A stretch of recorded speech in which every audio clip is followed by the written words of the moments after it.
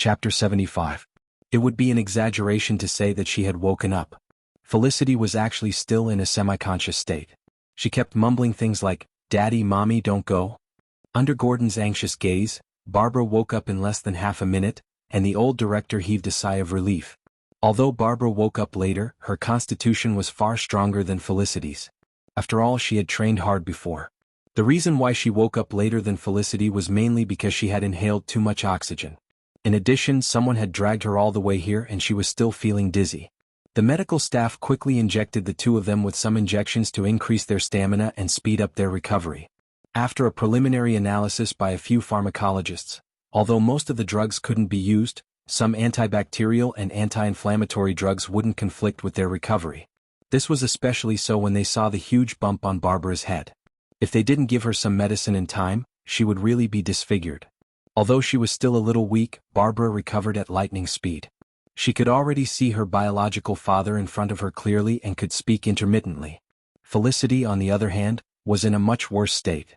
She was still in a semi-conscious state. However, it was a good thing that she could wake up. Thea felt that the medical staff were really resourceful.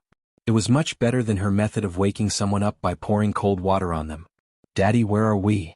Barbara gradually regained consciousness. She looked around in confusion. This wasn't where they were before. "Where are we?" Gordon also didn't know where this place was. He was also sent here in a daze. At his age, his recovery speed naturally wasn't as fast as a young person's. However, in order to let his daughter recover in peace, he made up a lie that wasn't really a lie. "This is a secret location. It's very safe here." "Where's Robin?" Barbara looked around and didn't see her boyfriend. She felt a little uneasy and hurriedly asked her father. Oh, only then did Gordon realize that Robin wasn't around. Thea didn't mention anything just now. Could it be that they didn't manage to save him? He turned his head and gave Thea a questioning look. What could Thea say? He could only shake his head gently. "Robin is still in the school. We'll rescue him later." Chief Gordon was generally supportive of Robin's relationship with his daughter. However, he was somewhat displeased with his son-in-law, so he was not angry at Sia for not rescuing Robin. Instead, he felt that the kid should be taught a lesson. Otherwise, most people in this world would forget their fathers when they had a man, and forget their mothers when they got a wife. When Barbara heard that her boyfriend hadn't come out, she didn't know who had fished her out. She was a little anxious and worried and fainted again under the multiple blows. They watched as Gordon hugged his daughter and cried, "Babla, wake up, open your eyes." Thea felt her teeth ache. She had only fainted, not died. There was no need to be so dramatic. Since both of them were awake, her efforts tonight weren't in vain. She turned around and walked out of the room to find the researchers in the laboratory to see if they had analyzed the composition of the poisonous gas. If possible, she still had to rescue Robin. Besides, Catwoman was nowhere to be found. At the same time, Lara walked into a sealed room and gave a long password. Amanda's dark face appeared on the monitor. Lara, you're recovering fast. Thank you for your concern, sir." Both of them didn't want to waste time and quickly got to the point. "Sir, this is the blood test report for me, Thea, and Gordon. The amount of poisonous gas in our blood is beyond what a human body can tolerate. Gordon and I inhaled about the same amount. I'm better than Gordon because I'm trained, but Thea's is much more than the two of us." Lara held the report in her hand and reported in a low voice. "Then what do you mean? Is she a psychic?" Amanda asked non-committally. "On the contrary, her blood, cells, and hemoglobin are all at the level of a normal human. Her body can withstand such a huge burden, but she can still fight fiercely and save 3 people. This only shows how strong her willpower is. At least, if it were me, I wouldn't be able to do it." Agents were very pragmatic people. They knew the limits of their abilities. If they could do it, they could, and if they couldn't, they couldn't. If they didn't have the ability to complete the mission and force themselves to do it, they would end up killing a lot of people. That was why Lara admitted that she didn't have the willpower to do it. She couldn't even walk 2 steps, let alone fight the enemy? You must be kidding. Oh. Amanda didn't feel anything special because it wasn't like there weren't people like that. Some people relied on their strong willpower to do incredible things. People like that existed in the military and in other places. Batman was a living example. He was attacked by poisonous gas many times. Although it was ugly, he managed to escape every time. Comparing Bruce and Thea's past experiences, Amanda looked for similarities between the two. She found a lot. First of all, they were very rich. At least, they were richer than her, who worked her way up from the military for a fixed salary. Secondly, their families suffered terrible misfortunes and they were surrounded by wolves. The only difference between the two was that Star City was brighter while Gotham was darker. Could it be that it was easier for the children of rich families to become superheroes? Amanda couldn't help but have this thought. Should she find a few more of them to test in the future? They weren't greedy for money, they weren't afraid of death, and their hearts were filled with ideals. This was quite suitable for her organization. Stopping her thoughts, Amanda asked Lara, "What's your conclusion? Do you think she fits our criteria?" "Yes, I think she fits, at least, more than Batman. She can be a partner of the Heaven's Eye Society," Lara said with certainty. "I understand," Amanda said and turned off the long-distance call. She sat on the chair and looked at the document in her hand. Thea's mother, Moira, had officially submitted to the government to participate in the next mayoral election. Currently, she was far ahead of the other candidate in the polls. Her policy wasn't complicated. It was to restore employment and develop new economic growth points. Amanda used to treat these empty words as waste paper, but this time, because of the little butterfly Thea, she had to take it seriously. If Moira was successfully elected, she would enter the eyes of the country's highest ruler. As a secret organization of the government, she would naturally be on the same side as Amanda. At the same time, she could also pull Thea, the superhero, to the government's side. From this point of view, Thea was indeed more suitable than Batman, who was mentally unstable and might go crazy at any time. Chapter 76. Through Lara's judgment and her own analysis, she finally made up her mind. She took out a document and added Thea Quinn after Bruce Wayne's name at the beginning of the document. The mission of the Heavenly Eye Society was to be responsible for the safety of the entire human race. Its full name was the Advanced Superhuman Joint Research Group. It was originally created by Air Force Colonel Steve Trevor, but as time passed and the relationship between Steve and Wonder Woman grew, the organization became more and more hostile to the government and financial groups. Amanda, this shrewd and ruthless woman, entered the eyes of the upper echelons at this time. Using all kinds of righteous excuses, she diverted a lot of resources from Steve. Although the leader of the organization was still Steve, as the number of supporters increased, she had also become an important figure in the Heavenly Eye Society. As a newcomer without any background or experience, Amanda had to constantly strengthen her authority to obtain more resources. She urgently needed more contributions to reach the highest point of the Heaven's Eye Society. She wanted to take in the supercriminals locked up by the organization for her own use. After all, many of the missions were dangerous and cold-blooded, and it was difficult to send ordinary soldiers or agents to complete them. At this time, she needed these villains to do the dirty work, but these people would not bow down easily. She desperately needed some superheroes that she could influence to deter these villains. Originally, Batman was a very good choice, but now, Thea seemed to be a good choice. Batman was more mature, but he was mentally unstable and did not like those in power. Thea was young and inexperienced, but her mother was about to enter the upper echelons, so the chances of her betrayal were very small. Should she choose someone with more experience or someone she could trust? These two choices made it difficult for her to choose. Luckily, there was still plenty of time, so she could only put this problem aside. Lila walked out of the room and let out a long sigh in the dark night. She vaguely knew about Amanda's plan, but she didn't know how her report would affect Sia, a girl she could get along with. Whether it was good or bad, she could only let time tell. She was just reporting according to what she had observed. "Sir, the other two have woken up." An agent waited outside the door for a while and immediately reported when he saw her coming out. "Got it?" Lara nodded. Since they were awake, she would go and visit them. She walked to the door and was about to push it open when she heard the conversation between the father and daughter. "Dad, Robin is in danger now, you know. That guy from Star City should have saved Robin instead of saving this unknown woman. If Robin was here, we could have gone back to save everyone." Barbara complained to Chief Gordon in the room. The guy from Star City she was referring to was Miss Thea. After all, she was her savior, and it was inappropriate to use her to describe her. She didn't want to use honorifics either. In the end, she chose a vague guy from Star City instead. Chief Gordon didn't think that there was a problem with this rescue mission. He knew Lara's identity, and it was already good enough that he had saved all that he could. As for Robin, he really didn't think that he would be of much use. It was true that he could fight, but how many people could he fight? 5 or 10.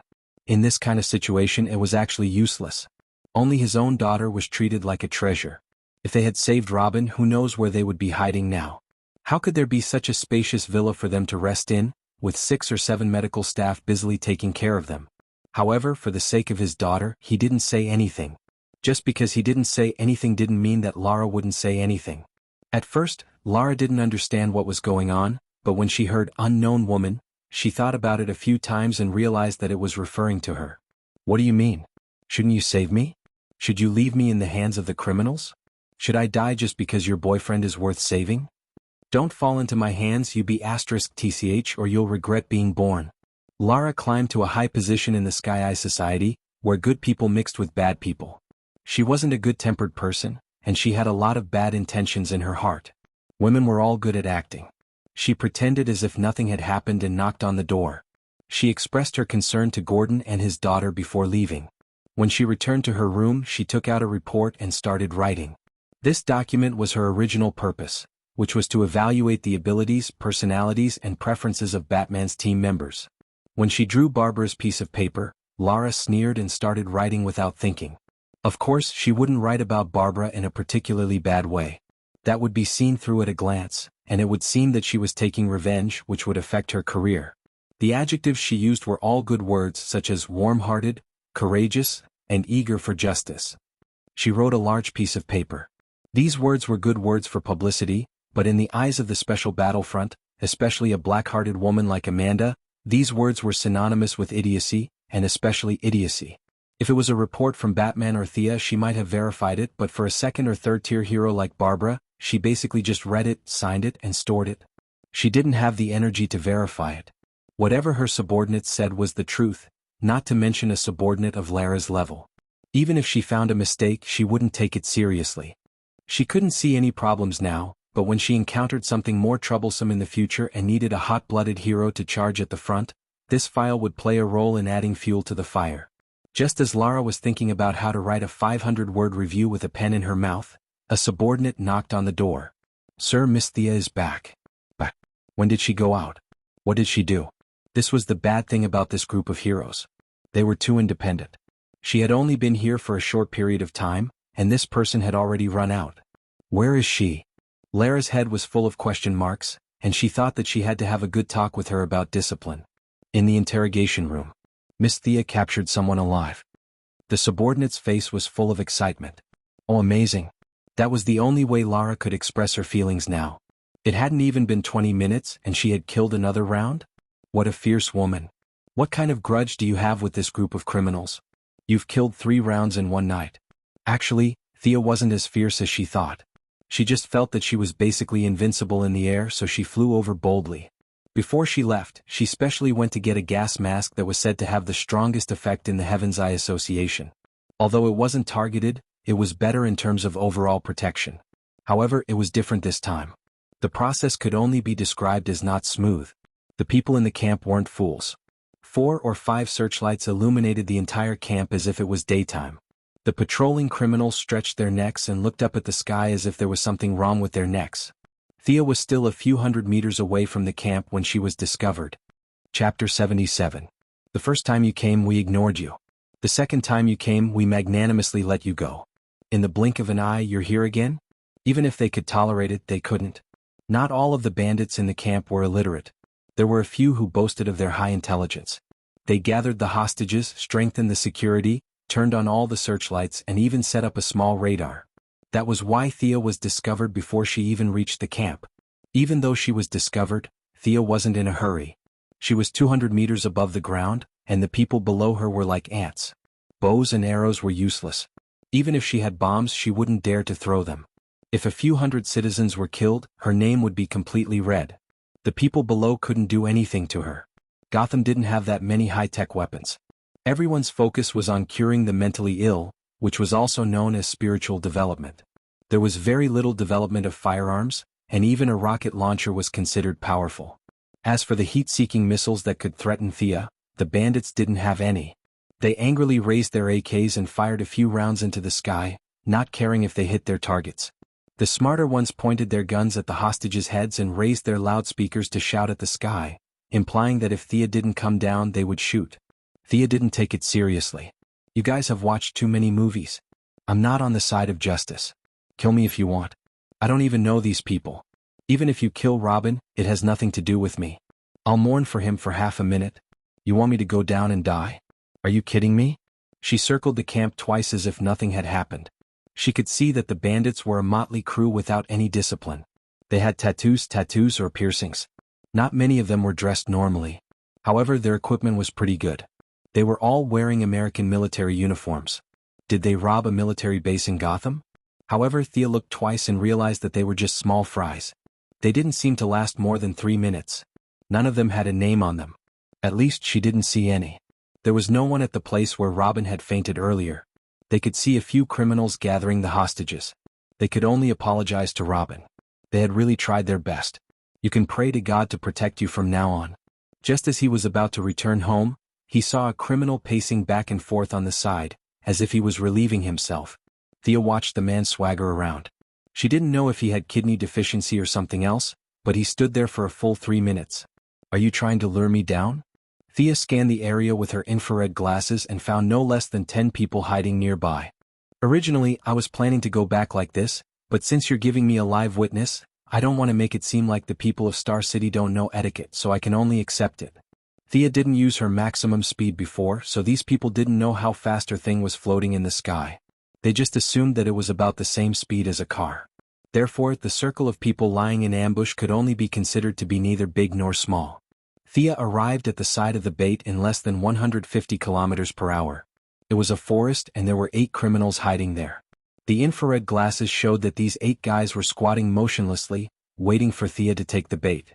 Just when these people thought that the enemy would fly over their heads and perform a dumpling wrapping performance, Thea suddenly sped up, took a big circle and rushed down from the other side of the bait. These people didn't expect such a variable. Caught off guard, their weakness of not having received formal training was undoubtedly exposed. 2 criminals reflexively rushed out with their rifles. The 2 people who rushed out were a little confused. I came out just like that? What should I do next? While they were in a daze, the people behind them also shouted, "Come back! Come back!" The 2 brainless guys turned back into the forest. But at this time, Thea had already completed her mission. Her skateboard was originally modified with emergency equipment. There was a chain on each side of the V-shaped skateboard.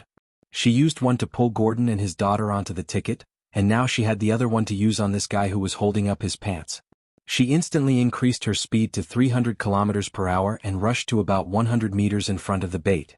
She didn't know what these criminals told him to pay attention to, or was this person trying to be realistic? Anyway, when Thea saw this person, he was unbuckling his belt. Thea's sudden appearance startled the enemy. His brain didn't react. Should he pull up his pants or take out his weapon first? It was dark in the middle of the night. With Thea's speed, she could only see a blurry figure in front of her. Her left foot stepped on a mechanism, and a chain with a sharp arrowhead pierced into the bait's shoulder. This arrowhead wasn't designed by Thea. It came with the original equipment. Its purpose was to grab onto solid objects such as rock walls and tree trunks, and use the chain to create a passage in the air. The arrowhead was made of special steel. When it nailed the target, 3 small claws would automatically pop out from the inside to ensure that it wouldn't fall off. Even a rock could pierce through his body, let alone a living person. The bait did not know that his treatment had been upgraded to the same level as the big rock on the bridge pier. When the arrowhead, which was as thick as an arm, pierced through his body, he fainted without making a sound. Thea felt that his body was probably not as strong as a rock. Before he fainted, she circled around him again. Then, under the shocked gazes of the others, she left with the captive in her hand. Out of caution, she didn't want to expose Lara's base. Relying on her speed, she flew half a circle around Gotham before returning to the base with the captive in her hand. When she returned to the base, she took off the gas mask. The mask was quite powerful. This time, she wasn't affected by the poisonous gas at all. Unfortunately, it was said that the production cost was very high. Even with Heaven's Eye Society's wealth, they could only make a few of them. The number that was distributed to the base was even fewer. She got off the skateboard and threw the captive to the agents. "This is the one we captured alive. See if you can get anything out of him." The agents looked at the captive. Half of his body was dyed red. Fortunately, he was flying at high altitude at night. The cold air froze most of his wounds, so he was dragged back alive.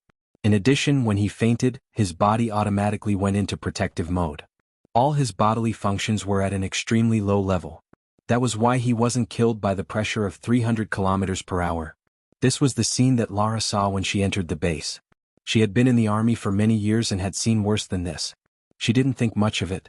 She immediately ordered for a cardiac stimulant and epinephrine injection. She wanted the captive's confession immediately. She didn't care whether he was dead or alive. Sia felt uncomfortable about being plotted against, so she had to add an update. After all, Sia was someone who lived on campus, so she wasn't innocent. She was just unjustly implicated and she was inexplicably knocked down. She would be lying if she said she wasn't angry. This captive didn't look like a strong-willed person. It wasn't that she couldn't get anything out of him with a whip or an iron clamp. However, she didn't have time to waste. She ordered her men to prepare 2 pounds of sodium thiopental, also known as the truth serum. She didn't believe that he wouldn't talk. Chapter 78. Before the captive regained consciousness, Gordon, Garen, and Felicity slowly walked over. It was not that they did not want to walk, but they did not have the stamina to do so. "Hey, are you okay?" Thea patted Felicity's little face. "I'm fine, just a little swollen. Do you know why the robbers hit my face?" Felicity's eyes were filled with confusion. Thea glanced at her face from the corner of her eyes. It was probably a little red and swollen. She swore that she did it out of kindness, but in order to save her, she had rubbed her face until it was swollen. She could not tell the truth, so she could only blame it on the robbers. She quickly shook her head. "I don't know, it was already like this when I saved you." "All right, apply this on your face, it's quite effective." Then, she took out a bottle of ointment that Madame Shiva had given her and tossed it over. Turning her head, she saw Barbara's side profile. Her forehead was swollen like the golden horned king's from afar. "Did I do this too?" Feeling a little guilty, she tossed another bottle over. "This is for you, the swelling will go down quickly after applying it." Barbara had been listening to her the whole time, so she caught the bottle when she saw what Felicity had tossed to her. It was fine for her to say weird things behind her back without anyone noticing, but she had to be polite in front of her. After all, she was the savior of her father and her. Thank you for saving us," Barbara said politely. "You went back to school again? Did you see Robin?" Thea sighed. "I didn't see him, the security was too tight, I couldn't get in alone, I'm sorry." Actually, her apology was not sincere, it was just her habit to say nice things. This was because no one would blame her. Even Barbara couldn't find fault with her for rushing in 3 times in one night without any support or protective equipment. After all, she had been lying down the entire night. The only difference was that she was a captive before, and now she was a free person. However, she didn't contribute a single cent of her strength. Seeing that she did not say anything, Thea ignored her and turned to Felicity. "Can the drone still be used? I haven't seen Catwoman, go look for her." Catwoman, she probably hasn't returned to campus. She's been outside all this time. I'll contact her immediately."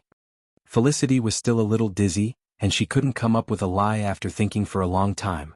She could only take out her phone and make a call. "When did you two become so close?" Thea felt that it was quite strange. These two people's personalities were almost completely different. One couldn't stay at home while the other could stay at home forever.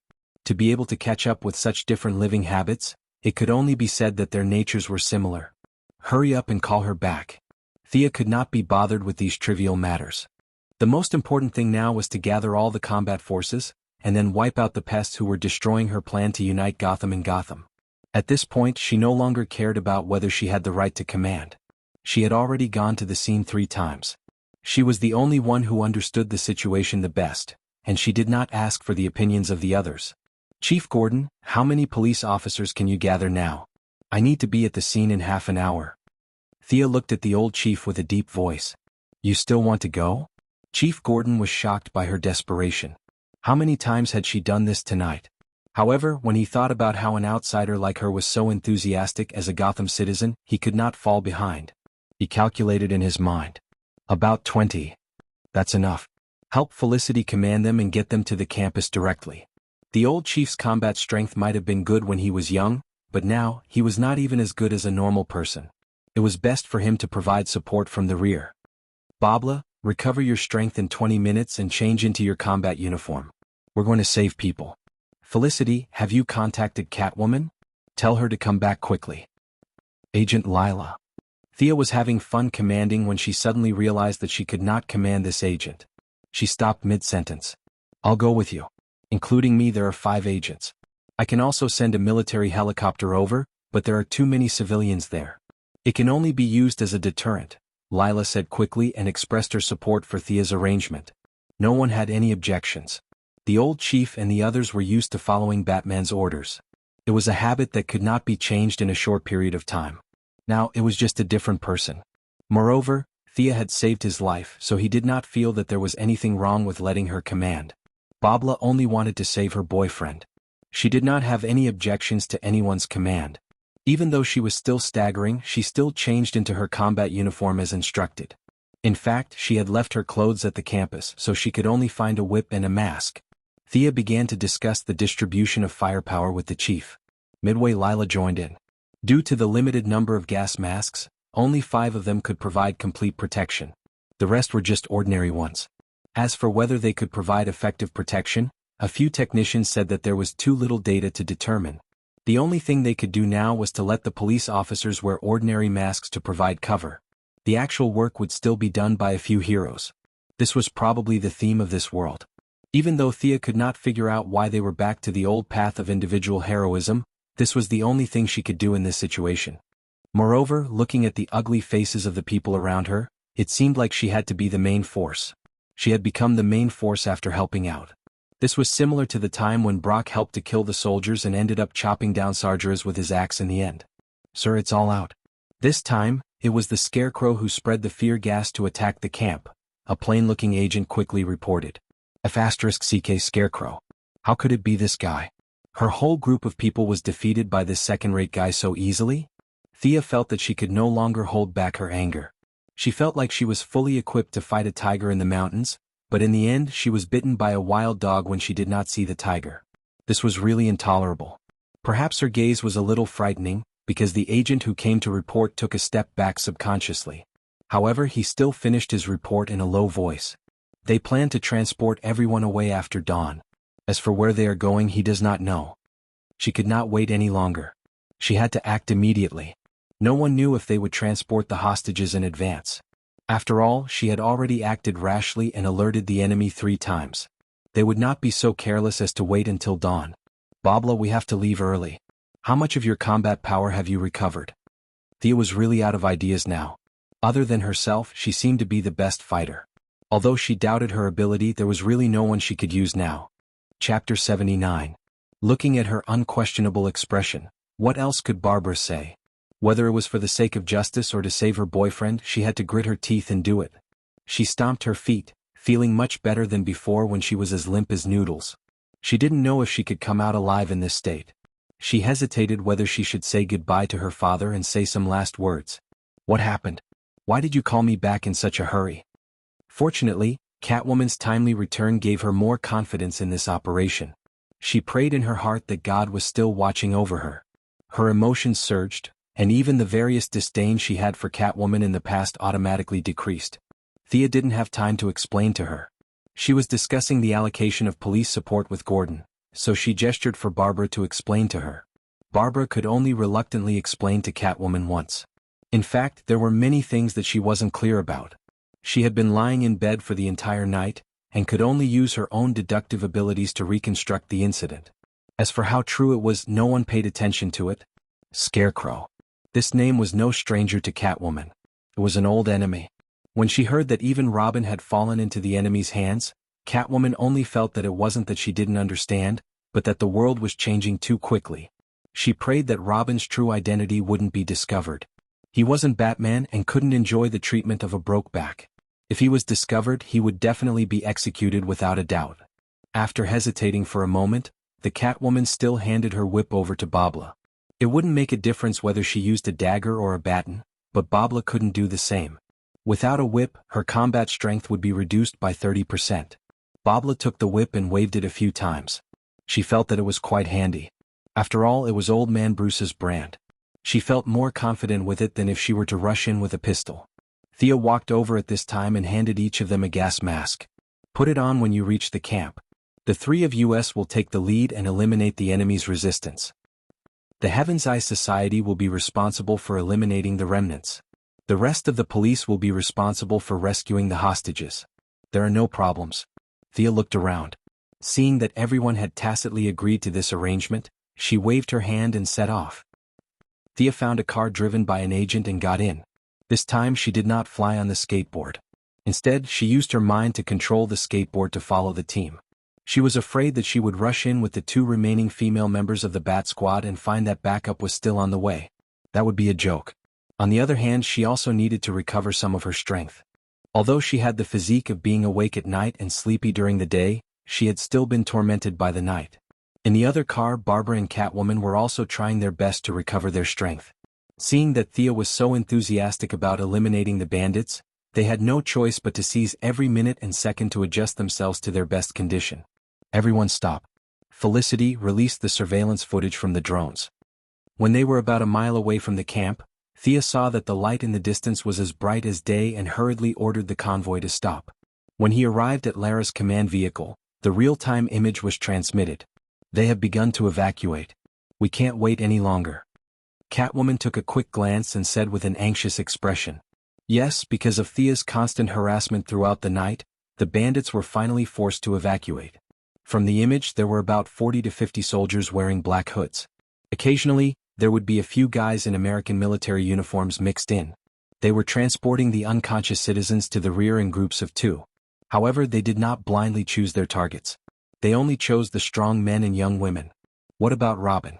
Is Robin in danger? Barbara was a step slower than Catwoman due to her lack of strength. She only saw the scene of the bandits transporting the people after she got on the command vehicle. Her heart jumped to her throat, and she asked with a panicked expression. Thea wanted to say that they were transporting people, not lining up to be shot. Besides, they only chose the strong ones. What danger could Robin be in after being squeezed dry by them? However, considering that Barbara had been upgraded to a powerful combatant, she could only resist the urge to complain. Putting away her frivolous thoughts, she said seriously, "Don't worry. Felicity is looking for their transport vehicles. I'll intercept them in a bit." As long as they were not crazy bandits, Thea was not afraid at all. These people did not know how to open a portal, so it would not be easy for them to escape. "Thea, I found them. There are 3 trucks full of unconscious citizens leaving the camp. There are too many people. I can't see if Robin is here." Felicity was not as strong as them. Even though she was a little lightheaded, she still followed them into the command vehicle. At this time, she had already pulled up the images of the vehicles from the drone. In order to make the images clearer, she did not care about the people around them and hacked into the satellites of some unknown country. Lara pretended not to see anything. The rest of the agents were exchanging glances, wondering if they should arrest this guy after this matter was over. This guy was too unscrupulous. She did this in front of us? We're public servants after all. I'll intercept them. The rest of you will follow our plan. Agent Lara, tell your military helicopter to attract attention from the front. Thea then started to pack her equipment. She was afraid that she would not have enough arrows. She even took a submachine gun from one of the agents. Catwoman and Barbara did not usually use guns. Batman kept a close eye on this, but now that they were far away, they could not care less. They carried their weapons and got out of the command vehicle. With a rumbling sound, a huge military helicopter appeared in their field of vision, and under their gazes, it quickly drove towards the camp. "I'm going too. You two be careful." Thea turned around and told the 2 girls. "You be careful too." Barbara, who had always been at odds with her, also said something. She smiled and nodded. She flew onto the skateboard and flew towards the other side of the road according to Felicity's instructions. By then, the sky was starting to brighten. Without realizing it, the whole night had passed. Sia really felt that living in Gotham required a big heart. She was exhausted from the whole night, and Master Bat had not gone crazy after guarding her for so many years. It must have been hard on him. The light was getting brighter and the visibility was getting better. It was a good thing for Thea to search for the target on the ground, but it was also good for the criminals on the ground. Even though Sia was high up in the sky and could not hear what the people below were saying, when she saw the 3 large trucks passing through the road in a single file, and many people pointing at her from the back of the trucks, she knew that they were up to no good. She had not rested for the entire night, which meant that she was very tired. They could only say that it was even more tiring for them to keep staring at the sky all the time with a fighting style that came out of nowhere. The people below rubbed their eyes to make sure that their eyes weren't playing tricks on them. That guy who could fly had caught up to them again. A few of them were so tired that they took out their pistols and rifles. They didn't care if they were in range or not and started firing at the sky. Chapter 80. Thea ignored their provocation. She sped up, overtook a few trucks and disappeared from everyone's sight. Did she give up? Of course that was impossible. After all, this was near the university, and the traffic was relatively developed. Thea planned to find a narrow road according to their route and cut off all the cars. Gas station? No, it was a little dangerous here. She didn't want to be shot by someone with bad eyesight. It wouldn't be good if she was hit by a large-scale AoE. Give up. Crossroads? That was even worse. If she stopped one car, what would happen if the other two cars split up? She didn't know how to use shadow clone technique. Give up again. She searched and searched. Suddenly she saw a road. The 4-lane road was inexplicably blocked. Needless to say, it was the work of the city's thugs. Were they setting up roadblocks to collect tolls? Am I the one who started this road? Was this God's will? She could save a lot of trouble this time. This was it. Thea increased her altitude and looked at the 3 trucks at the end of the road in the distance. She thought disdainfully, these idiots. They didn't even send someone to scout if they wanted to take this road. They rushed out in such a hurry. What a bunch of idiots. They don't even know how to spell the word death. In fact, she had wronged them. No one was stupid. Scarecrow was a university professor. He was able to live well under the shadow of Batman, so his IQ was still up. He had ordered his men to check the road before, but after being tortured by Thea for an entire night, they had long forgotten about the order. At this time, the driver in the car was trembling nervously. He felt that he must be the enemy's first target. He was so flustered that he couldn't even differentiate between the accelerator and the brakes. The speed of the car was sometimes fast and sometimes slow. It couldn't be helped. Under such conditions, the death rate of the driver was as high as 90%. At least in the movies, the enemy's target was the driver of the first car. The rest of the people didn't feel so much pressure, but they still held their rifles and were ready to fight the enemy at any time. Just as the driver of the first car was wondering if an arrow would fly towards his eye socket or a rocket would blow him up into the sky, he saw that someone had set up a roadblock in front of him. A man with a big beard waved at him fiercely and waved at him to stop. Who was this? As the leader of the Scarecrow team, he was quite capable, but the sudden appearance of the bearded man confused him. Although he couldn't tell the gender of the enemy flying in the sky, judging from the size of the body, it shouldn't be this person, right? Moreover, looking at this person's appearance, his hair was unkempt and his face was dirty. His face was so dark that one couldn't even tell the color of his skin. When he opened his mouth, one could see a mouthful of big yellow teeth. This was Gotham's tramp outfit. Why did the flying enemy send this guy here? His heart was filled with confusion, but he didn't know if it was to find out more about the enemy or to relieve his own stress. He slowly stopped the car and stuck his neck out. What's the matter? The tramp's mouth twitched, but he didn't reply. Instead, he placed his left hand in his mouth and blew. Woo! Following the whistle, all sorts of people with strange outfits emerged from the surroundings. These people wore all sorts of clothes, men and women, old and young. All of a sudden, more than 20 people jumped out, armed with pistols. This time they also held iron rods in their hands. Give us half of the things in your car. The bearded tramp in the lead had a shotgun in his hand. He fired a shot into the sky to prove that he had bullets, and looked at the robbers in the car with a playful expression. Thea, who was hiding on a tree branch far away, was overjoyed when she saw this scene. Who said that Gotham was filled with unruly people? This was definitely a rumor. These people were still very cute. They were afraid that it would be difficult to complete this mission alone, so they didn't ask for anything in return. They even brought their own food to help her. When some people were happy, there would naturally be others who were sad. The driver in the lead was in a lot of pain. As a local, he already knew that this group of people had nothing to do with the enemy flying in the sky. This was a robber gang that was deeply characteristic of Gotham. This group of people had all sorts of weapons and there was no organization at all. They couldn't even be considered a small gang, and could only be described as a group of people who were involved in the underworld. Compared to his own American equipment and elite training, this group of people was like children who were still drinking milk. His heart was filled with a sense of superiority, and he unconsciously revealed a mocking expression. As the leader of the robbers, the bearded tramp relied on his good eyesight, and naturally he caught the driver's disdain. He felt that his dignity was being challenged, and without thinking he grabbed his shotgun and fired at the driver's rearview mirror. Bang! Did you hear me? Come down. The bearded tramp shouted fiercely. If he hadn't fired the shot, the scarecrows would have already stepped on the accelerator and rushed over. They had a mission to complete and didn't have the time to waste with this group of trash. However, his shot had angered them. They had been tormented by the enemy for an entire night without sleep, and now they were moving again before dawn. It would be a lie to say that they weren't depressed, but they forcefully suppressed their temper. Now that they saw this group of trash provoking them, they couldn't hold it in any longer. The driver picked up the walkie-talkie and said, "All of you, get down and teach this group of trash a lesson." The Scarecrows had put in a lot of effort into his group. After the chaos in Gotham, he had successfully robbed an American military arsenal and armed his men to the level of a regular army. With this level of strength, he wouldn't dare to say that Gotham was invincible, but it was considered strong among the major forces. There were 3 cars, each with a driver and 3 gunmen. All 12 of them were wearing bulletproof vests and helmets, and they carried their rifles as they got down from the trucks. They didn't even need to be ordered to find cover and blind spots, which showed that they had good military skills.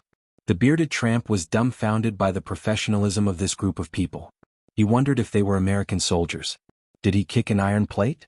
He only wanted to get rid of his pocket money. He didn't want to fight the army. Not knowing what he was thinking, the fully armed Scarecrows didn't want to waste time with him. A loud voice rang out, "Ready, fire!" Thea, who was hiding in the distance, was initially shocked by the excellent equipment of this group of people. When she saw that they were about to open fire, she naturally couldn't let the Gotham crowd, who had brought their own rations, get hurt. Although they were outnumbered 12 to 20, and the crowd had a certain advantage, the difference in equipment was too great. If they really fought, it would be a crushing victory. She had already taken out a magnetic arrow and knocked it on her bow. When she heard that they were about to open fire, she didn't hesitate and shot it towards the center of the battlefield. Buzz, there was a low buzzing sound, and pa, pa, pa. Guns were constantly attracted to the arrow by the strong magnetic force. Thea was very generous. She included both sides within the range of the arrow's effect. In less than 10 seconds, the low buzzing sound stopped. No matter which side they were on, they were surprised to find that the guns in their hands had disappeared. Chapter 81. Thea observed from afar and nodded her head. The effect was not bad. She had forcefully evened out the strength of both sides. This time, the enthusiastic citizens who had brought their own rations to help her should be able to use their advantage in numbers, right? The 2 groups of people did not know that she was secretly messing with them. The absorption speed was too fast and they did not see the arrows clearly. They only saw that the guns were gathered together by an unknown object, and finally formed into an irregular cylinder in the middle of the field. What was that? This question appeared in many people's minds. Those with good eyesight noticed, "Why did my gun fly up?" Sensing that their advantage in weapons was gone, the Scarecrow team reacted very quickly. 2 of them jumped onto the vehicle. In fact, it was not that they could not fight with their bare hands, but it was inevitable that they would suffer some injuries.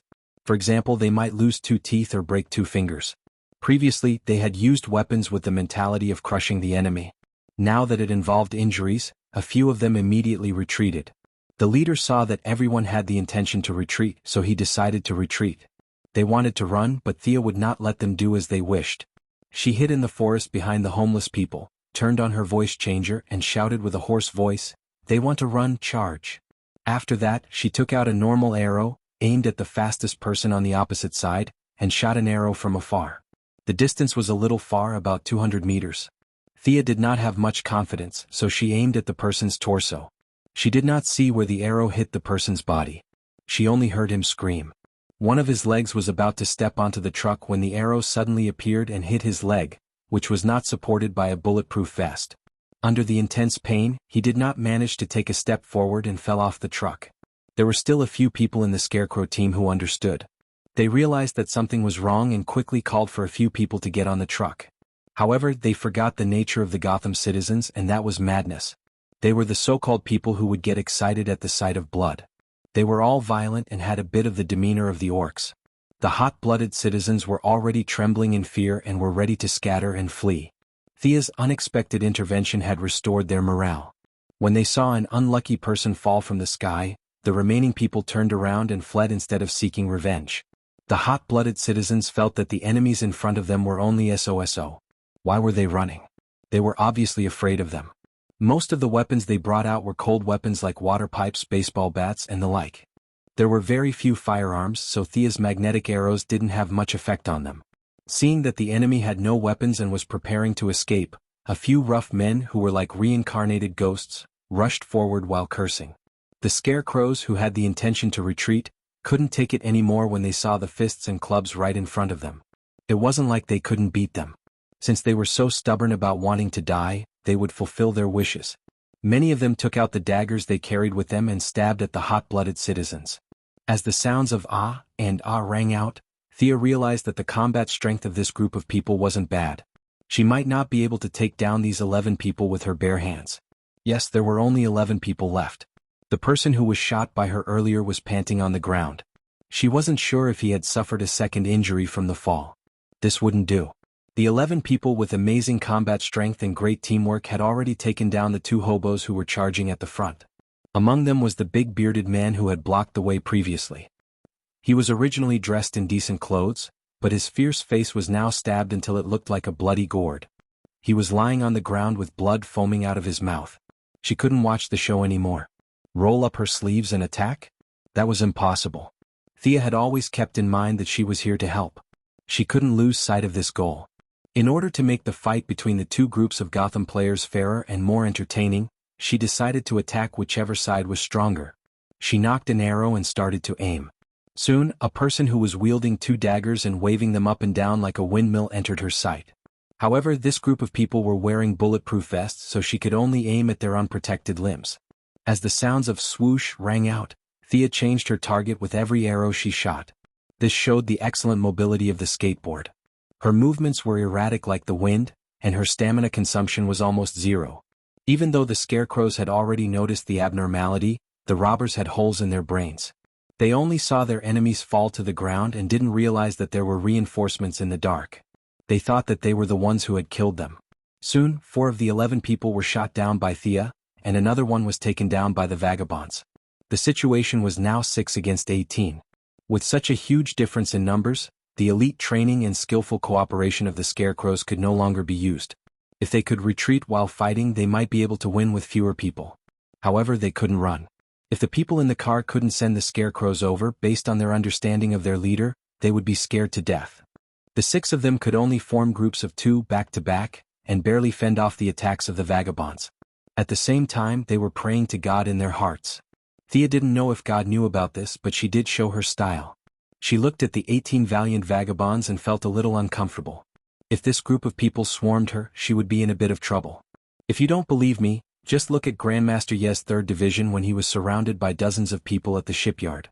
The advantage in numbers was very intimidating when one's strength hadn't reached a certain level. There was no need to think about dozens of people. Thea wasn't that fierce. It wouldn't be easy for her to deal with this group of people. Fortunately, there was a ready-made meat shield. This time, she decided to help the scarecrows and aimed her evil bow at the warm-hearted citizens of Gotham. The process of dealing with these people who didn't have bulletproof vests could only be described as easy and pleasant. In less than half a minute, she had shot down another 8 vagabonds. The situation was once again balanced. 6 against 10. At this time, no matter how stupid these people were, they knew that there was an enemy hiding nearby.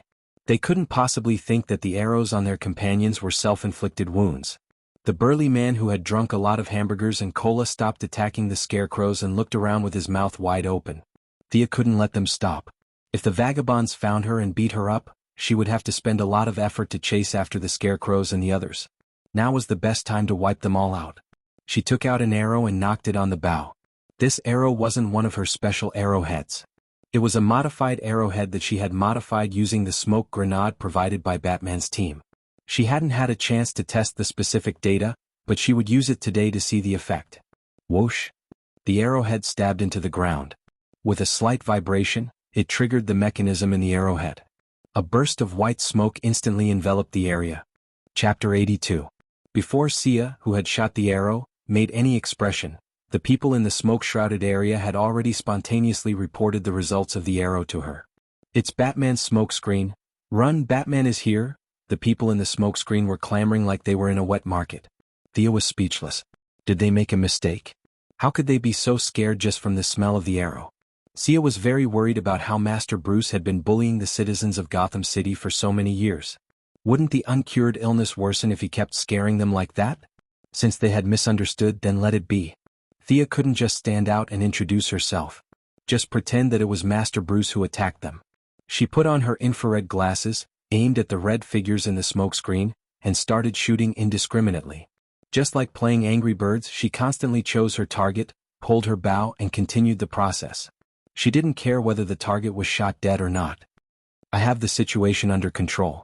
How's the situation in the school? When will my reinforcements arrive? Thea enjoyed this game very much. She made the smokescreen 3 times thicker than the original smokescreen, and it wouldn't disperse in a short period of time. The weapon that was originally meant for running was modified to be the same as Momochi Zabuza's mist concealment technique. However, she still remembered her mission during the game. She asked in her headset, "Where are the reinforcements from the police?" She didn't even see a ghost. There was a busy tone. "Ah, Thea, they're all busy. The enemy is very strong." Felicity saw that no one was speaking, so she had to answer herself. "How many enemies do they have?" Infrared was not a good thing. She could only see biothermal energy and could not tell whether the person had been shot or not. Sia could only focus on those who could still run. 9.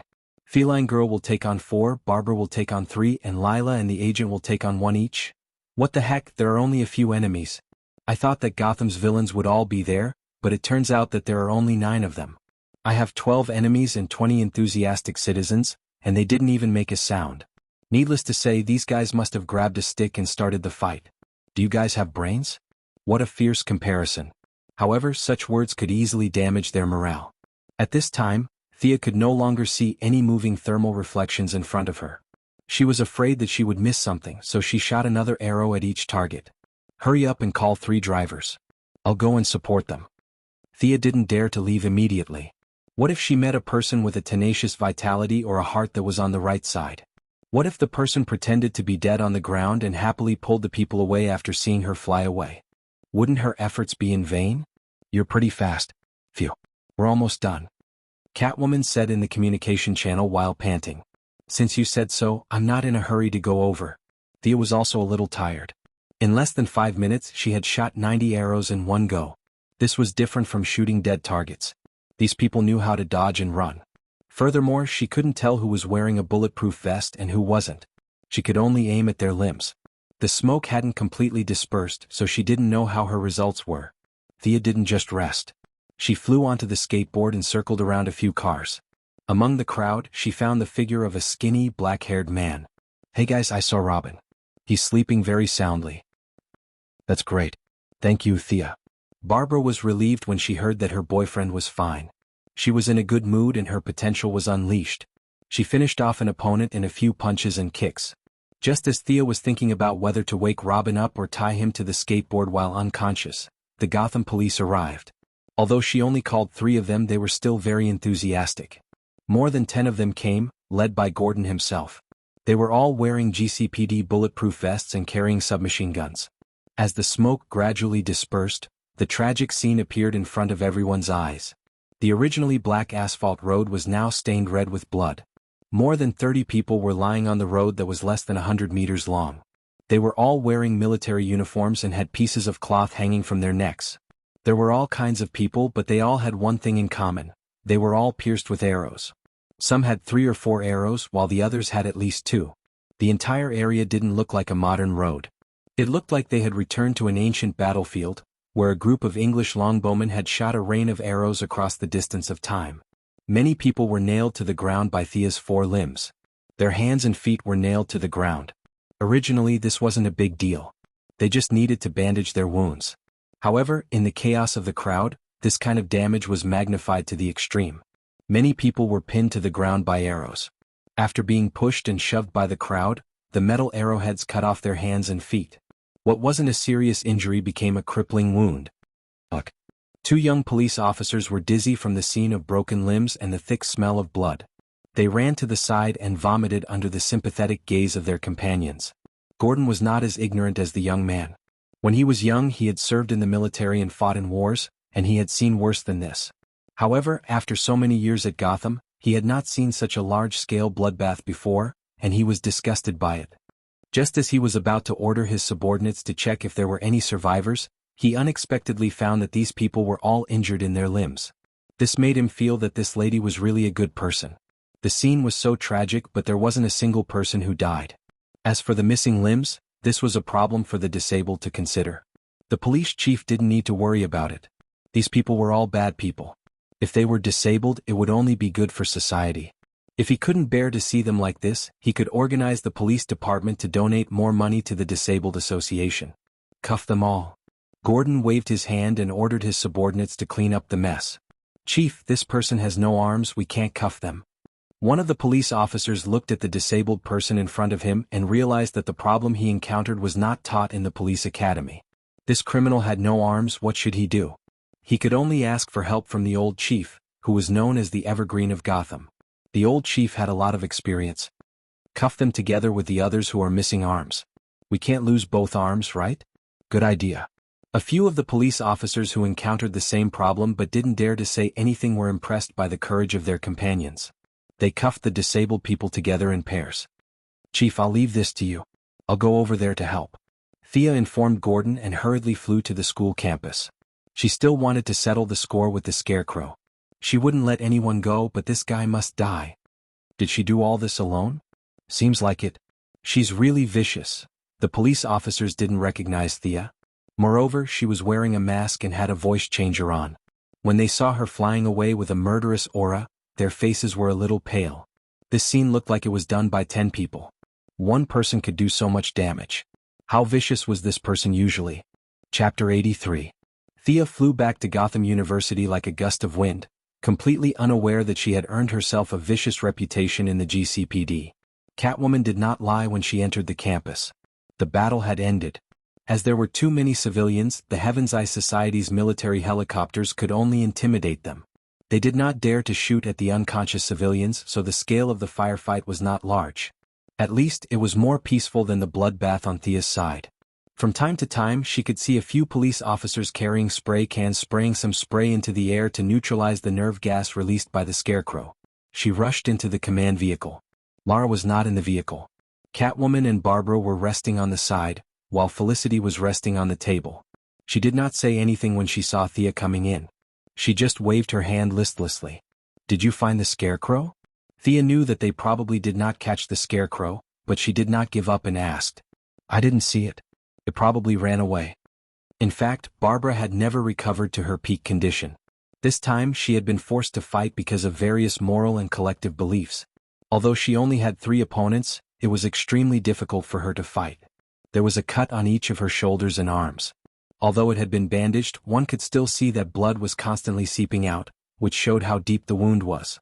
After answering Thea's question, she asked another question that concerned her the most. Robin didn't come back with you? Don't worry, I came back first. They will be here soon.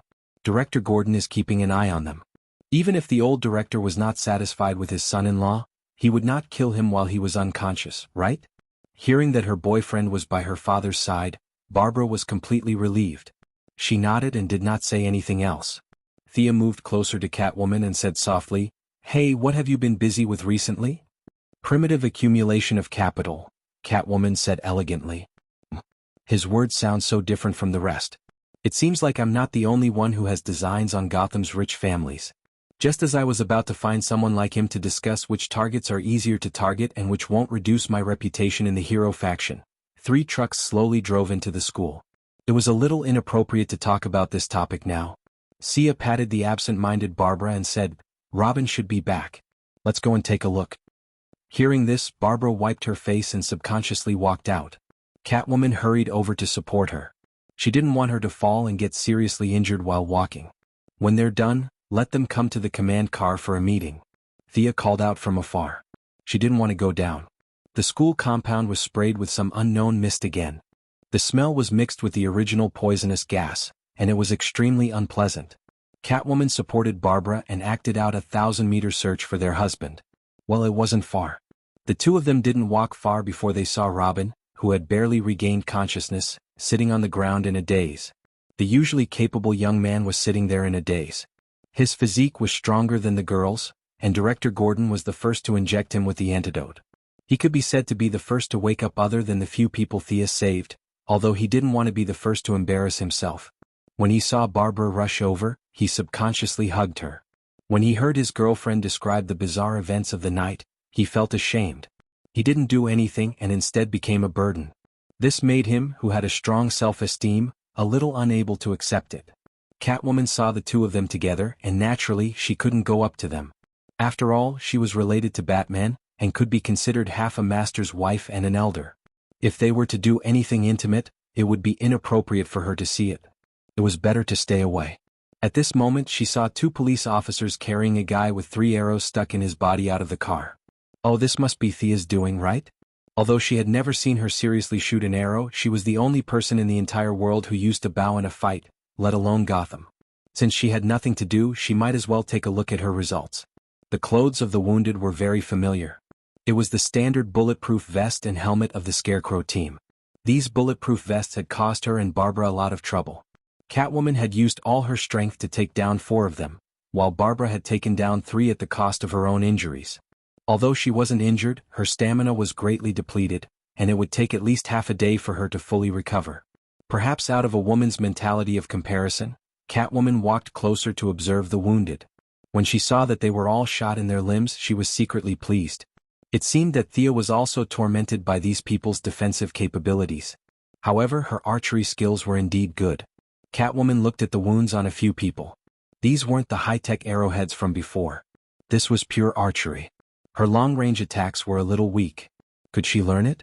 Catwoman quickly gave up on the idea. Her fighting style had already been formed, and learning archery wouldn't help her much. Moreover, she didn't know how to shoot an arrow. In theory, Batman should know how to shoot, but she had never seen him use a bow before. She didn't even know who to look for if she wanted to learn. At first, Catwoman crossed her arms and looked at the police officers carrying the wounded down. Soon, her expression changed from calmness to surprise, and finally to thunder. How did she take down so many enemies alone? At this time, there were already 30 wounded people on the ground. Without exception, they were all shot by arrows. The most were 4 or 5 arrows, while the least were 2 or 3 arrows. From afar, it seemed that the ancient drama team had just finished filming a war scene, and the extras were lying on the ground. In fact, there were already police officers on the truck ready to pull out the arrows. However, when Thea designed the arrows, she only considered how difficult it would be for the wound to heal and how it would bleed non-stop. She didn't consider the problem of treatment afterwards. Therefore, all her arrows had barbs. It was fine if the arrows were not pulled out, but if the arrows were forcefully removed, the consequences would be fatal. An unlucky police officer encountered such a situation. The wound that was originally the size of a finger was forcefully pulled out, and it became a hole as thick as an arm. Blood gushed out like a fountain. Fortunately, Gotham Police Academy's teaching was excellent. Using the little first aid knowledge he had learned, he found a rag to plug the wound. Only then did he barely keep the criminal alive. This scene was seen by many people. The other police officers didn't dare to pull out the arrow. If they didn't pull it out, they would still be alive. If they pulled it out, who would be responsible for the death? Although the police officers had a quota of not being guilty of killing a few people every year, they didn't want to waste it here. Anyway, the arrow wasn't stuck in their bodies, so they just carried it with them. Helpless, the police officers transported this group of people who were suspected to be extras from Hungyan Studios back to the campsite. They laid them out on the ground and prepared to find paramedics to help this group of people. Chapter 84. The medical staff from the police station had been scattered during the city riot. This time, the ones who came with them were the laboratory staff from the Heaven's Eye Society and a few special agents with experience in battlefield first aid. They wore white coats and pretended to be angels in white. These people were better at dealing with gunshot wounds and electric shocks. When they saw so many arrow wounds, they were shocked. When the police officers passed them the plastic bags of broken limbs, they could only be described as stunned. Even a big hospital with thousands of people would have to work overtime with this amount of work. How could they do it with just a few people? How long would they have to work? Fortunately, criminals had no human rights in the eyes of the police. The police officers threw the broken limbs aside, meaning that it was fine if they could reattach them, but it was not a big deal if they could not. In fact, it was fine if a few of them died as long as not too many died. The former special agent and current medical staff understood what the police meant. They silently decided the fate of these brainless and disabled people on the ground. Coincidentally, the Paralympic Games were organized by the Paralympic Federation this year. These people were all strong and healthy. They could be pushed into the laboratory and violate 17 or 18 international conventions. They could secretly modify them and send them to the competition. They could even win glory for the country. The smell of blood at the scene interrupted Barbara and Robin's conversation. Robin was dizzy and did not understand what happened, but Barbara knew very well. This was all done by her? As far as I know, she's the only one who's good at archery in Gotham. The feline girl looked at the 2 bags of broken arms and legs, and seemed to have thought of some unpleasant experience. Her expression was a little ugly as she spoke. Barbara was completely speechless. She counted the number of people on the ground. There were a total of 30 people. Although some of them did not look like criminals, since they were here they must be accomplices or something. The image of Thea facing 30 people automatically appeared in her mind. Her arrows were like flying locusts. Swoosh, swoosh, swoosh, swoosh, swoosh, swoosh. She thought back to when Thea entered the command vehicle. She did not seem to be injured. How could she beat up 30 people without any injuries? Barbara was stunned by this fact. She wasn't in her best condition today. Although it was difficult for her to fight 3 people, her limit was 5. Batman was probably the only one who could deal with 30 people swarming her. Perhaps his strength was really not that great? Thea didn't know that Barbara's confidence had been shaken by the results of this battle, but she quickly pulled herself together. Since she wasn't as good as others, she would work hard to catch up. When Batman returned, she would definitely train well. When Catwoman and the others returned to the command vehicle, they found that the culprit of the Gotham Highway tragedy was sleeping soundly on the table. At this time, Thea had already changed into her usual attire. She didn't know if there was going to be another battle, and it was a little stuffy in the car, so she only wore a short tank top that exposed her arms, a pair of hot pants and a pair of slippers. She was sleeping soundly with her head tilted. A pair of long legs were somewhat dazzling under the reflection of the light in the car. Robin hadn't fully recovered yet, and his resistance was surprisingly weak. He couldn't help but take a few more glances. Ahem ahem. Bobla glared at her boyfriend. At the same time, she wondered if this guy was really that much more powerful than her. Looking at her lazy appearance, his firm belief was shaken again. Wake up, don't sleep. Catwoman nudged her. Who is it? Leave the meeting documents on my table. I'll sign them later, Thea said in a daze. She didn't even look at them before her head fell back down. Oh, they all thought. This was most likely how she worked in Star City. This was the typical style of a capitalist. Her subordinates were running around in the sun and wind, and her leader was sleeping soundly at home. The heavens really didn't have eyes for her company to not go bankrupt. Don't sleep, we still have to discuss the follow-up. Catwoman once again played the role of an alarm clock. This time she didn't push but shook Thea's shoulder. At this time, Thea had just dreamt of wearing the anti-Hulk armor, punching Superman, stepping on Neptune, and shocking the Justice League. Suddenly she felt the ground shake. After a while, she realized that it wasn't an earthquake, but someone was shaking her. Selina, stop messing around. Thea rubbed her eyes and looked at them listlessly. Tell me. Before she could finish, she suddenly saw Robin. Only then did she realize that there was a man here. She didn't wear many clothes, so didn't he see her naked? Previously, the team was mostly made up of women.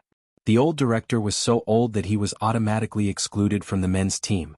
She subconsciously felt that the surroundings were safe, so she wore skimpy clothes. Now that she saw Robin, she immediately had the urge to explode. I want to change my clothes, you get out. These words came out of her mouth almost word by word. As for who she meant by you, it was too easy to understand. In fact, the 2 women also felt uncomfortable with half of their clothes covered in blood and mud. Seeing that Thea had changed into casual clothes, they were a little tempted. At the same time, they stared at Robin with bright eyes. Get out. Poor Robin still didn't understand what was going on. He was forced out of the command vehicle by the 3 women's gorgeous gazes.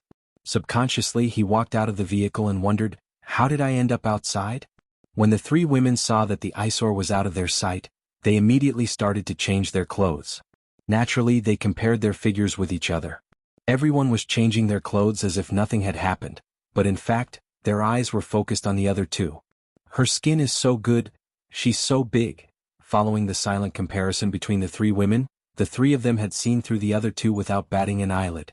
As for the process, it was too erotic and involved many parts that were not easy to describe. Everyone with lofty ideals can make their own associations, so I won't introduce the details here. Thea was dressed more formally this time. She wore a short-sleeved shirt, 3/4 pants, and a pair of flats.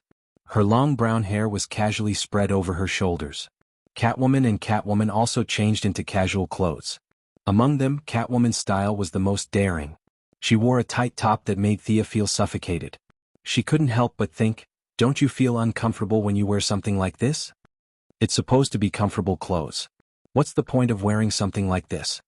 However, it was a person's freedom to dress and eat. She had no right to interfere with other people's dressing. She sighed and took out her phone to contact the old director, Lara, and the others. She also called Felicity, who felt uncomfortable sleeping here, and went to another RV to rest. They came quickly.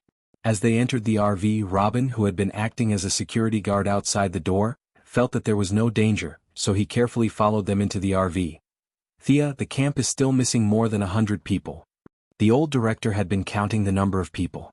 When they recovered 1/3 of the city, there were a few hundred people living in the campus. Every day there were people moving in and out. It was hard to calculate the number, so the old director had to compare it 3 times to come up with this number. Chapter 85.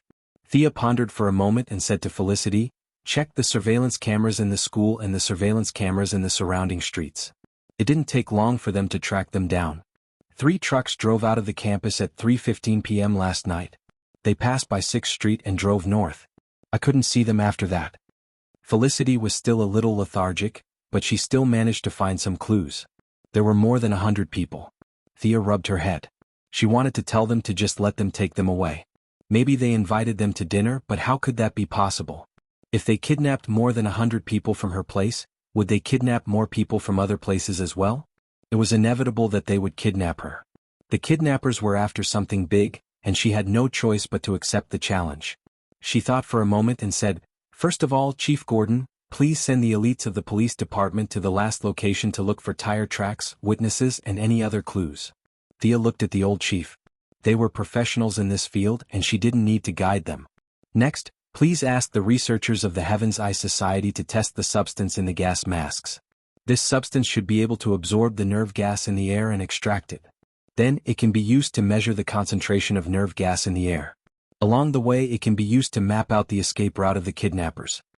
Although Lara didn't understand everything, she understood about 70% to 80% and nodded. "Lastly, you guys. We caught a lot of criminals, so you should be able to get some clues." Thea looked at the 3 generals of Batman's family and friends.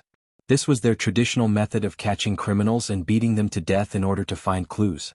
To be honest, Thea thought this method was stupid, but she still arranged it to give them something to do. Her words were very much in line with their intentions. They did not want to go to the streets or run around like fools with instruments. Interrogation by torture was very much in line with their usual style. Whips and daggers were ready-made. They were skilled and experienced.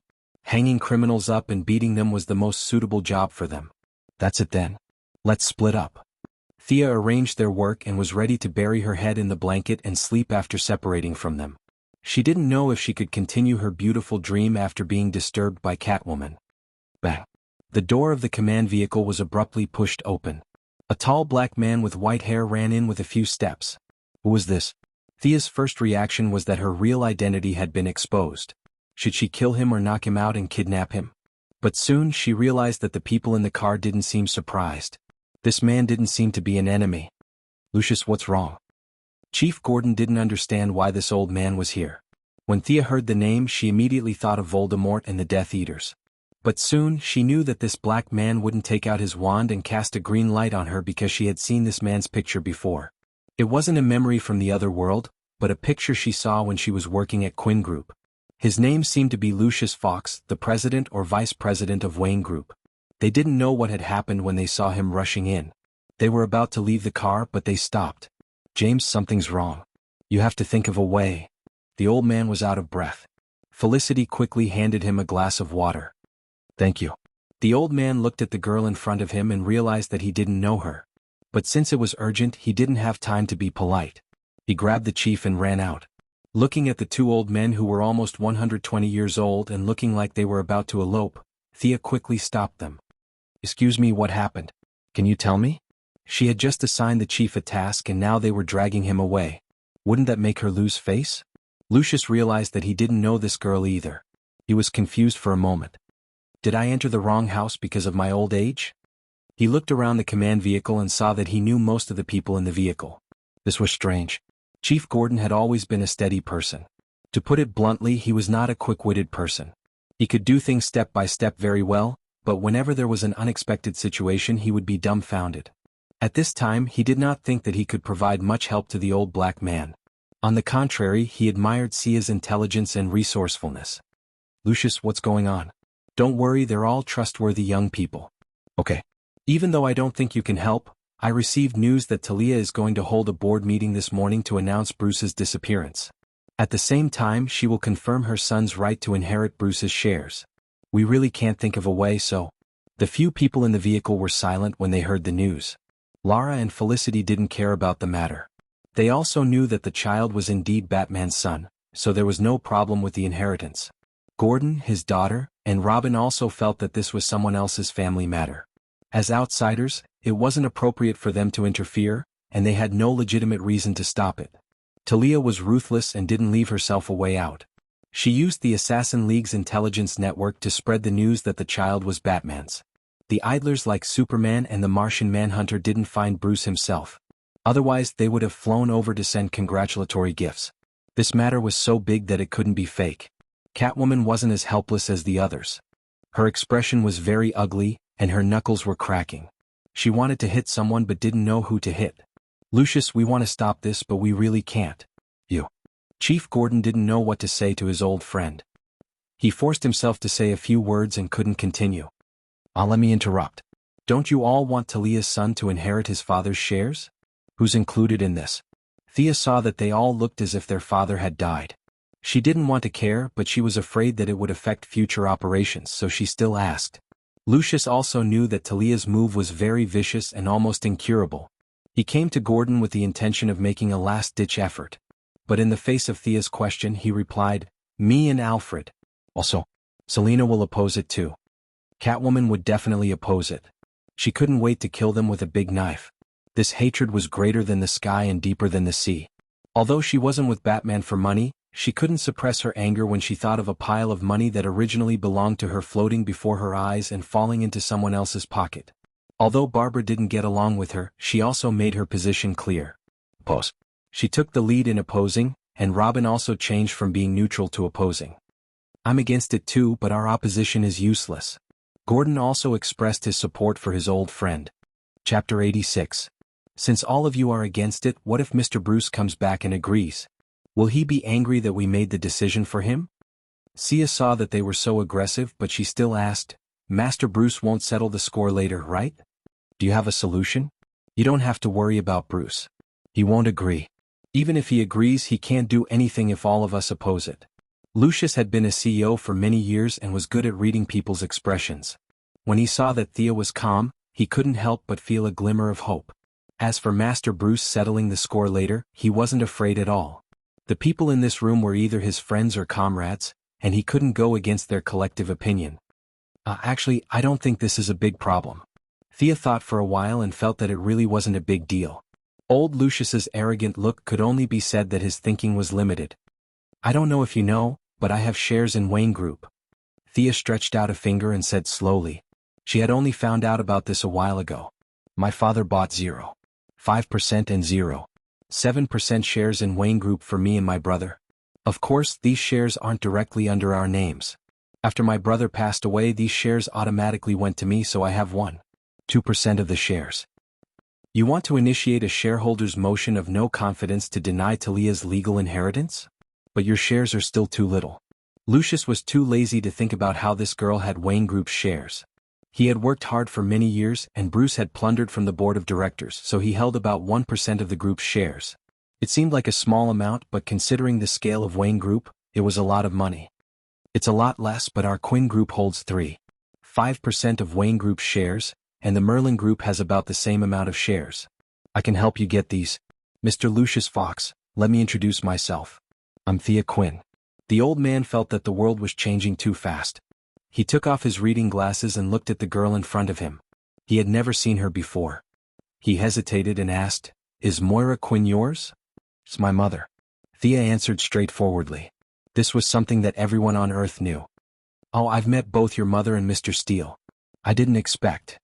Lucius and Moira were just acquaintances, but he had a good relationship with Steele, the black man who almost became Thea's stepfather. Perhaps it was because black people had a common language. Towards him acting like an elder, Thea couldn't say anything. He was indeed very old and still would call him uncle when she saw him. Her status was even lower, so she didn't plan on chatting with him. Thea just nodded with a faint smile for him to continue. "But it's still not enough, isn't it? Our board of directors' veto power must be at least 15% of the shares." The old black man collected his thoughts and returned to reality. "That's not difficult. Let me introduce you to Miss Lara. She's an important member of the government and can indirectly influence some companies. They should also have some shares in Wayne Group. Thea pointed at Lara, who was watching the show from the side, but didn't introduce her identity as an agent. She vaguely referred to her as an important member of the government. Lara, who had been in the army all her life, did not understand the internecine nature of the modern corporate system. Previously, she did not realize what role she could play in this matter, but now that Sia mentioned it, she immediately realized what she could do. What affected the company? It was basically a government company. She could not guarantee that everyone would listen to her just by making a call, but she could at least call 7 or 8 companies. Moreover, if she could not do it, there was still Amanda. It wasn't difficult to do this, and the favor given was sufficient. It was just a matter of making a few phone calls, and she didn't have to risk her life. This was very much in line with her current mission of providing charcoal in snowy weather. She didn't ask for Amanda's permission and nodded at Lucius's pleading gaze. Next, under the gaze of everyone in the room, Sia made 2 phone calls, one to her mother and one to Malcolm. Although the 2 of them were a little confused, they did not waste any time and gave her the phone numbers of a few Wayne shareholders, telling her that she was one of them and that she could contact them without worry. Lara was even faster. She contacted 3 or 4 companies. The 2 women and Lucius hid at the side and counted the shares in their hands. It easily exceeded 15%. Fu, as the butler of the Wayne family for many years, also had some shares, but the amount was very small. The few of them pieced together to complete the task. Mr. Lucius, you still need to raise the proposal. Our people are only responsible for supporting it. You have to understand that. Thea wrote 2 phone numbers to the old man and asked him to contact them himself. If one's family had too much say in other companies, it could easily cause a chain reaction. This was a problem with the rules of the game. Destroying this foundation could easily lead to other people's imaginations. Was the Quinn family trying to increase their right to speak? Was it a hostile takeover? This was something that Thea didn't want to see. I understand. The old man still understood this point. After all, he hadn't been eating rice for so many years for nothing. Thea sent away Lucius, who had come in a hurry and left with light steps, with a look that said, "I'm here to die, so you can go." Everyone in the room watched as she casually solved the previous big problem in less than 10 minutes. Everyone looked at her as if they were looking at a rich person. Why are you looking at me? Isn't this normal?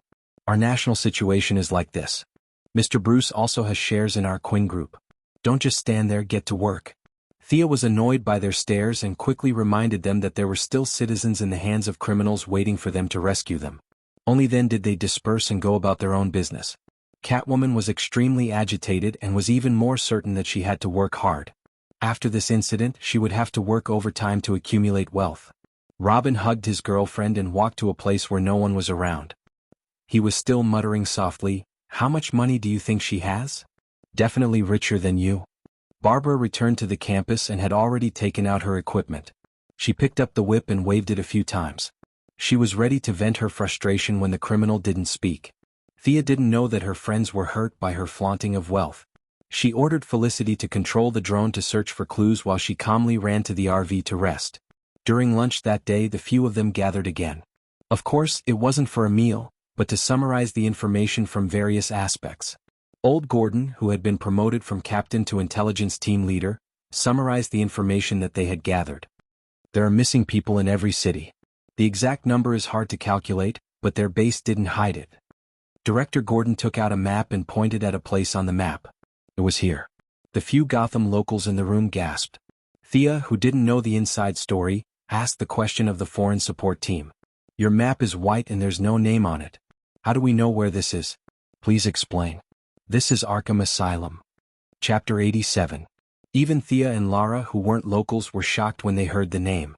It would be an exaggeration to say that the name resounded throughout the multiverse, but it definitely shocked the entire Americas. Arkham Asylum.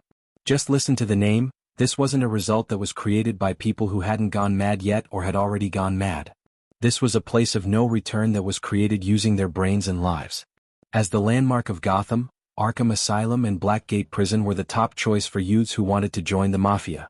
If a promising young man could get a release certificate from Blackgate Prison and a stable condition notice from Arkham Asylum's Mental Health Committee, then this person would be able to apply for a job at Penguin Man or one of the 5 major crime families in the city. These 2 places were similar to the martial arts school and magic school in novels. Blackgate Prison was responsible for all kinds of combat training, while Arkham was responsible for all kinds of spiritual guidance. For most of the Americans, Blackgate Prison's teachings were child's play. Arkham was the real place to be reborn. Now that they suddenly heard that a large group of criminals had gathered in such a terrifying place and had captured countless citizens to undergo some kind of mental or physical transformation, this bad news gave Thea a headache. Seeing Barbara, who was always keen on giving advice, frowning, Thea knew that they were more or less afraid. Yes, the Golden Thigh Batman wasn't here, and these small accounts heard that they were going to go straight from a 5-man dungeon to a group dungeon. Not only were they afraid, even Thea herself was feeling a little guilty. However, she was still the leader who had fallen into her lap, so she couldn't let them down.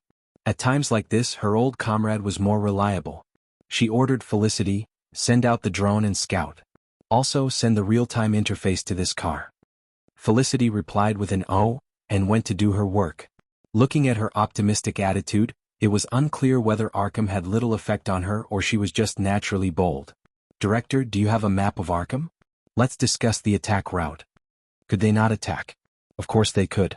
Thea didn't want to go. She wanted to contact Amanda to send a Hellfire missile to her comrades in the asylum. It was safe, fast, and worry-free. However, his current identity was that of a hero on the side of justice. Furthermore, he was the kind of big brother or big sister that led the group. He definitely could not say this. If they were unwilling to go, then he could reluctantly go along with the situation and not go. However, to Gordon and Barbara, who had a sense of justice of 100 and a sense of justice of 99, they would rather die than give up on the hostages and live their lives peacefully. Under Thea's regretful gaze, Gordon excitedly carried a bunch of blueprints. Who knew which idiot was the one who came up with the city? Arkham wasn't just a wooden house, it was a large administrative area, similar to Chaoyang and Pudong. Thea looked at the detailed map of the asylum. This place, which could be called a hospital for the time being, took up a lot of space. It was far larger than a normal hospital. It took up almost 100,000 square meters of space. It was difficult to calculate, but it was around 150,000 to 200,000 square meters. "Come and take a look. I'm already outside the asylum." Felicity controlled the drone to fly above the asylum like a remote control plane. The few of them quickly walked to the screen to take a look. This was Thea's first time seeing this famous building. From the outside, it didn't have a hellish atmosphere. Just like all the buildings in Gotham, it was dark, dilapidated, old, and had a hysterical restlessness. "It's just SOSO." Only the simple-minded Felicity could say that. She pursed her lips and skillfully activated her invisibility, thermal imaging, and many other functions. As the drone descended, they gradually saw the situation in the courtyard. It was not an exaggeration to say that it was overcrowded. Less than 100 square meters, there were 5 gun-wielding criminals patrolling the area. In less than half a minute, 3 patrol teams had passed by this area. Felicity didn't dare to descend too low. The optical camouflage ensured that most people couldn't see her, but the drone's sound couldn't be hidden. Since they couldn't enter the building, she controlled the drone to fly around the wall outside the courtyard. Fortunately, with the thermal imaging technology, Thea and the others followed closely behind the wall, looking for the best attack point according to the old map. "There are too many people here," Thea mumbled after looking at the map for a long time. Based on the thermal imaging alone, there were thousands of people. Perhaps the criminals were only 1/10 of them? That was still a shocking number. The 5 of them couldn't take on so many people. "Wait, fly back a little more." Gordon saw something and stopped Felicity. A vague figure appeared on the screen. The person was inside the building. The drone's camera was looking through the window, so the image was very blurry. "Can you zoom in a little more?" Gordon squinted for a long time but couldn't confirm it. "It's the same if you zoom in. This is a commercial drone, not a military one. But we have other methods." This was developed by the Quinn Corporation for the Star City Police Department. "Unfortunately, someone messed up our plan." Felicity opened the facial recognition software as she spoke. At the same time, she glanced at Catwoman. The Catgirl looked embarrassed and winked at him. "Why do you keep bringing this up? Didn't we just let it go?" The comparison on the computer was very fast. Soon, a clear headshot was found beside the blurry image. The similarity is 95%. This is the person. What a weird name.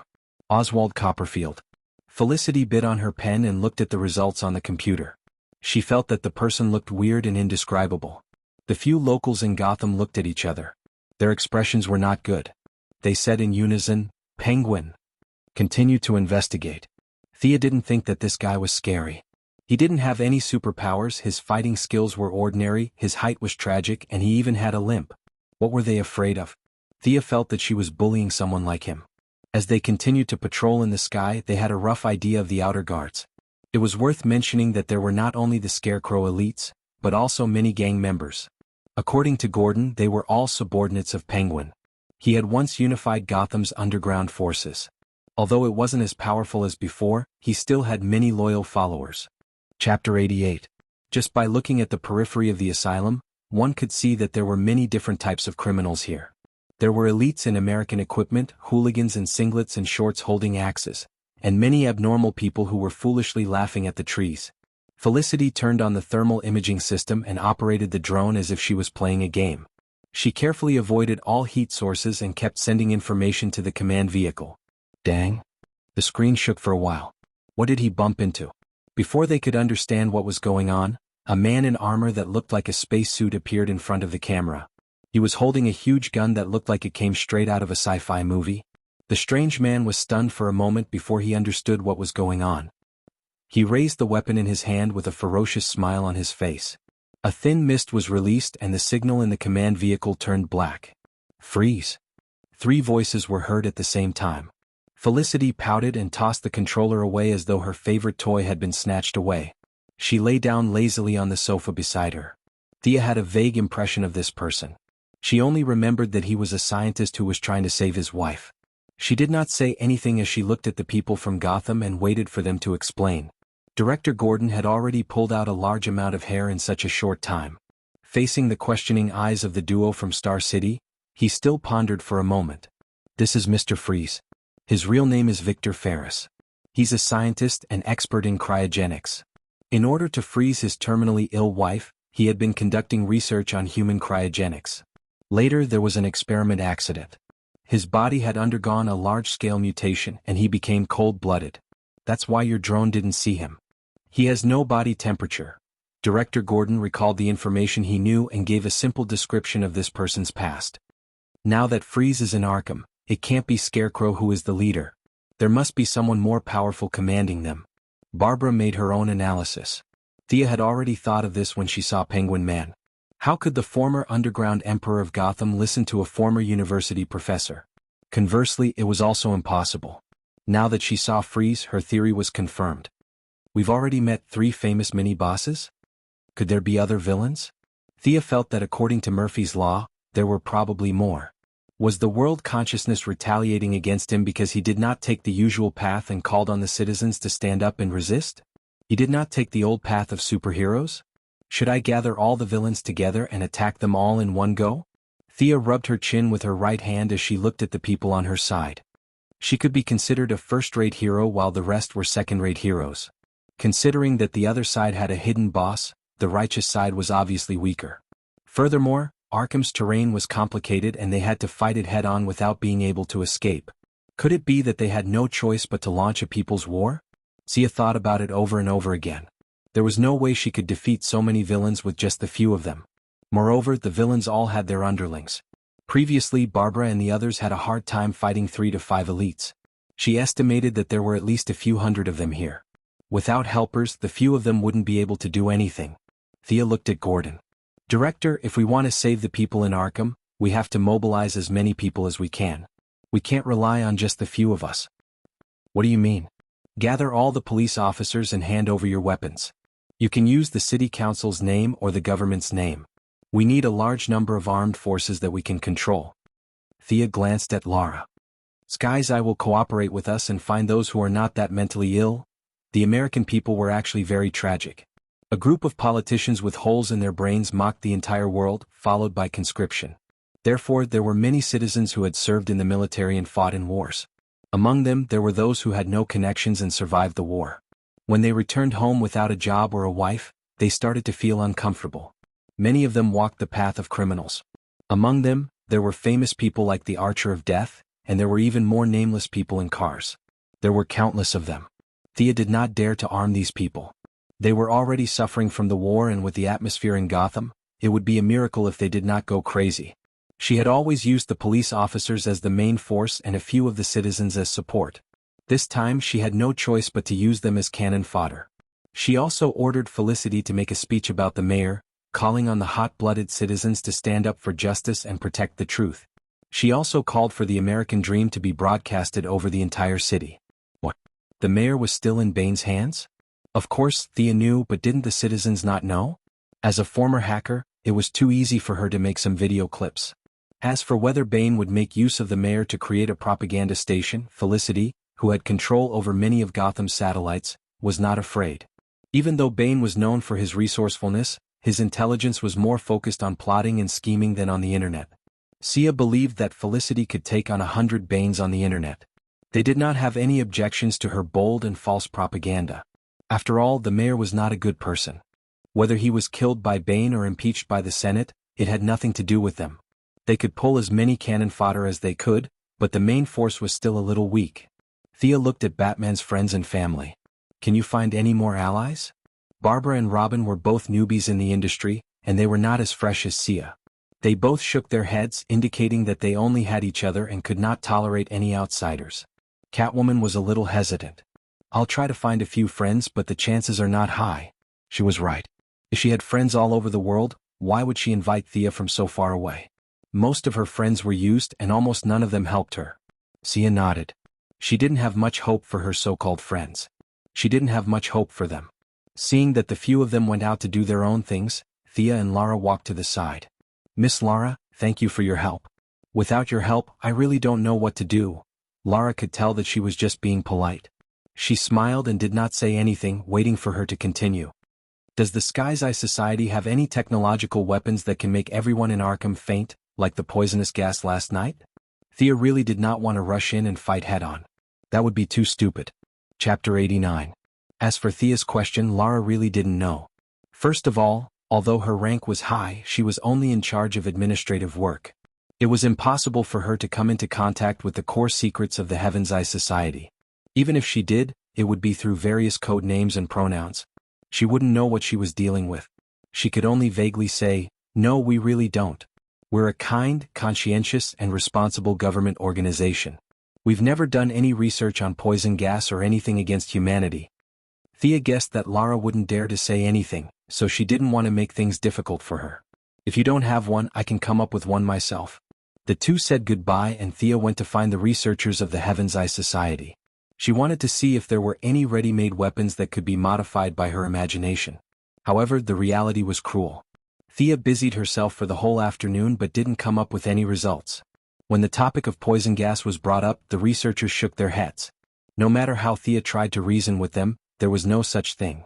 However, Thea knew from their expressions that they definitely had it, and it was quite a lot. However, they wouldn't say anything even if they died. Lara said that it was fine even if all the agents were sacrificed, but she didn't say anything about poison gas. Thea was helpless. Since they said they didn't have it, she would assume that they didn't have it. If poison gas didn't work, how about sonic weapons? The few of them studied the outer walls and various partitions of the asylum and came to a conclusion. When it was first built, it was definitely built with sufficient materials. The walls were extremely thick. The C4 that could blow their command vehicle up into the sky might only be able to blow up half of the walls in Arkham. The walls could absorb 90% of the sound waves, unless there was one in every room. However, there were hundreds of rooms here. The cost of a sonic bomb wasn't cheap, so it was unrealistic. Similarly, the magnetic bomb was also abandoned. Smoke bombs could be used, but the space in the room was too big. They would need to make a giant smoke bomb that covered 100,000 square meters. Currently, they didn't have the technology to do so. Thea thought until her head hurt, but she couldn't come up with any good ideas. She went back to her room in a daze and planned to brainstorm them tomorrow. Boom, bang, Thea had overused her brain and was sleeping soundly without any dreams. Suddenly, she heard the sound of an explosion. Was someone setting off firecrackers? Spring Festival? No. Spring Festival my ass, this is Christmas, alright? Opening his eyes, a vague thought appeared in his mind. Could it be that the enemy is attacking again? Last night, he had tormented himself the entire night. He cursed Chief Gordon in his heart. This lousy place you found is attacked every 2 or 3 days. I really have to hand it to you. He hurriedly put on his uniform and looked out of the window. From time to time there would be flames. The school had evacuated all the civilians in the afternoon, so there was no chaotic scene. Thea left the room and went outside. All the important people were here. This made her feel more at ease. She was afraid that she would be taken away again. She had to save her teammates every night and sleep during the day. She couldn't live like this. Just as he was about to say that he didn't care who the enemy was, only where the enemy was, he saw Lara Gordon and a few other agents take out their pistols and shoot at the sky. "Who are you shooting at?" Thea quickly looked up at the sky and saw a purple figure swaying in the sky. From time to time, it would shoot some unknown green substance to the ground. Who is this? Thea's first thought was that it was a small boss from Arkham. After all, looking at its appearance and equipment, it must be a famous guy.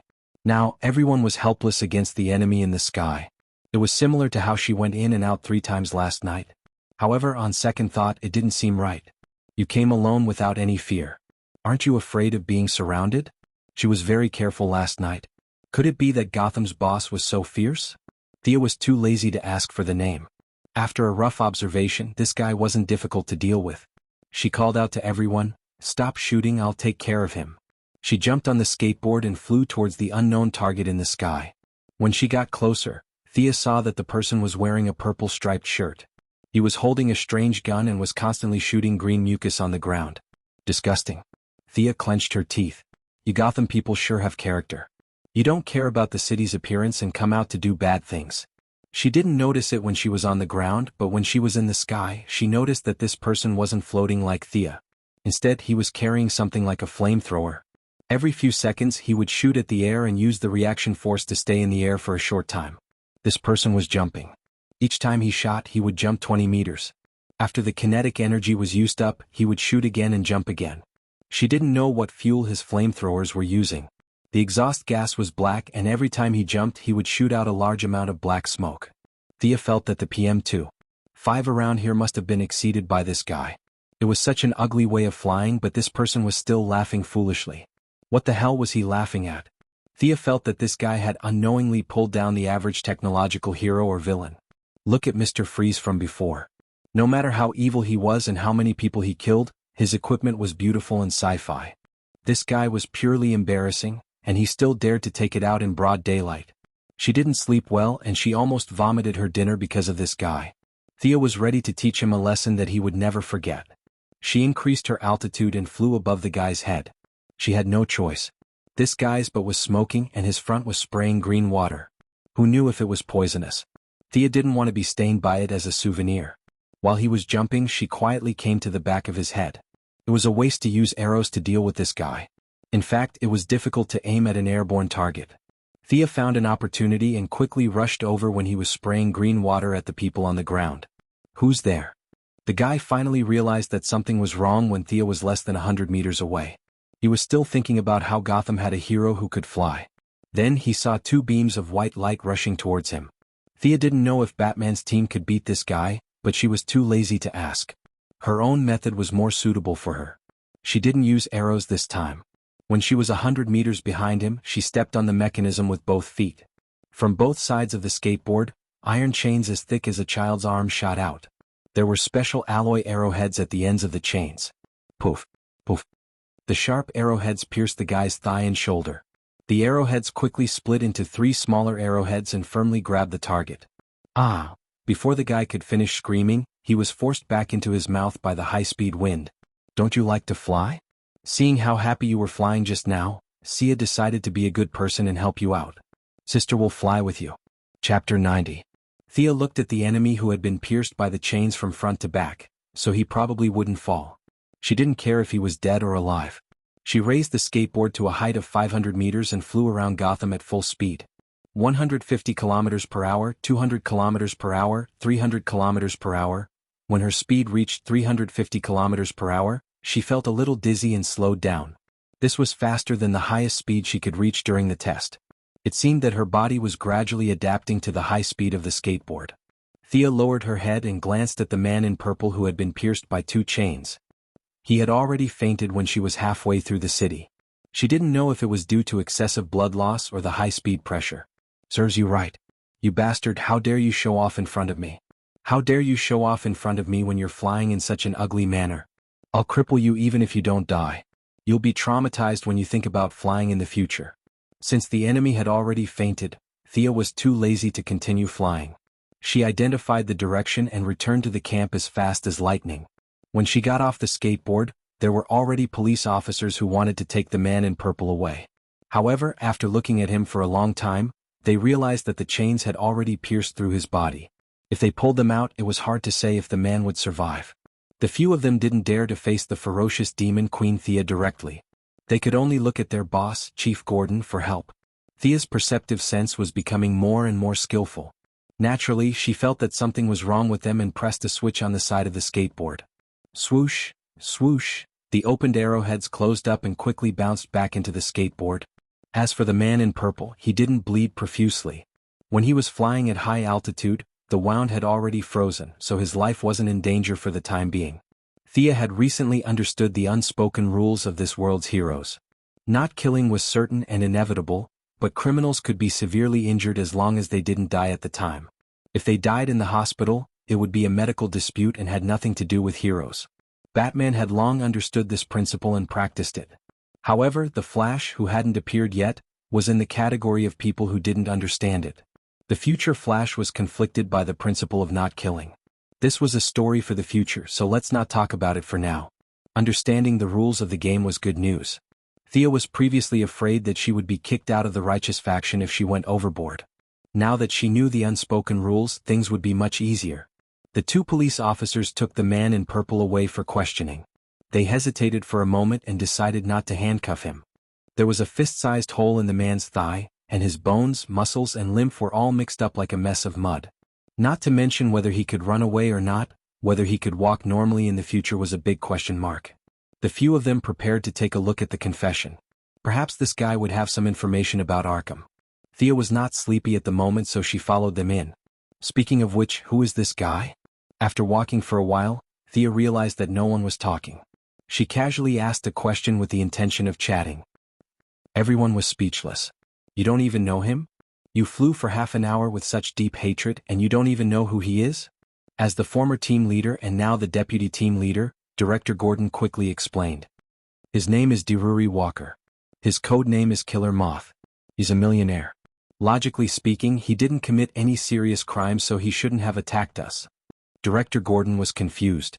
Enemies kept popping up one after another, making him feel physically and mentally exhausted. Thea wanted to laugh. Killer Moth, Killer Crocodile. Their names were similar. Could they be brothers? Coincidentally, both of them were destroyed by her. One of them was diving while the other was flying. Their cooperation should be quite effective. It was strange that they didn't team up. However, she didn't take these words to heart. She wouldn't be afraid even if Killer 47 came, let alone Killer 1 and Killer 2. As the medical staff entered, Killer Moth gradually regained consciousness. The agents took out 2 ounces of truth-telling serum and poured it down his throat. In less than 3 minutes, the agent passed the confession to Lara. He quickly glanced at the few of them and bowed before leaving. This guy didn't come from Arkham. He's here to look for the stolen item. Lara looked at a certain someone with a faint smile. At this moment, everyone including Thea turned to look at a certain someone. It couldn't be helped. A certain someone had too many records in this area. No matter who the enemy was, he would use the Flying Dragon's cloud-searching hand. He would search until there was nothing left of the enemy before he attacked. Selina? Can you explain? Thea looked at Catwoman with a strange expression. Aha! This bastard probably put a tracking device on the painting. I'm so sorry. Catwoman scratched her head awkwardly and stuck out her tongue. Thea was speechless. Big sister, you're going for the sexy route. Why are you acting cute all of a sudden? Do you think I'll let you go just because you're cute? Besides, we asked you to look for reinforcements. Is this how you look for reinforcements? You're just being taunted by the monster and then being dragged back to the camp to fight. I'm in the wrong here. Did I go a little too far? They were only here to catch the thief. It wasn't a big mistake. Thea carefully looked at their expressions. Although they didn't look too good, they were still within the normal range. Thea instantly understood. This wasn't the first time something like this had happened. It seemed like Master Bruce had dealt with this before. Then she wouldn't have any psychological burden. Director Gordon calmly ordered the officers to continue the interrogation. The truth-telling serum was still effective. The agents were eager to make a contribution this time, so they poured a lot of it. After all, this person wasn't a good person. He instructed the officers to find out all the bad things that his ancestors had done. They had to nail him down and make it an irrefutable case. The few of them didn't mention the Killer Moth anymore. They chatted about the weather for a while as if this person had never been here. Sia also felt that it was very righteous and heroic to beat the owner into a cripple and then accuse the victim in the end. Was this the connection between the higher-ups? If it weren't for Catwoman's relationship with Batman, with her 1-meter-tall criminal record, she would have been locked up in the Black Gate for a long time. For the next 3 days, the entire camp was bustling with activity. More and more police officers joined the Arkham Assault team. Director Gordon was indeed a person of virtue and prestige. With a single call, he had already recruited more than 300 official police officers and more than 200 auxiliary police officers. At the same time, Felicity's elaborate fake mayor's recruitment order was broadcasted on all the major channels. The image showed the mayor crying and complaining about the atrocities of Gotham's criminals and his own powerlessness. He called on the passionate citizens who had joined the army to take up arms and protect the city. At the bottom of the screen, Director Gordon's phone number and the camp's address were also displayed. It had to be said that the foreigners were really practical.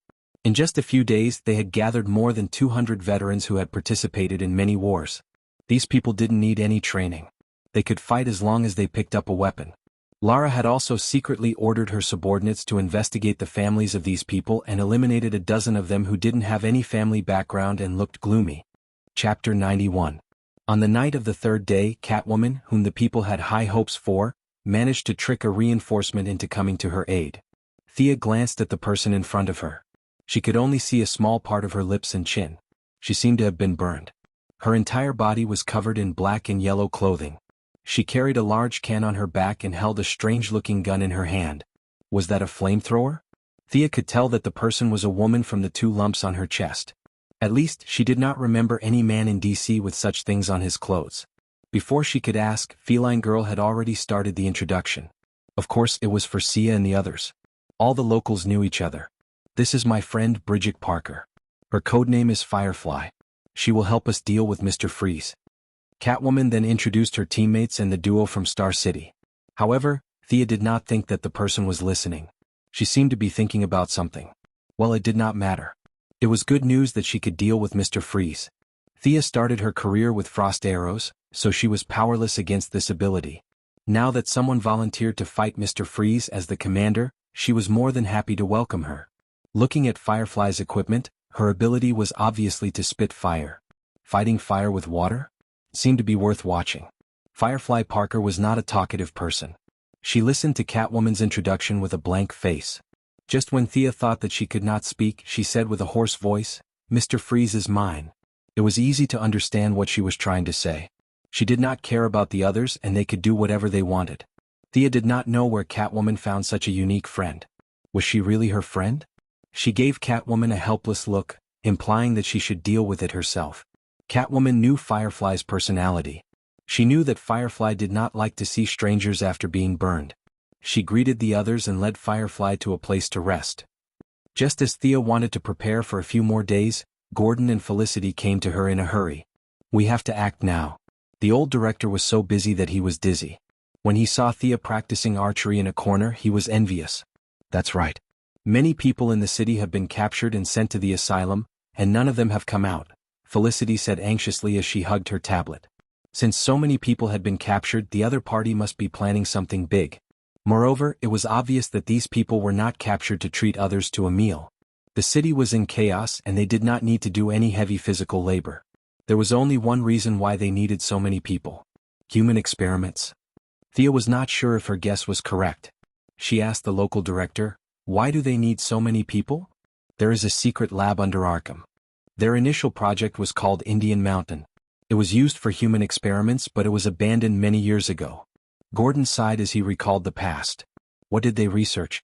Do you have any recollection of it?" The duo from Star City was curious, especially Felicity. Perhaps all hackers had a strong thirst for knowledge. When she heard the information that was not available on the internet, her lips parted slightly. Her nose trembled slightly, and her eyes shone brightly as she waited for the director to reveal the answer. Gordon thought for a while. It should be an experiment to revive the dead. However, the results were not ideal. During the experiment, they fused the DNA of various animals into the human body. Some people even gained superpowers because of it. Thea's first reaction when she heard about superpowers was to say, F***CK. If they captured thousands of people, there should be at least a few hundred successful experiments, right? If a few hundred superpowers swarmed her, she would have to run. However, these superpowers are not strong. I could handle them one-on-one when I was young. Gordon did not know if it was because he was panting or if he was trying to impress them, but he split his sentence into two parts. Thea regained her confidence after hearing what he said. She glanced at the director's physique and imagined his body when he was young. Although it was a little offensive, it seemed like he could take on 7 or 8 people at once. If that was the extent of his combat power, it was indeed not that impressive. However, it had been 20 years since then. Who knew how much technology these people had developed? For safety's sake, it was better to send out the troops as soon as possible. All right, gather the others. We will depart today. Although it was quick, it took them a whole hour to gather everyone. Thea naturally retreated behind the scenes and left all the work to Director Gordon, who was not afraid of death or exposing his identity. It was impossible to hide such a large-scale mobilization from the enemy, and Thea did not intend to hide it either. There was no brilliant plan, just relying on the number of people to push through the enemy. There were more than 300 fully armed official police officers, more than 180 veterans and a few enthusiastic citizens, and finally, there were 10 elite agents from the Heaven's Eye Society. The director looked at the crowd below him and felt a little excited. However, he knew that this was not the right time. After a few simple words of encouragement, he waved his hand and set off. More than 500 people sat in a total of 30 vehicles. The Heaven's Eye Society's military helicopters were in the air preparing for the enemy's possible attack. Thea carried the skateboard and did not participate in the observation. Instead, she stayed in the command vehicle and discussed the attack route with a few people. There was no other way. There were too many small rooms in the lunatic asylum, and it was not easy to use the skateboard indoors. In such a large-scale battle, with nearly 1,000 people on both sides, there was not much room for her to use. Thea's position was to snipe the boss with a name and leave the rest of the soldiers to the main force. We should split up and enter the asylum from 3 directions. Barbara was obviously much more energetic and began to express her brilliant ideas again. Thea did not bother to answer her. Why did she think that she was so smart? She did not like her. No, we don't know the terrain. If we split up, the enemy will take us down one by one. The only person present who could ignore her and had considerable experience in commanding battles was Lara, the senior commander of the Heaven's Eye Society. Catwoman was not optimistic about the idea of splitting up. If anyone ran into Mr. Freeze, they would die without the support of Firefly. Thea was not that afraid of Mr. Freeze. She saw him play with a drone the other day. Something seemed wrong? When he played with a drone, his movements were very slow. She did not know if it was a problem with his body, but his reflexes were so bad that it was even worse than a normal person's. The speed of the freezing air from the gun was also not fast. With her own reflexes, she could have stabbed the arrow into his face the moment he raised his hand. However, she did not know how strong the defense of his helmet was. Moreover, Catwoman found Firefly and said that she would take care of everything, so Thea did not say anything. Stop arguing. The enemy has already discovered us. Let's go in through the front door. Director Gordon arranged the retreat. If the situation is not good, we have to make sure that the main force can retreat relatively intact. Chapter 92. Barbara was a little annoyed by her act of thinking of retreating before the battle even started, but for various reasons she forced herself to hold it in. Gordon and Lara, who came from the military, did not think that there was anything wrong with it, so they quickly went to arrange the mission. Perhaps it was because Arkham was preparing for a civil war, their convoy was not attacked. This meant that Thea's plan to use the military helicopters to kill a wave of enemies was dashed. When they reached the door, Lara was about to order the helicopters to return, but Thea thought it would be a waste to send the heavy firepower back just like that. Why don't we give that door a shot? Thea pointed at the rusted door. If it was not for the timing, she would have gone up to take a picture. This place was too famous, it would be a waste not to do something. Lara thought that she was being childish, different from her usual calm self. However, after thinking about it, blowing up the door would make it easier for them to retreat. She picked up the pager to contact the operator on the helicopter. Whoosh, whoosh. 2 anti-tank missiles accurately exploded on the iron gate. The iron door was already rusted beyond recognition. Even an adult would be able to break it with an axe, much less such a powerful missile. After a loud crash, the group waited for the smoke to disperse. They did not get out of their vehicles and drove straight into the famous Gotham. Go, go, go. The officers jumped out of their vehicles and entered Arkham in a line. The formation was split into 3 parts. Leading the way was Gordon and the 200 officers. Barbara and Robin volunteered to protect the old director. The middle part was Lara and Catwoman, leading the agents and more than 100 hot-blooded veterans.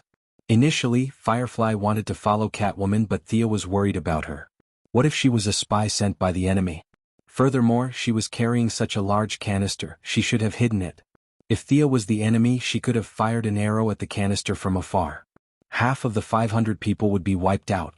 Thea used the excuse that she was a ranged attacker to protect the escape route and dragged Firefly and the rest of the officers to the back.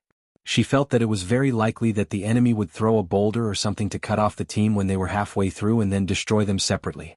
Therefore, she walked very carefully. From time to time, she would pay attention to the top of everyone's heads. She was afraid that if she heard a whistle, arrows would rain down on everyone on this path. However, even after everyone had entered the mental hospital, this scene did not happen. This made her feel a little uncomfortable. Was she too sinister, or was the enemy too stupid? These people probably didn't intend to ambush him at all, right? Indeed, Arkham had no intention of ambushing them. Not long after, Thea noticed that the troops in front had stopped moving. She leaped onto a nearby table and looked into the distance. Both parties were now in an indoor gym. It was said that it was built with funds from the mental hospital's health committee. The venue was very large, but there were not many facilities around it. The seats on the stands on all sides were also seriously damaged. Thea pushed through the crowd and walked to the front of the team. The enemies in front of her were divided into two groups. On the left was the old acquaintance, Scarecrow's elite team. They were still wearing their old American military uniforms and were extremely well equipped. However, there were not many of them, only less than 30 people. Behind this group of people stood armed gangsters in all kinds of clothes and equipment. On the right was a short and fat man in a suit with an umbrella. Thea recognized such a unique guy. This must be Penguin. She heard that he had many lethal weapons hidden in his umbrella. Thea was a little dismissive. Seeing that he was lame, there was a limit to how strong he could be in an open battle like this. Penguin was followed by a large group of gangsters in black suits. There were at least 200 of them. All of them were armed with pistols, and a few of them were even armed with automatic weapons. Next, they entered the stage where they were called teachers in ancient times and mathematics in modern times. The righteous side was definitely the veteran Gordon. Thea did not want to be in the limelight, but in reality she was a target. She still cherished her life. The villain was Penguin. Perhaps because Scarecrow's underlings had been killed by Thea, he did not have the right to speak. Even though his expression was still a little gloomy, the former Gotham professor and now Scarecrow had tacitly accepted the fact that they were led by Penguin. "Hey Jim, old friend." Penguin greeted with a fake smile. "Oswald, long time no see." Gordon replied solemnly. After the two greeted each other, they entered the stage where they were defending themselves. They both treated themselves as the victims. One side said, "You must release all the captives, put down your weapons and surrender immediately." The other side said, "Arkham has been the territory of the Gotham gang since ancient times. You have no right to interfere with what we do." They both knew that the other side would not admit defeat so easily, but the two had no choice but to finish the process. Thea was too lazy to listen to their nonsense. She whispered into their earphones, "Be careful. The enemy's elites have not appeared yet. Be careful in case they launch a sneak attack." The few of them understood this. Scarecrow studied for his master's and doctorate at Gotham University. After that, he stayed in the university to teach and was promoted to a professor. This guy probably did not even know where to go after leaving Gotham. He was as thin as a twig, and without his poisonous gas, his combat ability was not even 5. Everyone said that Penguin was good at fighting, but Thea looked at his small body and lame leg. She really did not think that he was that good. The enemy's capable fighters were obviously hiding. If they were not planning a sneak attack, what else could they be doing? Especially when there was an unscientific guy like Mr. Freeze hiding. Even Thea felt that it was a little troublesome. She kept looking around. Soon, the leaders of both sides finished their briefing and returned to their respective camps. Almost at the same time they shouted, "Fire!" Bang! Bang! Gunshots fell on the heads of both sides like continuous raindrops. Thea had already found cover. She hid in a corner and observed the situation. She fired a few shots from time to time. Yes, her marksmanship was not bad. After practicing archery for so long, her long-range specialization was very high. Although she could not say that she could fire 100 shots, she was at the level of an elite. She turned around and was about to call her teammates, but what she saw almost made her nose crooked. She saw Catwoman and Robin at the side. The two of them were looking around with sticks in their hands. This group of people was too inexperienced in group battles. At the very least, they should be armed with a gun to boost their morale. Barbara was very good at this. She knew that she had to bring a gun when she came out to kill and set fire. Even though she didn't hit many enemies, she didn't stop firing. Thea, should we use magnetic arrows? Felicity, who was hiding in the camp, looked at the live broadcast and suggested. Thea observed the situation and shook her head. No need for now. We have the advantage. The veterans are very strong. Those gang members are no match for them. Just when she thought that her side had the upper hand and was about to call a few of her friends to join the battle to increase the victory. I am Azrael, the Angel of Death. A tall and thin man wearing a red and black leather jacket and a hood with a long sword in his hand rushed into the line of police officers like a whirlwind.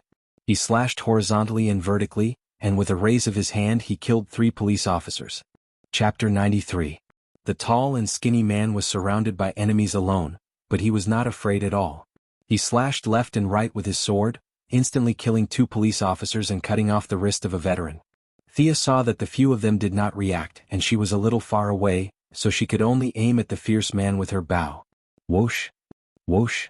2 arrows were aimed at the man's face and shoulder. The guy who called himself the Angel of Death was really good. He kicked the police officer beside him and used the reaction force to dodge Thea's 2 arrows. This was the first time in Thea's career that an official enemy could dodge her arrows. Although her archery skills were only SOSO, this person's reaction speed was much faster than an ordinary elite. Who is this person? Thea quickly asked her companions, implying that if they had a strategy, they should quickly read it out. He is the former mayor of Gotham, Theo Galvin. However, this person should have died many years ago. If I'm not mistaken, he is a clone left behind. Gordon, who was holding a pistol at the back, knew that the young people did not know who he was, so he quickly introduced him. Oh, Thea let out a long oh. When she first heard that he was the mayor, she was shocked. Were all mayors so fierce? Did they mean that it was impossible to survive without a similar level of martial arts? In just a short while, this person's clothes were red from killing. From the side of his hood, she could see that he had an old face and a short, needle-like beard. Every time he killed an enemy, he would roar. The surrounding police officers were shocked by his bravery and unconsciously opened up an empty space for him. However, he did not let them go. His footsteps constantly moved, chasing after the slowest people and slashing at them. Thea carefully observed him. This person's martial arts were very high, especially his fearless aura. The clothes on his body should have a certain degree of bulletproof effect. The police officers and veterans constantly fired at him, but he only dodged the fatal parts. When the other bullets hit him, it was as if he had no reaction. It seemed that she could only save the situation. Robin and the others had already found their own opponents, and they might not be able to beat this guy. She sighed. She knew that once she revealed her skills, her happy days as a bystander would be over. Get out of the way. Thea yelled at the crowd. Since it was a clone, it should be fine to kill it, right? Of course, she wouldn't rush forward in a hurry. Taking advantage of the fact that there was still some distance between them, she used her rapid-fire technique. She pulled out 3 arrows at a time and changed her angle of attack from time to time. At the same time, she moved quickly towards the Angel of Death. This clone of the former mayor had an unusually sharp intuition for danger. Even though Thea was constantly changing her position, he could still react and either slash with his sword or dodge to the side, causing Thea's first 6 arrows to miss. Seeing his stance, Thea knew that she would not be able to take him down using normal means. She took out the bat darts that she had taken from Barbara. Many members of the bat family had used these darts before. However, the weight of each dart was different depending on the strength of the individual. Thea was now using Barbara's bat darts. The size and weight were quite suitable. She first threw out a dart, then flew up and shot another arrow at the back of the Angel of Death's head. The darts were light and Thea had little strength. Although she shot first, due to the acceleration of the bowstring, the 2 darts almost arrived in front of the enemy at the same time. The Angel of Death knew that he had no time to dodge. He could only choose the lesser of 2 evils. If the arrow hit the back of his head, he would not be able to survive. He swung his sword to break the arrow and at the same time tried to dodge the dart. However, Thea had calculated the angle, so how could he dodge it so easily? Poof! The sharp bat dart pierced his left arm, and the leather clothes on his body did not help at all. Clang! He pulled out the dart and glared at Thea fiercely. You are guilty. Thea almost laughed. Do you think you are acting in a hot-blooded anime? You are really into the role. At this time, the distance between the two was only 5 meters. She put away the bow and arrow, pulled out the katana and dagger that she had not used for a long time and attacked quickly. She had seen this guy's swordsmanship before. It had some shadow of the European palace swordsmanship, mixed with many modern fencing techniques. The long sword in his hand was not a two-handed sword commonly used on the battlefield. Instead, it was more like a combination of a Swiss longsword and an Italian longsword. The blade was less than 1 meter long, and the handle was inlaid with many gorgeous patterns. The scabbard that hung diagonally was also decorated with shiny jewelry. If this guy was not showing off, it meant that this was a famous sword. Whether it was a famous sword or not, she would know after trying it out. Many famous swords were not as sharp as weapons made of modern alloy steel. The katana and dagger in Thea's hand were made of special steel. In order to make these two weapons, they were approved by Moira and used rare metals. Sia took advantage of his injured left arm and hurriedly attacked. The dagger in her left hand slashed his cheek from bottom to top. When he retreated to dodge, the katana in her right hand slashed straight at his abdomen with an Iato slash. The Angel of Death held the sword with both hands and stabbed it straight into the ground. On one hand he blocked Thea's horizontal cut, and on the other hand he stopped his rapid retreat.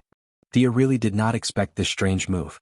When the two swords collided, she only felt the katana in her hand inexplicably stagnate. Thea knew that she was in trouble. The opponent was indeed holding a sword, but in such a passive way, the katana in her hand had already become chipped. Although the situation was a little unfavorable, Thea felt more and more that her fighting spirit was high, and the blood in her body was boiling unconsciously. She held the dagger in her hand and put the main direction of attack on the katana in her right hand.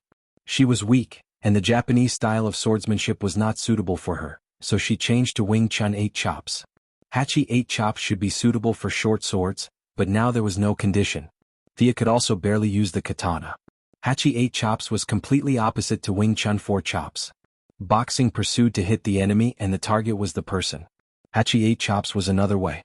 Its target was the opponent's weapon, which was very suitable for this situation. Thea then used the advantage of her slightly longer weapon to attack the opponent's wrist and fingers. Picking, stabbing, cutting, and chopping, the essence of Hachi 8 chops was vividly displayed. The Angel of Death had really never seen this kind of move. He was very aggrieved and anxious. The unfavorable situation made his mind begin to become anxious, and he kept shouting, "Sinner! You will be purified by the fire of heaven. Watch my judgment. Crusader strike." As the Angel of Death kept shouting, Thea was a little confused. What was the meaning of this guy? Why was he shouting the name of the move while fighting? He had taken off his hood, and his hair was disheveled, and he was spitting at her like a madman. This idiot really had the characteristics of Gotham. Chapter 94. Even though the Angel of Death's roar was deafening, Judgment was just a vertical slash from head to toe, and Cross Army Strike was just a horizontal slash with a diagonal slash. There were no exaggerated scenes like the Angel of Death's golden aura. Thea could only make a stupid judgment about his bad habits. Is this the side effect of cloning, or is this guy really that Shinibu?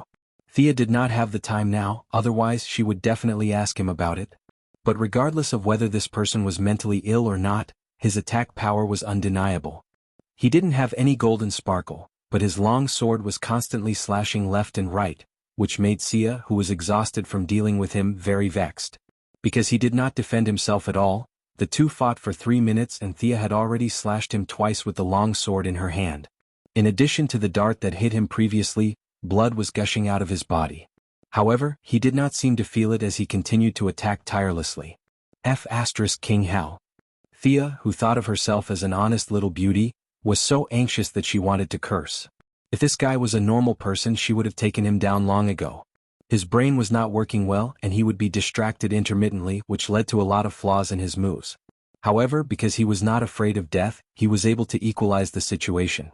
The person behind the cloning of the Angel of Death must have noticed that there was something wrong with his brain, so he artificially lowered his neurologic transmission and compensated for his insanity with madness.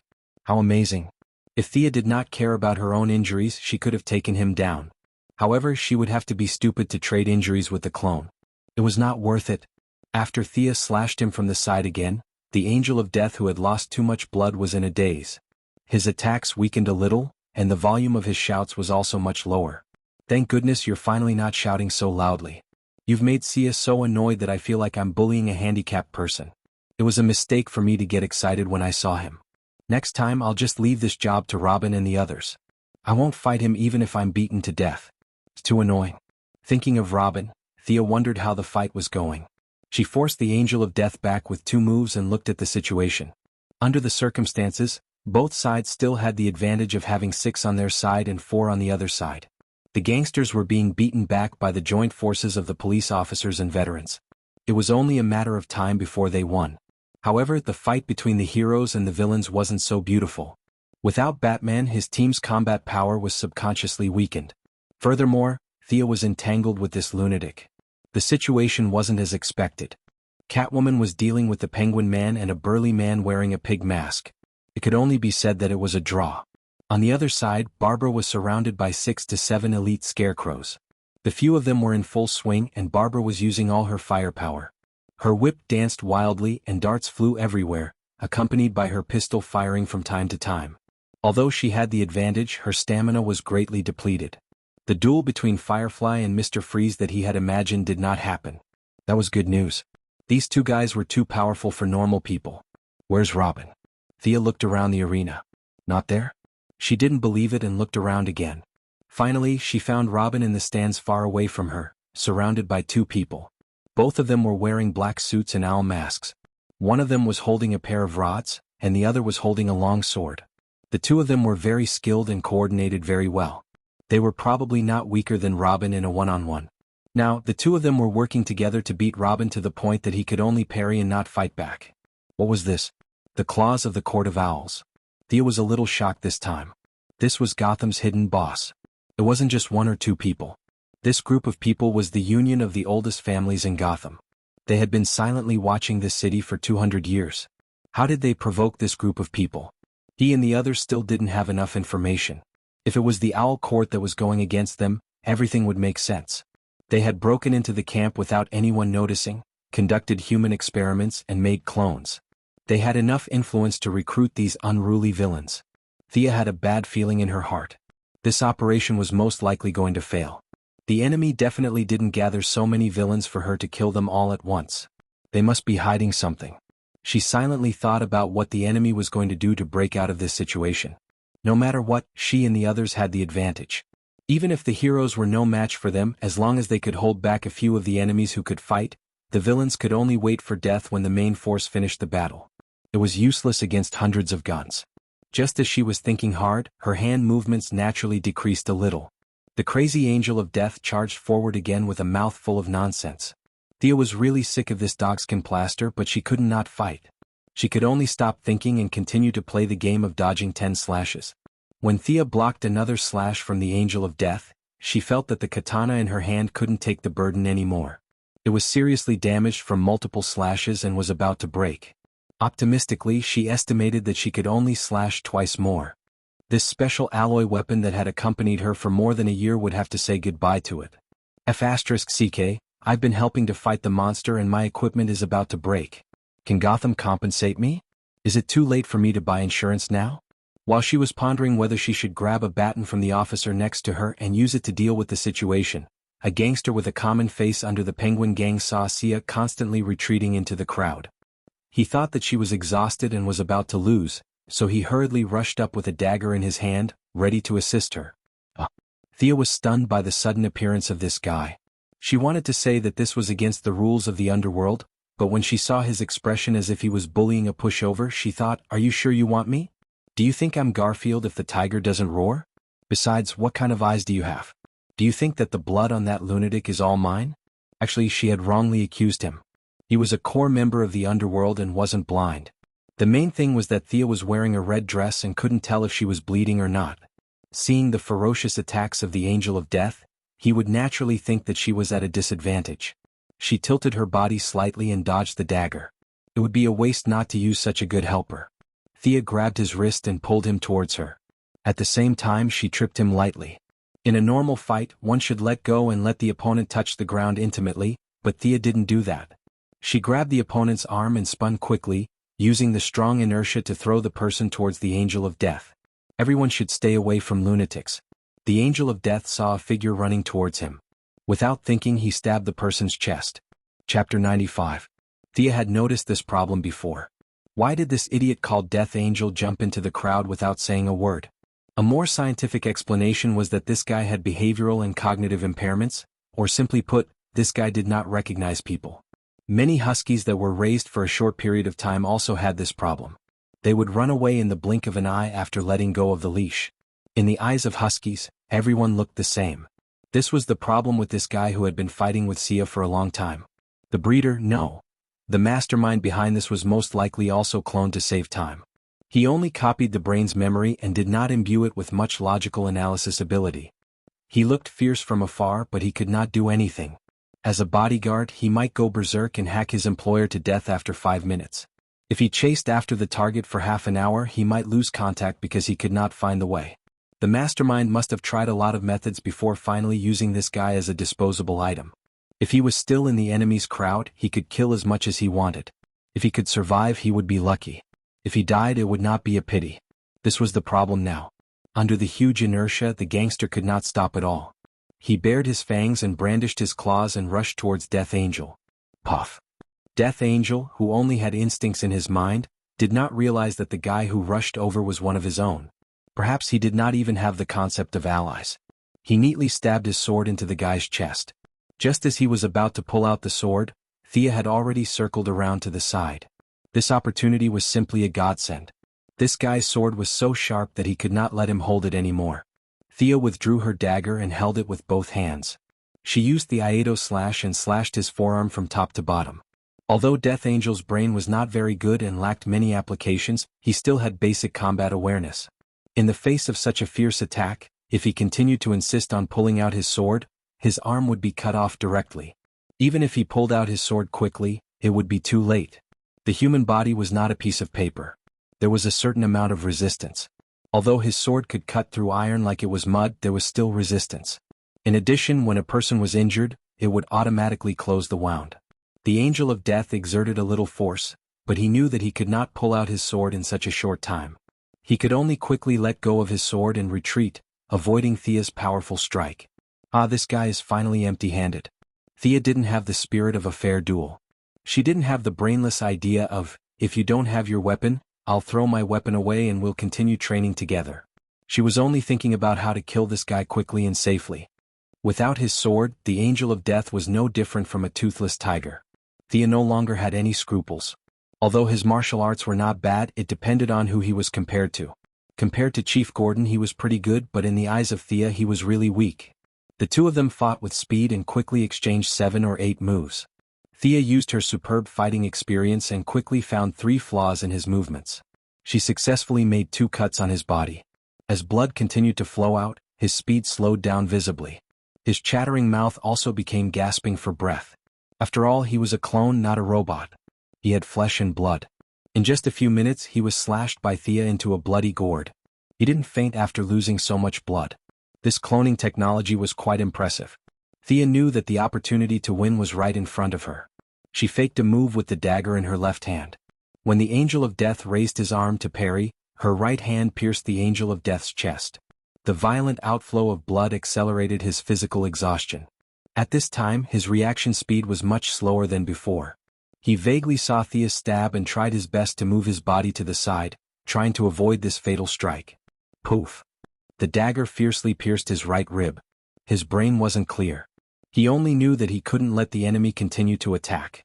Before she could pull out her dagger, a hand grabbed her dagger and looked at Thea fiercely. Yo, are you pretending to be a hero? Usually, grabbing the enemy's weapon and then killing them is something that the protagonists do. The person who cloned you was afraid that you had nothing to do every day, so he showed you cartoons to watch, right? I really have to hand it to you. After fighting for so long, you don't even know how many weapons I have? Thea ignored his wide-open eyes. Under his surprised gaze, her left hand dexterously slashed the dagger across his throat. The ferocious look in her eyes was gradually replaced by confusion. She covered her throat with her hands and dark red blood kept spurting out. She made some incomprehensible sounds, and the tall figure of the Angel of Death slowly fell to the ground. Sigh, I don't know if this person will give me an honorable kill. Is a clone considered a person? Did I violate the principle of not killing? If I meet Superman later, I have to discuss with him. Thea threw away half of the katana that had accompanied her for more than a year. The other half of the katana was left on the Angel of Death. This katana was unexpectedly broken in the final struggle. Although her left hand and right hand moved in slow motion and then replayed in slow motion to kill the enemy, she was actually also a victim. Lowering her head to pick up the sword, Sia swore to God that she was absolutely not greedy for this sharp weapon. She just wanted to go back and analyze the composition of this sword for scientific research. That's all. She then looked at the scabbard at the waist of the corpse. This scabbard also had a lot of historical value. It seemed to be very gorgeous. There were so many Yakuza members here. They definitely didn't know how to protect cultural relics and daily care. It seemed that this mission was also hers. She reluctantly took it back for research. After cutting off the rope around the corpse's waist, Thea took the scabbard in her hand. Looking at the color, it matched her crimson battle suit. It was not suitable to give it to anyone in this chaotic situation. She casually inserted it into her quiver. She had emptied a quiver before, so it was just right to store this thing. She observed the situation on the battlefield. Barbara was using all her strength to whip a few Yakuza members. It seemed that she had some kind of attribute boost. She was just short of shouting something like a queen. Robin was still the same. He was being hit by two extremely skilled claw wheels. He could only barely resist. Although it was serious, it wasn't dangerous. Plus, he was a little far from the battlefield. Thea couldn't reach him even if she wanted to help. This was also good. She could release Catwoman's combat power first. Victory was right in front of her eyes. Thea took out an arrow and aimed at the penguin guy who was holding a broken umbrella and happily fighting with Catwoman. This guy was also a character. The key was that he had the most subordinates. As long as he died, his subordinates' morale would immediately plummet. In this way, her side would win. Chapter 96. She adjusted her breathing and pulled the bowstring to the maximum. Then she aimed at the penguin man's distinctive sharp nose and shot an arrow. The arrow was like a meteor chasing after the moon. It was extremely fast and landed accurately. If nothing went wrong, the sharp arrow would open up a large hole in the penguin man's face. His trusted subordinates would happily attend their boss's memorial service tomorrow, and a new leader would be chosen the day after tomorrow. However, when the arrow was less than 20 centimeters away from his ugly face, a figure flashed past from the side. A dark green glove quickly grabbed the arrow. It wasn't surprising that her arrow was blocked. After all, her archery skills weren't at the peak yet. The lunatic Death Angel could also block arrows, but catching an arrow flying at high speed with her bare hands wasn't something an ordinary person could do. People with great strength and dynamic vision could do it, but the person in front of him was obviously not that type of person. She was familiar with his archery skills, and she was using the special skill of the ninja masters. He also knew this skill, but he didn't expect that he would encounter a woman who used it against him today, because he didn't have the chance to use it. Talia. Thea looked at the woman not far away in a low voice. Were you? Talia Al Ghul was wearing a dark green leather jacket. She carried a bow on her back, held a recurved bow, and had a long sword at her waist. She looked at Thea and wondered who this person was. Her martial arts and archery skills were obviously passed down from the ninja master. Could she be from the Alliance? Thea didn't know how to answer her question. There was a complicated story behind this, so she couldn't go into too much detail. Besides, she didn't plan to tell the story in front of so many people. Looking at her face, which was full of mixed blood characteristics, different from the fair skin of European and American people, there were some characteristics of the Arab world and East Asian people. Her thick black hair set off her amber eyes, exuding a strange and dangerous charm. Beat me first. Thea also wanted to see how different she was from the daughter of the ninja master, the future leader of the Green Arrow. She quickly drew an arrow and shot it at Talia. You still need to practice your archery skills. Talia skillfully swatted away the arrow with her bow. Although she spoke contemptuously, her movements were not slow either. She drew her bow at the same speed as Thea and deflected an arrow. However, under Thea's powerful perception, this arrow was as eye-catching as the sun in the sky. She gently moved 2 steps to the left to avoid the arrow's trajectory while continuing to shoot back at Talia.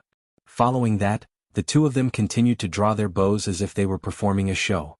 Arrows of almost the same size and weight constantly intersected in the air. While the two of them were shooting at each other, they also needed to dodge each other's arrows. Occasionally they would even use the classic scene of 2 arrows colliding in the air. For a while, the two of them shot out 20 arrows from their quivers, but neither of them could do anything to the other. Talia's archery skills were indeed superb, but Thea's powerful perception could also make up for her lack of archery skills. After the intense rapid shooting, it consumed a lot of stamina and mental strength. The two of them did not have outstanding physiques, so they both stopped attacking at the same time.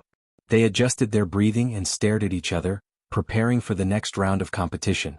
At this point, Talia was completely sure that the person opposite her was using the archery skills of a ninja master. After all, Old Ma was not a master of his generation and did not have the ability to innovate. He taught Thea exactly how others taught him, and this archery style was displayed in front of Talia. If she could not see this, it would only mean that she was blind. After careful observation, looking at the opponent's various movements, strength, speed and other data, she could still determine that the opponent was a woman, and a young woman at that. Talia pondered for a while. Who could it be? Her first thought was her sister, Nissa El Ghul. She had left Nanderbart for many years and did not know what level her sister's martial arts had reached. However, she felt that it should be about the same level as the person in front of her. Moreover, the two of them were very similar in age. There was a slight age gap between the two sisters, and their relationship was not good. She had also left home early with her child, so they were not close. Did her sister know that she had appeared in Gotham and rushed over to deal with her? Was her father, the ninja master, also nearby? She felt a little uneasy and ordered her subordinates to continue lying in ambush and not reveal themselves. Fortunately, Thea could not read minds. Otherwise, if she knew that she had mistaken her for her sister, she would definitely shout, "What kind of taste do you have? No matter if it's my figure or my looks, I'm much better than your sister." At this time, Thea was a little troubled. This person was the mother of Batman's son. It was not appropriate for her to fight. Furthermore, she would be an important person to enlighten Oliver in the future. Without her guidance, there would be no Green Arrow. She did not want to ruin this important opportunity for her brother. Furthermore, the interpersonal relationships in this world were very strange. In the future, Green Arrow would marry Nissa. Regardless of whether they were husband and wife in name, she was Green Arrow's sister, and Talia was Nissa's sister. The two of them were very cliché relatives. They could pretend that they did not know each other and eat together during Chinese New Year. Furthermore, since she had appeared here, would Bane be far away? Thea did not know how to fight this guy whose strength was measured in tons. Even an Iron Man would not be able to withstand a fist the size of a casserole combined with 2 tons of strength. Talia was afraid that the ninja master would jump out to deal with her, and Thea was also afraid that Bane would come out from the bushes. The two of them were afraid of both sides, so they both retreated to their respective groups. "Director Gordon, how's the situation on your side?" Thea connected to the headset and asked about the situation on her side. "It's going well, but these people are resisting very tenaciously. To be honest, I think they are plotting something." The old director's gunshots were endless, and it sounded like they were in Afghanistan. He was not the only one who felt that there was a conspiracy.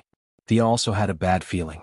With Owl Court, Talia, and Bane hiding somewhere, they were at a disadvantage in terms of high-end combat power. Thea made a prompt decision and gave the order to retreat. "Director, go to the back and arrange for backup. We will slowly retreat from the asylum.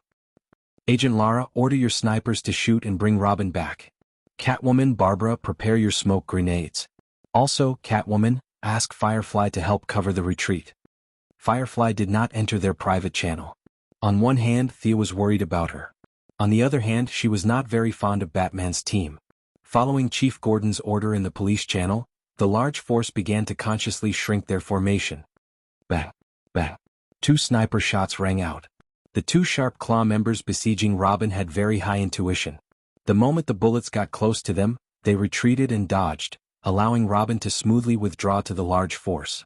Chapter 97. Putting aside Robin's skills for the time being, his tenacity was indeed commendable. Anyway, Sia saw him running back to the crowd in a sorry state. His face was bruised and swollen, and there were 2 big holes in his battle suit. Blood seeped out from his clothes from time to time. He was seriously injured, but he still held on and did not call for backup. He was really a tough guy. "My pager is broken. Thank God you guys helped me." Thea knew she had misinterpreted Robin's expression when he opened his mouth. However, she did not laugh at him when she thought about how powerful his claws were. Instead, she ordered him to retreat to the back of the group. Nominally, it was to hold the line, but in reality, it was to let him rest. "Thea, be careful. There's a lot of thermal activity in the side room. There's also a small amount of radiation." Thea was about to order the rest to throw a smoke grenade when Felicity reminded her through her earpiece. It was not surprising that the enemy had set up an ambush, but how did the radiation come out? Just as she was thinking, the metal door on the right side of the gym was slammed open. A few burly men rushed out. She could not tell how many of them there were, but as the door was pulled down by the leader, more and more people rushed out from the door. This must be the enhancer that Chief Gordon mentioned before. To be able to tear down such a heavy iron door like tearing a piece of paper, Although his strength was not as strong as Bane's, who was measured in tons, he was still considered Hercules. Most of the people who rushed out were wearing the clothes of ordinary citizens, but their faces were anything but ordinary. Some of them had blood flowing from the corners of their eyes, some had veins on their faces and necks that were throbbing, and some even had horns or other unknown objects on their foreheads. These people had all kinds of strange appearances. No matter how she looked at them, they did not look like they were born naturally. There could only be one conclusion. Was this Arkham's unique biohuman experiment? She did not expect the mastermind to be so fast. They had already created so many successful products in just 3 days. To verify her guess, Thea took out an arrow and aimed it at the 2-meter-tall burly man with horns on his head that looked like a rhinoceros. The arrow went straight into the enemy's chest, but the blood that flowed out was not the usual red of an ordinary person. Instead, it had a strange purple color. The burly man was pushed back 2 steps by the kinetic energy of the arrow. With a roar, he pulled out the arrow and continued to charge towards Thea. Amazing. Thea could tell that her opponent was definitely injured. As long as he was still bleeding, it meant that he could still be killed. She continued to draw her bow. It was as if Savannah's had been reborn. She gracefully stood on the ground and shot 5 arrows at the rhino man that was charging at her. Roar. The rhinoceros man, who was running at high speed, was shot in the left eye by the 4th arrow. The 5th arrow pierced through his throat. He clutched his wound and fell to the ground, unable to get up again. Thea pursed her lips. These guys looked intimidating, but their real abilities were just some enhancements to their strength, speed, and endurance. They were the same as the Death Angel from before. They all needed to strengthen one thing, and that was their brains. He doesn't even know how to dodge an arrow. This guy might not even be as good as the Angel of Death. However, the fact that she could easily deal with them did not mean that they were weak. Even though the police officers tried their best to hold the line and used their skillful coordination to focus fire on 3 of them, more and more enemies were coming out from the side door. Chief Gordon, give the order to retreat. I'll buy you some time. Thea took out a winding arrow from her special quiver and aimed it at the metal door. She shot it at lightning speed. After observing the effect of the arrow, she did not know how strong these people were. She did not want to risk it, so she shot another arrow. Dense spiderwebs instantly covered the entire side of the wall. Since the reinforcements lacked an important organ like their brains, they could not figure out what the white spiderwebs were. They jostled and pushed each other as they tried their best to get out. However, they underestimated the resilience of the spiderwebs. The few people in front were instantly stuck to the spiderwebs. The people behind them used them as support to push the spiderwebs outwards. From an outsider's point of view, it looked like the spiderwebs were being pushed up by the reinforcements from time to time. Then the spiderwebs would fall silent and bulge out again. Thea was not very confident about her double winding arrow. In theory, it was used to deal with normal people. Who knew if it could deal with the reinforcements? She called out to everyone. Let's retreat. The Firefly, Miss Bridget Parker, also came to Thea's side. However, her eyes were fixed on the spiderwebs not far away. She seemed to be thinking about the effects of the spiderwebs. She seemed to be eager to try it out. You take the rear. I'll cover you. Thea whispered to Miss Firefly. At the same time, she ordered her friends through the earpiece to throw smoke grenades at the enemy. According to her experiments, the Batman brand smoke grenade would produce some kind of chemical combustion when it came into contact with fire. Today was the perfect time to test out the effects. Miss Firefly did not wait for her orders. Seeing that most of the people had retreated, she opened up the nozzle of the flamethrower and fired at the Arkham Union army. Her flame was different from the flames of everyday life. It was more like a mixture of some chemical substance and kerosene. It was fully ignited in the air, and then through the pressure nozzles in the combustion canister, it was shot at the heads of the gang members. That's a strong ability, Thea thought to herself. I'll make a note of it later. The best way to deal with her is to shoot her kerosene flamethrower from afar. Close combat is too dangerous. Or should I add fireproof paint to my clothes? I wonder how hot her flames are. I'll have to test it out next time. When Barbara and the rest saw the fire, they threw out a few smoke grenades to cover the retreat of the reinforcements. When Thea smelled something sour in the air, she knew that the fire and smoke had a strange chemical reaction. She grabbed Miss Firefly, who was having fun setting the fire. Let's retreat too. However, before the two of them could take a few steps, a bone-chilling cold came from the opposite side. The temperature in the air dropped rapidly, and the light that was distorted by the high temperature also returned to normal. Freezing. X2 and Miss Firefly noticed the intruder at the same time. The two of them slowly retreated. Sia pulled out a special titanium alloy arrowhead with Teflon coating. This coating was specially used by the Quinn Group for machining high-speed cutting tools. Sia used it to strengthen the armor-piercing property of the titanium alloy. Someone who had difficulty naming it simply called it armor-piercing arrow. Miss Firefly was also focused on the opposite side, and from time to time she would spit out some kerosene to stop the enemy's advance. Let's retreat. Catwoman Barbara came to Thea's side. The girls. It was really a group of girls this time. 1, 2, 3, 4, a total of 4 girls. The only male, Robin, was already offline.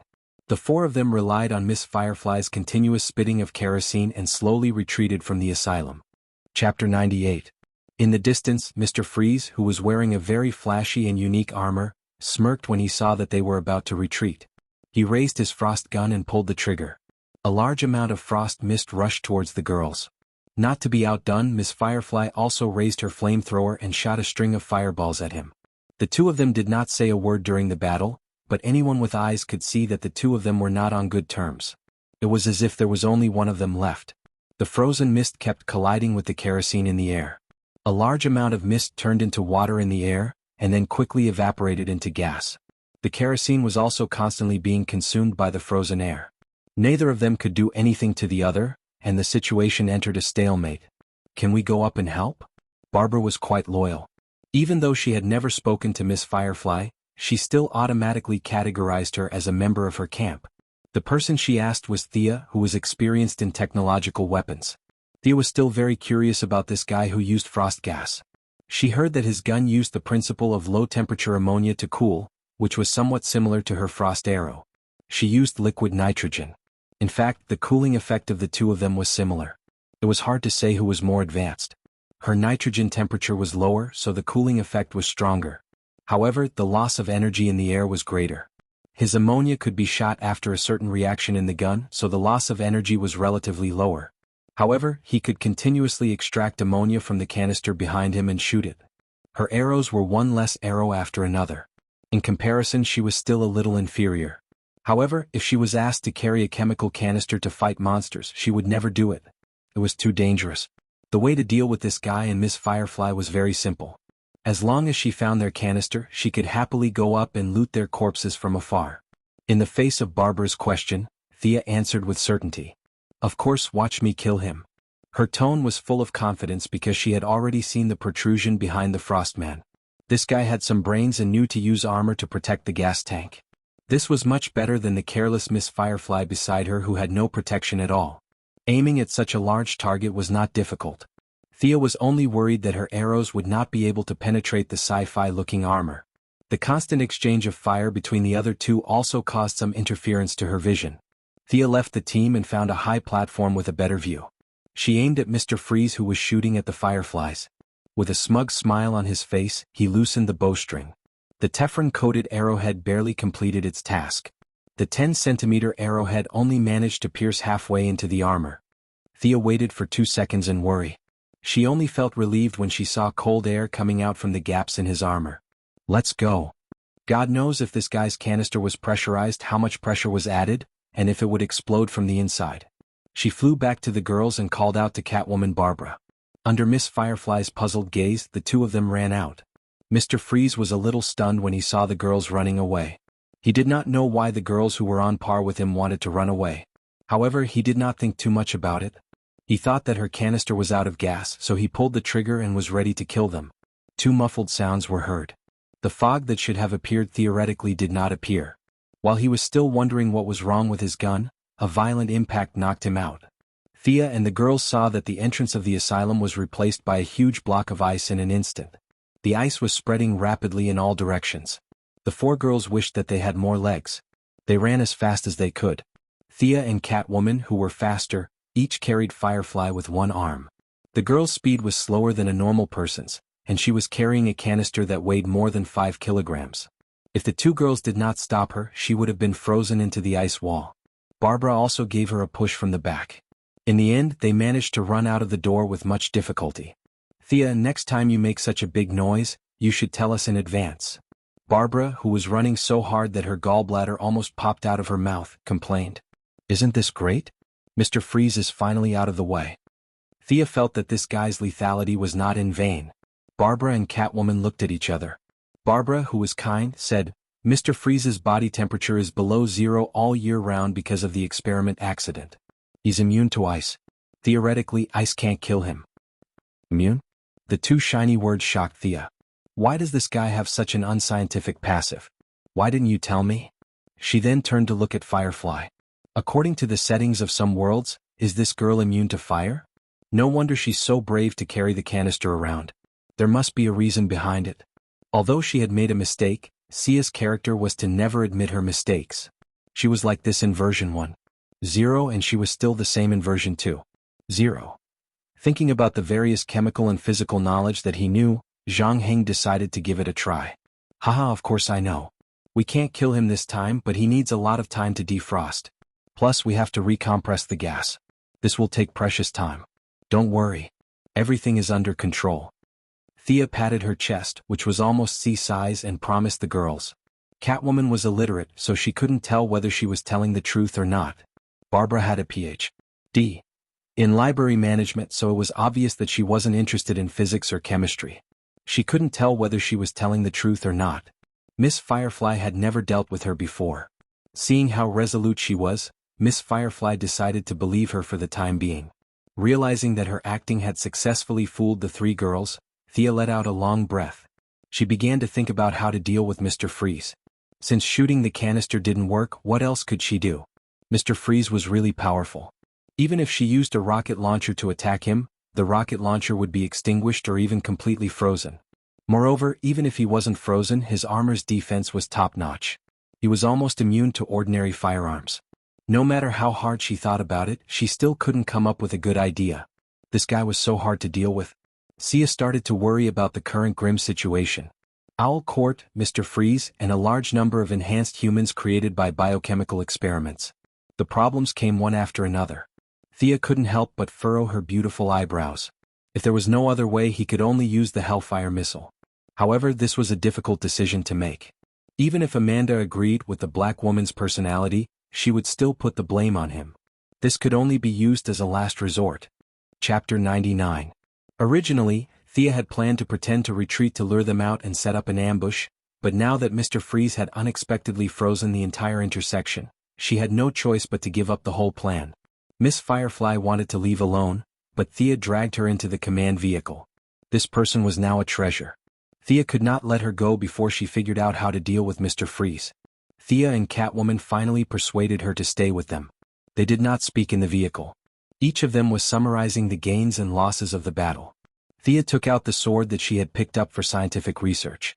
She tapped the blade lightly and it made a low hum. Thea could not tell what material it was made of.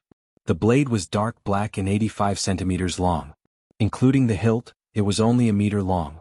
It was a traditional English broadsword, but the blade was thinner. Could be used to stab and cut. The Latin inscription was engraved on the hilt. The Sword of Osriel. That lunatic got his name because of this sword, right? If he was still alive, he could have changed his name. Thea held the sword in her hand and waved it gently. It was a good sword. It was neither light nor heavy. With her height and strength, it was just right for her. This was the will of God. Everyone in the car couldn't help but glance at her as she wielded her sword. Firefly and Lara, who weren't interested in cold weapons, quickly shifted their gazes. Batman's group of friends and family looked at her for a while. Is this the sword of the Angel of Death? Robin seemed to have a deep impression of this sword. However, he was too far away when he was beaten up by the two claws, so he did not see Thea's battle. He was a little confused when he saw the sword. Sia glanced at him and ignored him. He really doesn't know how to talk. What do you mean the sword of the Angel of Death? Legally speaking, emotionally speaking, this is my sword. Which side is the Angel of Death on? I don't know her at all. Just as she was about to put the sword back into the scabbard, Catwoman, who had sharp eyes, saw the gorgeous scabbard. Did you get this too? Facing Catwoman's passionate eyes, Thea subconsciously took a small step back. What's wrong? Is there something wrong with the scabbard? Catwoman only felt that the gems on the scabbard were shiny and dazzling.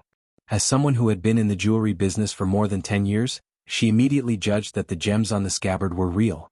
She wanted to turn her head away, but she couldn't control her eyes. She thought to herself, I just want to take one look, one more look, one last look. Women were similar to dragons. Thea's ostentatious display of wealth had attracted the attention of the usually indifferent Miss Firefly, not to mention the other girls. Lara glanced at him from the corner of her eyes and forced herself to calm down. Barbara was from a well-to-do family, so she was more immune to jewelry. After a bout of envy and jealousy, she turned to Robin and confided in each other. However, the other two girls, who grew up in poor families, did not have such strong willpower in the face of the temptation of these colorful stones.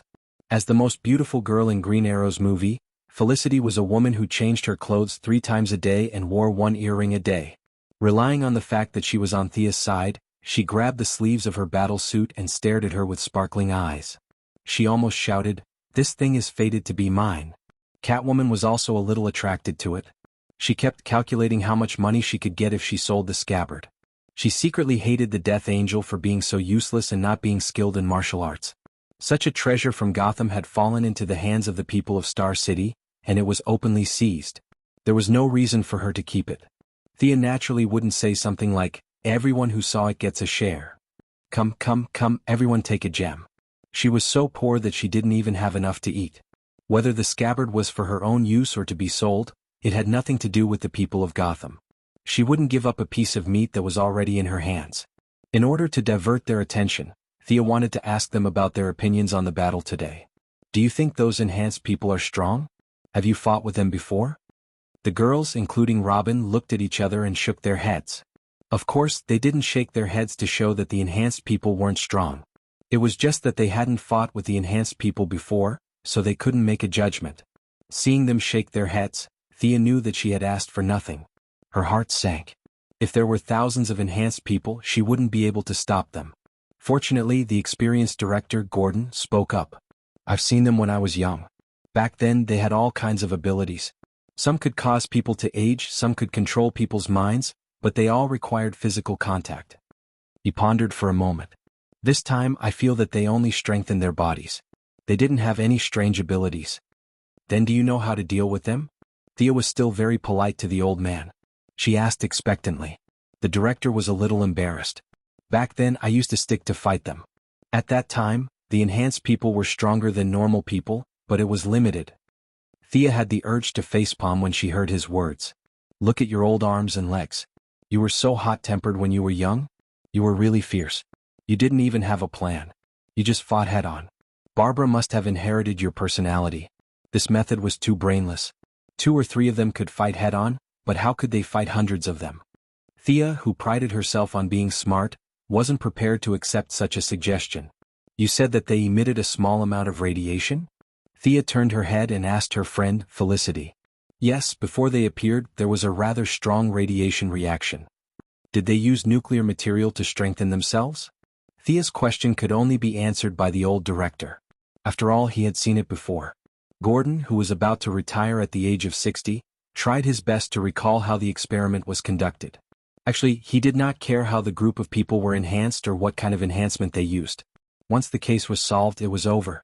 Gutan's case had never stopped. It had been more than 20 years since then, so how could he remember? He shook his head to show that he couldn't remember. Thea didn't have high hopes for the old man's memory. Even if he remembered after 20 years, he would definitely come up with something new. The memories from back then could at most be used as a reference. Fortunately, Thea had been thinking about weapons of mass destruction recently. As the pinnacle of human technology, nuclear weapons were the focus of her attention. She lowered her head and thought for a while. "Later, install a Geiger counter on the drone and measure the amount of radiation there," Thea instructed Felicity. Then she suddenly thought of something and turned to the Gotham people. "You have a Geiger counter, right? What the hell?" The people present were all normal citizens who changed their class to heroes. Who would have time to think about this? A few of them were confused and were about to shake their heads when Lara saved them. "Our Sky's Eye Association has one. I'll ask them to get one for you." Chapter 100. Hearing that, Thea was relieved and began to focus on the discussion with Felicity. Their theory should be to use nuclear radiation to weaken the human body's self-defense mechanism, then add in various animal DNA to strengthen the surface. In fact, this kind of strengthening is very burdensome to the carrier, and the increase in strength is also very limited. Thea shared some of her thoughts based on the process of beating up the rhinoceros man. "Then as long as we remove the radiation residue on the surface of the body, theoretically, The foreign animal DNA will be gradually eliminated by the human body's own immune system, Felicity said softly with her chin in her hand. However, it was easier said than done. Removing radiation pollution was not something that could be done overnight. The 1986 Chernobyl was still standing, and 1,650 square kilometers of land was contaminated, and no one dared to go near it. The asylum did not have a pollution problem, but removing the trace elements was a big problem. She did not know if they had a ready-made reactor or if they used nuclear waste. The waste was not a big threat, but if they had a reactor with enough power, Thea would have to give up on the Arkham project. Let's go and test the value first. If the value is not high, we can try traditional rain and spraying boric acid. There was too little reference data and Thea could only take one step at a time. However, she suddenly thought of the problem of rain and asked the few people who were about to fall asleep, "Has it ever rained in Gotham? Is it cloudy all year round here?" To be honest, the various nuclear waste and radiation she had been talking about were indeed a little scary. The few people in the group of relatives and friends couldn't get a word in edgewise and could only listen silently. Now that they heard her talk about the problem of rain, this problem wasn't that profound. Barbara felt that she was looking down on Gotham, a big city. No matter how bad their family was, they would not allow an outsider to criticize them. She said unhappily, "Of course it has, but there are many cloudy days throughout the year." Was that called many cloudy days? It was basically cloudy all year round. Anyway, Thea had not seen a sunny day for more than a month. Living in a dark environment for so long, not to mention the physical illness, there were also many dark thoughts in the mind, and finally, there would be an opportunity to put them into action. Normal people like us commit crimes in broad daylight compared to those who commit crimes at night. Not everyone has the courage to commit crimes in broad daylight.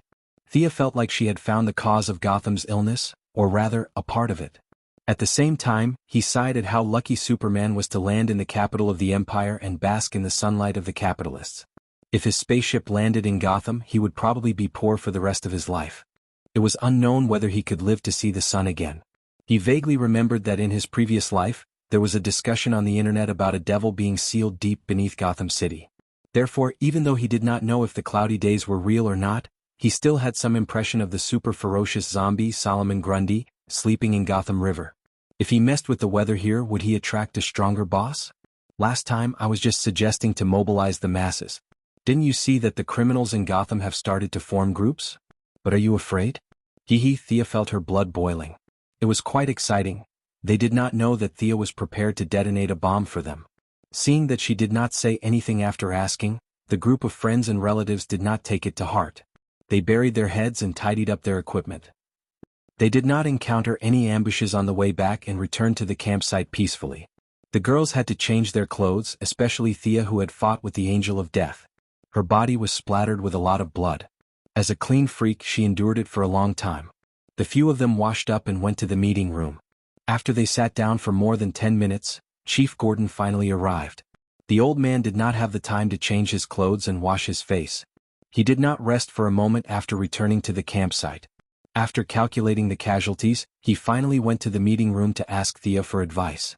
14 police officers were killed and 41 injured. 3 veterans were killed and 5 injured. Chief Gordon's heart ached. He had sacrificed many of his men.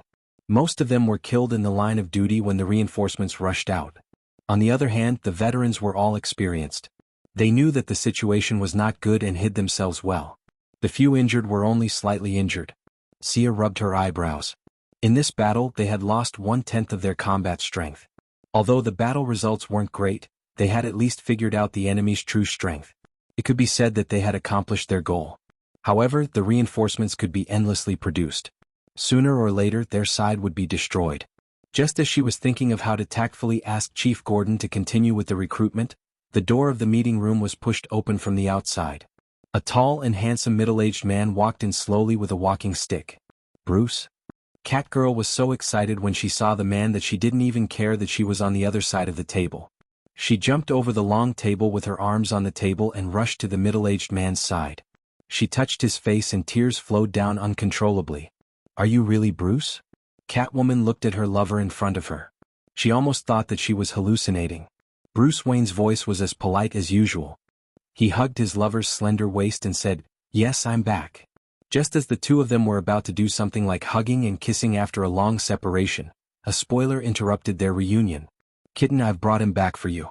Where's the money we agreed on? A graceful woman with long hair walked out from behind Bruce. Thea wanted to cover her face when she saw this scene. This person who ruined the atmosphere and ruined the background music of the couple's reunion was Thea's teacher or training partner, Big Sister Shiva. Big Sister ignored the surprised looks of the people around her.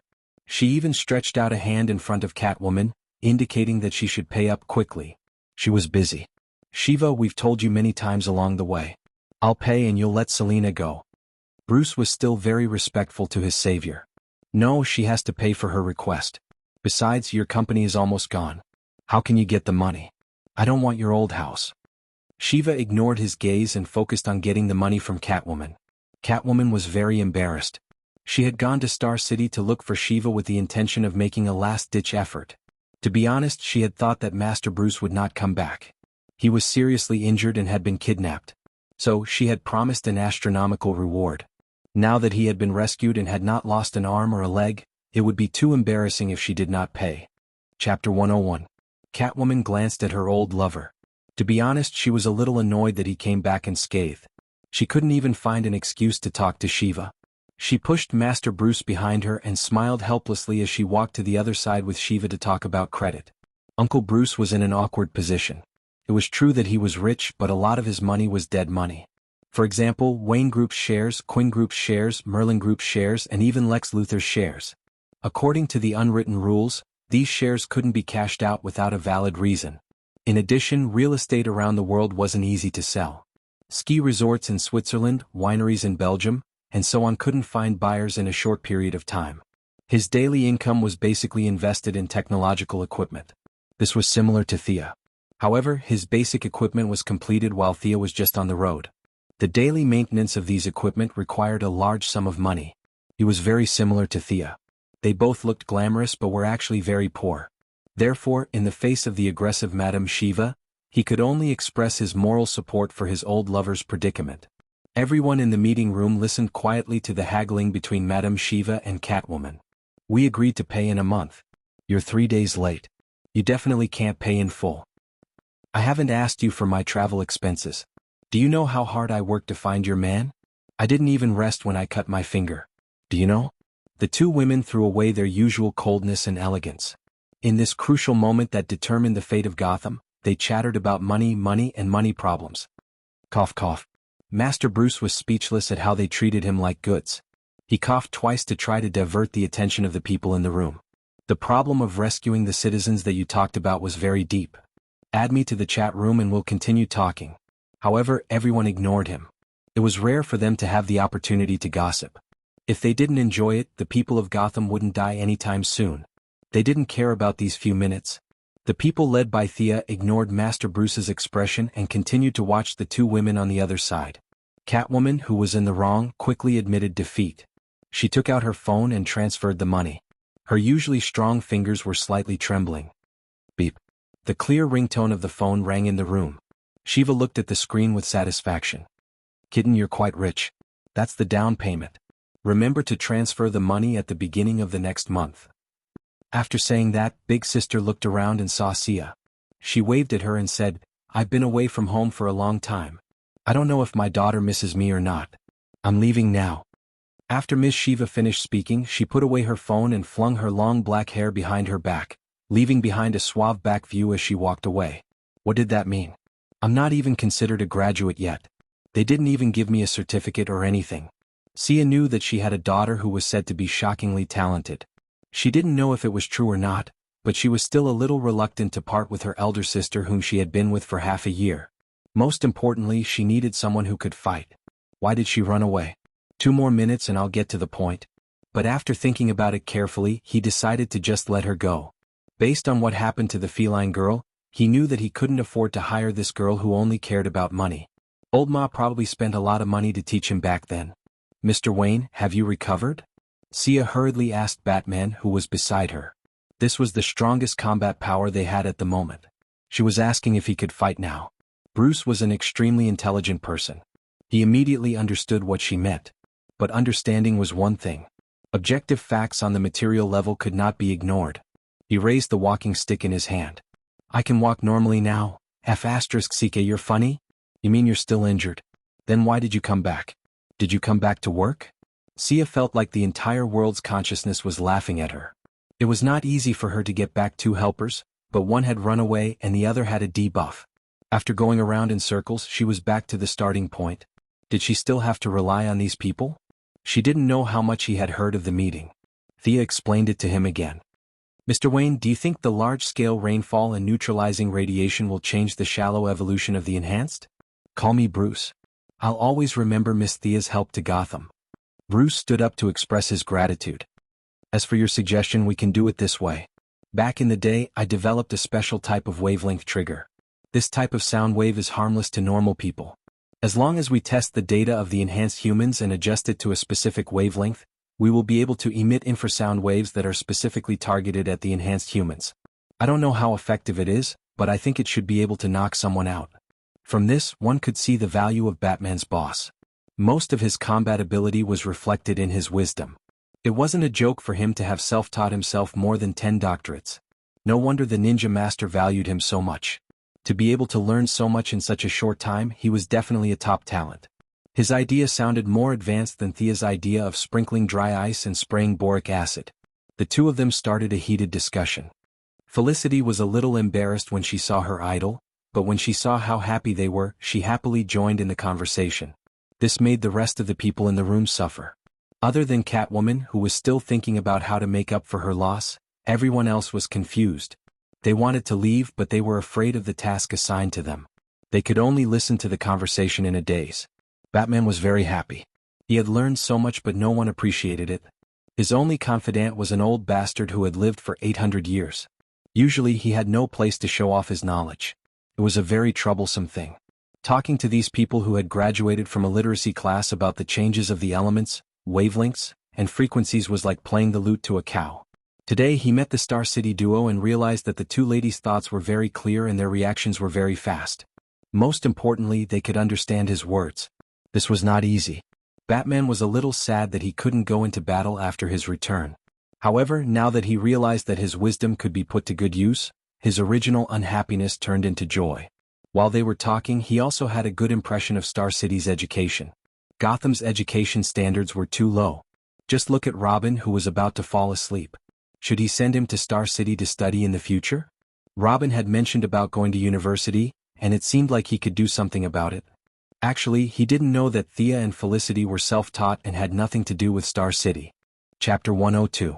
The next day, everyone rushed to the Gotham Meteorological Monitoring Center. This place controlled 3 nearby meteorological satellites and could monitor the changes in the nearby clouds at any time. Of course, as a big capitalist city, the monitoring center was no exception. Wayne Enterprises invested a lot of research funds into the center every year. Master Bruce still wanted to remain invisible, so the person who came forward to mediate was the old black man Lucius. Ever since he defeated Talia at Wayne's board meeting, this black uncle, or rather the old man, had been feeling refreshed. His waist no longer hurt and his legs were no longer sore. Wayne Enterprises' 100-story building in one breath. He still couldn't climb it. In addition, Batman had returned successfully, and the two had secretly met. Their spirits were completely different and they even walked with the wind. When he heard that they needed to use the weather station to observe the clouds, even though he didn't know what Thea wanted to do, he personally came forward to mediate. In fact, there was nothing to talk about. Everyone in the meteorological center was given a day off, and they could use the equipment as they pleased. Thea and Master Bruce, who was disguised as a police officer, were still discussing the final plan. Ever since he heard Sia's theory about the high crime rate on cloudy days, he had to admit that Brosnan was a little touched. He was a self-taught psychologist who got a doctorate in psychology. The theory was a little shocking, but it was indeed very reasonable. It was just that he had not noticed it before. Anyway, they needed to reduce the trace amount of radiation in the air, so they had to fire a few shots. Felicity, start sprinkling dry ice. Thea sat on a high chair in the weather station and ordered her number 1 follower. The drone this time was different from the small plane from before. This was a so-called civilian drone that could be equipped with missiles. The few of them felt that this blatant use of legal loopholes was great. The drone rose above the clouds and started spraying dry ice. In fact, the effect was about the same on the ground. This trip would cost millions, but Thea didn't care if she didn't pay for it. Lucius was a worker, and he didn't even bat an eyelid when tens of millions were transferred to his account. This small amount of money might seem like a lot, but when it was divided among the shareholders, it wasn't much. As a collective property, it was squandered just like that. This was the beauty of modern capital operations. As for who would lose and who would gain, it was hard to say. After the drone took off, Thea realized that as a minor shareholder, she had also wasted a portion of the money on this flight. She was a little depressed, but when she saw Master Bruce looking at her as if nothing had happened, she couldn't say anything. Felicity controlled the plane to circle Gotham twice and only returned to the surveillance center after all the dry ice had been sprayed. The originally thick clouds were now even darker, and the black clouds seemed to be heavy as they hovered in the sky. It seemed like it was going to rain, but it seemed like someone was pulling it back. After a full 10 minutes, the expected rain did not fall. To be honest, the strange weather in Gotham made Thea's hair stand on end. If there were such thick clouds in other places, it would be raining cats and dogs. Director, order your men to fire. Thea touched her chin and was prepared to fight to the death. If you don't rain, I won't retreat. At this time, the whole of Gotham was covered by the dark clouds. The lights in the surveillance center lit up, and some of the nearby buildings also lit up. Boom, boom. A few shots were fired. Each rain bomb was priced at 200,000. If you asked Thea how she knew, she could have said that Gordon was signing the orders. The old director had always been a man of fairness and justice. He felt that the so-called cooperation between the police and the people should not be paid by Wayne Enterprises alone. He represented the government of Gotham and signed 5 orders in one go. In less than 10 seconds, another 1 million was fired. The original black clouds were no longer visible and were replaced by darkness. The air was filled with silence, and the few people in the surveillance center were a little nervous. Just as Thea was about to fire another 5 shots, a low rumble sounded in the air. Boom. Initially, the sound was very soft and could not be heard if one did not pay attention. Soon the sound became louder. The water vapor concentration in the air has reached 179%. Felicity had been paying attention to the various data, and when she saw the numbers start to increase, she immediately said, "According to the surveillance station in the western suburbs, the wind has reached level 5, a common-looking agent reported. The positive charge in the updraft has exceeded 450% of the normal value," said Master Bruce, who was disguised as a police officer.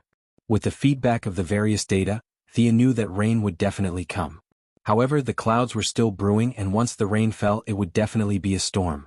"Babla, turn on the announcement we recorded and play it a few more times." Sia realized that the rain would not be light, so she quickly ordered Babla, who was hugging Robin tightly. Of course, she said that she recorded it for the sake of it. Actually, Felicity followed the previous idea and edited the second episode of the mayor's announcement, calling on the citizens not to leave their homes today and to stay at home obediently. Sometimes, Thea felt that if she stayed in Gotham for a few more months, this imprisoned mayor's popularity would break through a new high, and he might even be able to be re-elected. Initially, when he heard that they did not treat the mayor as an officer, the old-fashioned Batman was against it. However, when he heard that this was not the first time, he could only agree with it. Boom. The thunderous rumble finally sounded in the sky above the ancient city. Now, there was no need for them to do anything. They had already done what they needed to do, and it was believed that not many citizens would go out in this kind of weather. If there really was such a weirdo, being struck to death would only be a waste of their intelligence. The continuous rumble of thunder lasted for a full 10 minutes, and bean-sized raindrops started to fall densely on the sky above the city. The glass of the surveillance center was hit by the raindrops, and it made a loud noise. The hidden world boss that Thea was suspicious of did not jump out, proving that Gotham was not a place where the devil was sealed. It was just a cumulus cloud formed by a special terrain. She could loudly announce that this episode of Entering Gotham was a complete success, telling everyone not to be superstitious and to believe in science. She stood in front of the window and watched the raindrops hit the tempered glass, leaving streaks of stains on the glass. Of course, this was not because the cleaners in the surveillance center were lazy and did not clean the glass, but because the pollutants in the clouds were brought to the ground by the rain. Will Gotham be different tomorrow? Master Bruce stood beside her and gazed into the distance. There was a hint of worry and anticipation in his voice.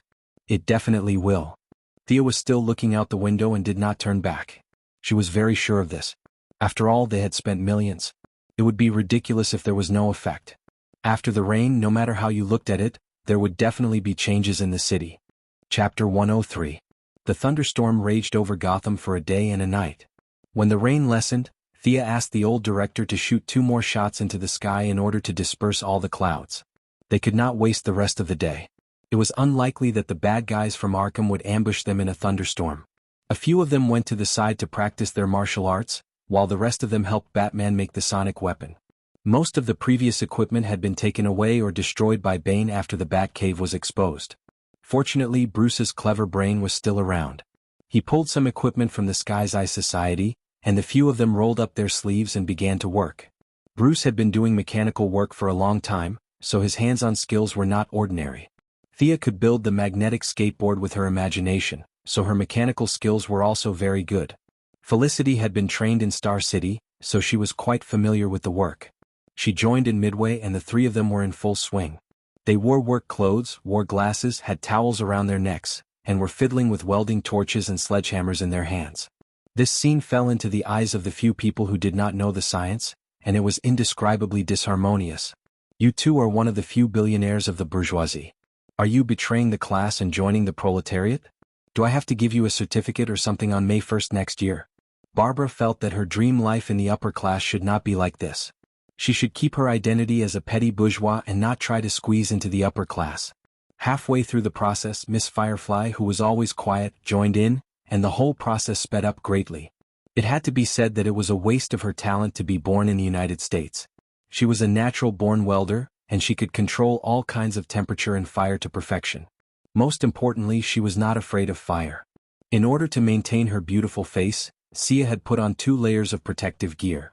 Master Bruce also wanted to maintain his handsome middle-aged appearance, so both of them covered themselves up tightly. However, Miss Firefly did not care about this at all. The sparks that splashed on her face were extinguished without any reaction. In addition, she was so skilled in the technique that Sia even wanted to ask if she had graduated from Lanxiang High School. Now that the equipment was equipped, the next step was the debugging phase. Just as Thea was wondering if she should go and catch an enhancer in the rain, Layla performed a meritorious service. For some reason, one of her agents picked up a broken arm from the ground when they were retreating. He wrapped it in a cloth and brought it back. When he heard that there was radiation, he was so scared that he peed his pants and quickly handed it over to Lara. Everyone gathered in the laboratory to observe the arm. In fact, when the enhancers appeared that day, the few of them did not fight with each other. Only Thea shot one down from afar. The others could only say that they saw it from afar. It was only when he saw the arm up close that he realized how dangerous it had been. "Did you fuse with an animal?" Felicity asked as she pointed at the sharp claws on her arm. "It looks like some kind of lizard," Batman, who could be used as an encyclopedia, concluded after observing for a while. The few of them were too lazy to think about what kind of animal it was. They began to measure the traces of radiation on the body and looked for special biological wavelengths. At this stage, Thea could not help much. She could barely be considered a bachelor's degree in mechanical engineering, but she did not have a master's degree. She only had a vague understanding of biological genes. It seemed that she still had to study. After the Gotham incident, she had to study hard for a period of time. The Princeton Library would be her permanent residence for a period of time. Since she could not help, she would just have to learn from Professor Bruce's calculations. Regardless of whether she understood it or not, Thea recorded the process of the calculations. From time to time, she would whisper a few words to Felicity. Although this girl was a computer science major, she had dabbled in a lot of miscellaneous subjects. She could barely keep up with Batman's thoughts. The couple, Barbara, felt that Batty had won glory for Gotham this time. The Star City duo was not omniscient. Although they did not understand anything, they still accompanied him in high spirits. Ever since Shiva took away half of her life savings, Catwoman had not been in a good state of mind for the past 2 days. She stopped looking after less than 2 minutes and hid in a corner thinking about something. Now, her man was about to be taken away and her money was already taken away. The bitterness in her heart was indescribable. The problem was that this was not over yet. She had used half of her savings and committed crimes recently to barely make the down payment. Faced with an astronomical amount of debt, how was she going to survive in the future? Looking at the thunderstorm outside the window, she wondered if she should take advantage of the dark and windy night to go out and commit a few more crimes. However, she remembered that Bruce was already back. He had always been against her actions. Previously, he was too far away to care about her, but now that he was back, it would be too easy for her to commit crimes to ruin their relationship. Originally, Talia had been singing, "Give Me an Eagle, a Mighty Man in Arkham." She had used all her strength to drag him to her side. If she had pushed him out, the two of them would have been done for. After thinking about it for a long time, she could not think of a solution. As for borrowing money from Thea to pay off her debt, she had no intention of doing so. Catwoman, who grew up in the slums, did not have the concept of spending money in advance. From this point of view, she was still a rather traditional person. The rain stopped at around midnight. The next morning, everyone went outside at the same time. Thea, who had recently returned to normal, came out early. She wanted to see if Gotham's feng shui could be changed. From time to time, dirty water could be seen flowing into the sewers from high to low. Thea could not figure out what the black rainwater that fell to the ground was made of. She made a mental note to ask Gordon to increase the salary of the municipal workers. The workload was huge. Fortunately, Killer Croc had been arrested. Otherwise, the dirty water would have increased his rotten aura by 2 levels. Looking at her watch, it was 5:15. All the heroes were outside. Master Bruce, who had been busy the whole night, was still in good spirits. His lips were pursed as he looked to the east. It was said that he only slept for an hour a day. Thea did not know if it was true. She would ask Catwoman about it later. It's here. The one who shouted was Chief Gordon, who loved this piece of land to the extreme. First, it was a ray, then a ray, and finally a ray of sunlight shone on this piece of land that had not seen the sun for a long time. Thea was a little dazzled by the hot sunlight. She reached out her hand to block most of her vision. Countless rays of golden light shone through the gaps between her fingers, making her whole body red. The sun slowly rose, bringing with it rays of light. It lifted the last bit of mist above Gotham. Ha ha ha ha. Thea covered her face. She did not know why she wanted to laugh. She only felt that her body was filled with energy. Arkham Bane, they would all be thrown into the trash. Chapter 104. Her smile infected everyone. Barbara and the young couple hugged each other and didn't let go for a long time. Lara was also looking at the morning sun, and a sweet smile appeared on her face as she thought of someone. Old buddy, have I really done something wrong all these years? Bruce walked up to Gordon and asked in a low voice. It was hard to tell what kind of emotions he was feeling. Happiness, excitement, depression, and maybe all of them. The old director, who had always lacked quick wit, didn't know how to answer this question. However, after living for so long, he at least knew who this sentence was directed at. He could only vaguely say, maybe it's a matter of perspective. Women and men see things from different perspectives. The old director was afraid that it would hurt his confidence, so he racked his brains and finally came up with an excuse. He then added, she's also young, ambitious, and sharp. It's good to be young. Bruce looked at Thea, who was standing in the distance gracefully in the morning sun. Even with his experience of seeing so many women, he couldn't help but be affected by this scene. This was no love, just pure admiration. Perhaps it was indeed a matter of different perspectives between men and women. Bruce could only tacitly accept this fact and pick up his shattered belief. Otherwise, with his psychological condition, if he was suddenly told that what he had done for so many years was meaningless, he would become evil at any time. I have to apologize to you. You entrusted your daughter to me, but my focus was on Robin. I will pay more attention to Barbara in the future. He also wanted to see if there was such a big difference in the way men and women handled problems.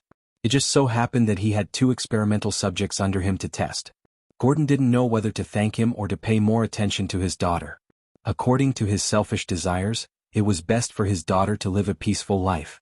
Frankly speaking, as a father, he wasn't happy that his daughter had embarked on the path of heroism. In the past, Babla had been slacking off, and her martial arts were sparse and mediocre, which was partly due to his indulgence. However, now that Bruce had clearly expressed that he wanted to treat his daughter with high standards, he could only smile wryly and express that he was fine with it. Besides, billionaires like them were all rushing to the top, and his daughter wasn't that delicate. It was always good to have more skills. There was no need to say anything about training. Unbeknownst to them, their father and teacher were preparing to train them fiercely. Babla and Selina were kissing passionately while facing the morning sun. Thea didn't look at the lovey-dovey couple and walked to the 2 old men. Uncle Bruce, can your wavelength transmitter be used today? Thea also had a headache over this title for a long time. Calling him Mr. seemed distant, but calling him by his name seemed distant, so she could only act cute and call him Uncle. As expected, this form of address gave Batman a headache. He was only in his early 30s. Was he really that old? He touched his cheeks. Recently he had been through a lot of trouble. His mouth was full of beard and he did look quite old. Facing a 17-year-old girl, so be it. After pondering for a moment he said, absolutely, but the area of effect is limited. The enemy has to be within 500 meters for it to be effective. Are you going to attack today? Yeah, it's better to attack as soon as possible. Freeze hasn't fully recovered yet, so this is the best time to attack. Thea had already discussed Arkham's current situation with Bruce yesterday. Especially with the involvement of the Court of Owls, the severity of the situation had reached its peak. Even though Bruce wanted to wait for him to fully recover before taking action, every minute and second was precious. It wouldn't be surprising if the Court of Owls, the old nobles of Gotham, did something earth-shattering. They were both smart people. Without any conversation or eye contact, Bruce tacitly accepted Thea's current command. If he was healthy, the command would definitely be his. Even if Superman was in Gotham, he wouldn't have a problem with that. However, since he couldn't go to the front lines, he could only entrust Thea with full authority. Before 9 o'clock, the various police officers, volunteers, and veterans who received the call had already arrived at the scene. Those who knew each other were surprised by the sun in Gotham. Yes, the sun that could be seen everywhere in other places was a rare thing in Gotham. Even if it was sunny in the past, the sun wouldn't shine as brightly as it did today. Many people who had lived in Gotham their whole lives found it hard to adjust to the sun when they woke up. All the sunglasses in the convenience stores in the city were sold out. All the sunglasses manufacturers in America were awakened by the calls from their distributors. They worked overtime to stop the shortage of sunglasses. After that, they held meetings to find out what the problem was, whether it was the Korean Missile Crisis or the sudden change in the situation in the Middle East. Uncle Batman didn't slack off in the morning either. He analyzed the Scarecrow's poisonous gas sample that Thea brought back last time and made a targeted injection. The injection would provide immunity for 12 hours before the injection. Last time it was difficult to release the poison in the crowd. This time, if the sonic weapon worked, the situation would definitely be one-sided. The Scarecrow was so crazy that it might just explode in the crowd. However, Bruce was a billionaire. The entire operation involved hundreds of people. He didn't have the time to make hundreds of bottles of injections. He could only give them to his own people. Even Felicity, who didn't go to the front lines, was given one too. However, he couldn't just ignore the righteous police officers and citizens. He racked his brains and made a strengthened version of the antidote. It had a capacity of 800 milliliters. He gave it to Robin, and it could protect her for an hour in the crowd after the battle. Barbara, you and Robin will work together this time. You two will deal with the Owl Court's Talon. I will also support you. It was the same team as last time. The enemy was missing Death Angel and Mr. Freeze. Logically speaking, they had the advantage. However, after Bruce's confirmation, Thea knew that the Talon wasn't a single person. It was a collective name for a group of people. God knows how many of them there were. If they were all as skilled as last time, it would be difficult for Thea to deal with 3 of them. Catwoman and Miss Bridget will be the mobile force to deal with any unexpected situations. Are there no problems? Let's go. Before they left, Bruce called Thea over and whispered in Chinese, "Help me keep an eye on Selena. I'm afraid that she and Talia." He didn't know what to say. He only felt that if either of the 2 women got hurt, he would feel terrible. At first, Thea was stunned when she heard the familiar yet unfamiliar Chinese. However, she quickly realized that it was Miss Shiva who told him that she knew Chinese. Batman knew all the mainstream languages in the world. Not only could he speak Chinese, but he could also speak Cantonese. Thea could only admire him for that. Chinese was indeed safe. He was also afraid that the people in the room would have other thoughts if they heard it. In this world, Chinese was a foreign language among foreign languages. Even though he didn't elaborate, Thea understood that he wanted her to help Talia when she was in danger. However, he was also afraid that Catwoman would think too much. Chapter 105. It seemed like he still had some feelings for Talia. It was not easy to be a good man. Thea could only reply in Mandarin, "I understand, I will take care of her." Both of them did not go into detail about who she was referring to. This time, during the Arkham invasion, Sia had reduced the number of normal arrows she brought along and brought along a lot of high-tech arrows. Last time, whether it was against the Angel of Death or Talia, it was proven that her archery skills were only good against normal people. If she did not have enough strength, she would not be fast enough. No matter how accurate her aim was, it was useless. If she still wanted to rely on her archery skills, she would have to increase her strength. Thea felt that her archery skills were no different from the future Olivier. The key was the thickness of her arm. Strength was the foundation of all physical battles. It was not easy being an archer. This time she did not bring her skateboard. She did not wear the cumbersome antiviral suit. Instead, she wore a red overcoat like she was going on an outing, carried her sword, and put on her infrared glasses. However, she regretted it the moment she reached the entrance of Arkham. If she had known, she would have brought her skateboard. This was because the group noticed that the entrance to Arkham had been repaired. The entrance was filled with people. Everyone was quiet, and the ones leading the way were the few Gotham celebrities that they had met before. Talia was sitting on top of the 5-meter-tall entrance of the asylum. She was still wearing the same dark green overcoat with a hood. She had a weapon on her waist, a quiver of arrows on her back, and a longbow in her hand. Why did they come out today? Were they not afraid of being wiped out by the missiles? Thea immediately understood. Talia must have received news that Batman was back. She knew that her lover would not dare to use missiles, so she brought a large group of people to fight. Thea regretted it. If she had known, she would have brought her skateboard. However, it was too late now. She lowered her head and ordered Lara, "Get the military helicopters here. If we can't beat them, they can cover our retreat." Yes, Thea felt like two groups of people had agreed to fight in the field after school. The elementary school students on both sides were already in position. Both sides were soldiers against soldiers, generals against generals, and the strong visual impact was constantly assaulting her brain. Since the other party dared to come out with such great fanfare, they must have something to rely on. You had to be careful. Seeing that both parties had arrived, Talia placed her left hand on the door and landed on the ground with a beautiful front somersault. She slowly walked out of the line and stood at the front, looking at Thea. Had she been the one behind the scenes all along? It was possible that she had both brains and subordinates. Thea saw that all the penguins and pig-faced people were standing quietly behind her. She was even more certain of her judgment. He wanted to let Gordon Sr. continue to assume the dangerous identity of the leader, but Catwoman had already taken the lead and walked out of the formation. Catwoman was fully armed today, with 3 daggers hidden under her tight black leather jacket. She held a long whip in her hand and a baton on her waist. Ever since she saw Talia, she had finally found a way to vent all her frustrations. "You're the cause of all this, right? You should know who I am. Let's have a showdown." Thea was happy to see them fight one-on-one. The two of them were about the same strength. Talia's martial arts had been learned scientifically, so her strength was stable. Catwoman's was much worse, and her level was sometimes high and sometimes low.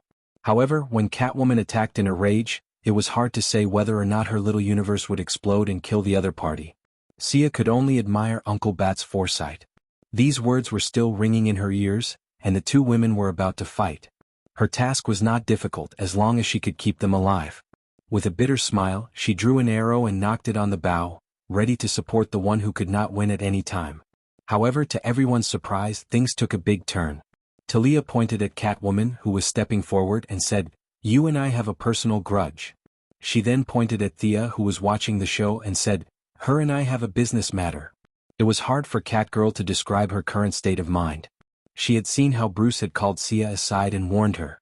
Although she didn't understand Chinese, she knew what he was thinking as his lover for many years. He also had feelings for Talia. Where was her position? They had feelings for each other and a child, so it seemed more suitable than her. She stood up alone to challenge Talia, which meant that her life and death were up to fate. No matter who won or lost, this matter could be put to an end. However, when she mustered up her courage, she found that Talia didn't accept the challenge and even used the excuse that it was a business matter. This made her psychological barrier collapse, and her motivation to fight was gone. Since it's business, then go ahead. Thea felt that her glasses were about to fall off. She watched Catwoman walk back briskly. What happened to the fight? I was still waiting for support. What's the meaning of this? However, before she could figure out what to do next, Talia's words made her feel what it meant to be thunderstruck. "Sister, come out. This battle should be ours." Talia stared at Thea and took off her hood, revealing her long brown hair. Oh, who was she talking to? Thea looked left and right. Was Nisha Al Ghul nearby? However, 2 seconds later she found that everyone on the field was looking at her. "Are you talking about me? I'm your sister?" "Your sister? How can I be your sister?" Thea's imagination ran wild. Could it be that she was also the ninja master's daughter? Her mother couldn't have made friends in Nanderbart, right? Although according to the results of social network research, her mother didn't need 6 people to contact the ninja master, but they were too far away from each other. Thea knew that she had misunderstood. She looked at her appearance. She was about the same age as her sister, and her hair was also brown. Nisha liked to wear red and black clothes, and coincidentally her battle suit was also red. More importantly, she knew the martial arts of the Assassin League. The ninja master and his good son-in-law Batman had a lot in common. They didn't care about women. The only woman in the league was probably his daughter. The future Sarah Lance also got in with Nisha's help. Thinking of Nisha, Thea said, "I'm not Nisha." However, she regretted it immediately. How could an outsider know this name? As expected, Talia smiled faintly. Father didn't come out with you, right? Is this your trial? He sent you to catch a traitor like me. Father is still as heartless as ever. When Sia heard this, she broke down even more. Yes, you are really too smart. I'm actually speechless. Nissa has indeed gone for a trial, and the timeline coincidentally matches up. But why did she come to Brother Tan? She went to Purgatory Island, Big Sister. Chapter 106. When the truth was revealed, not only did she feel devastated, even the hero faction was affected. Uncle Bruce, who was known as the man with the highest IQ, was monitoring the battle from afar. He was prepared to watch his two women fight, but he did not expect things to turn out this way. Thea, are you really? Although Bruce had stayed in Nandarbat for a long time, he had never seen Nissa in person. He only knew that she existed, but he was very clear about the rules of the alliance, so he could also think of Talia's suspicions. At the same time, with his high IQ, he found clues from their names. Thea and Talia's names were very similar. In less than 5 seconds, he had already verified that the two of them were related by name, clan, and bloodline. There was a 90% chance that the two of them were related. That was why it was not good to read too many books. Thinking too much. Of course, Thea would not admit it.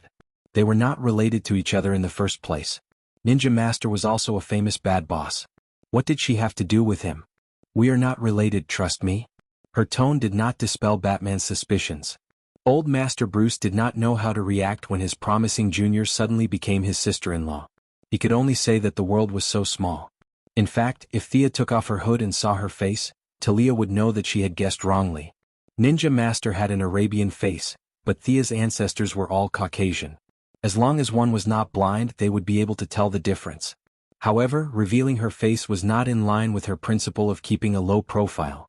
With her strength, she did not dare to be targeted by the perverts of Gotham. Since she misunderstood, then she would continue to misunderstand. Thea ignored the strange gazes around her and slowly walked out of the crowd. Talia thought that she was going to accept the challenge, so she also walked forward slowly. The two of them stopped when they were 10 steps away from each other. Let's fight using the Alliance's rules. If I lose, I'll take my men away.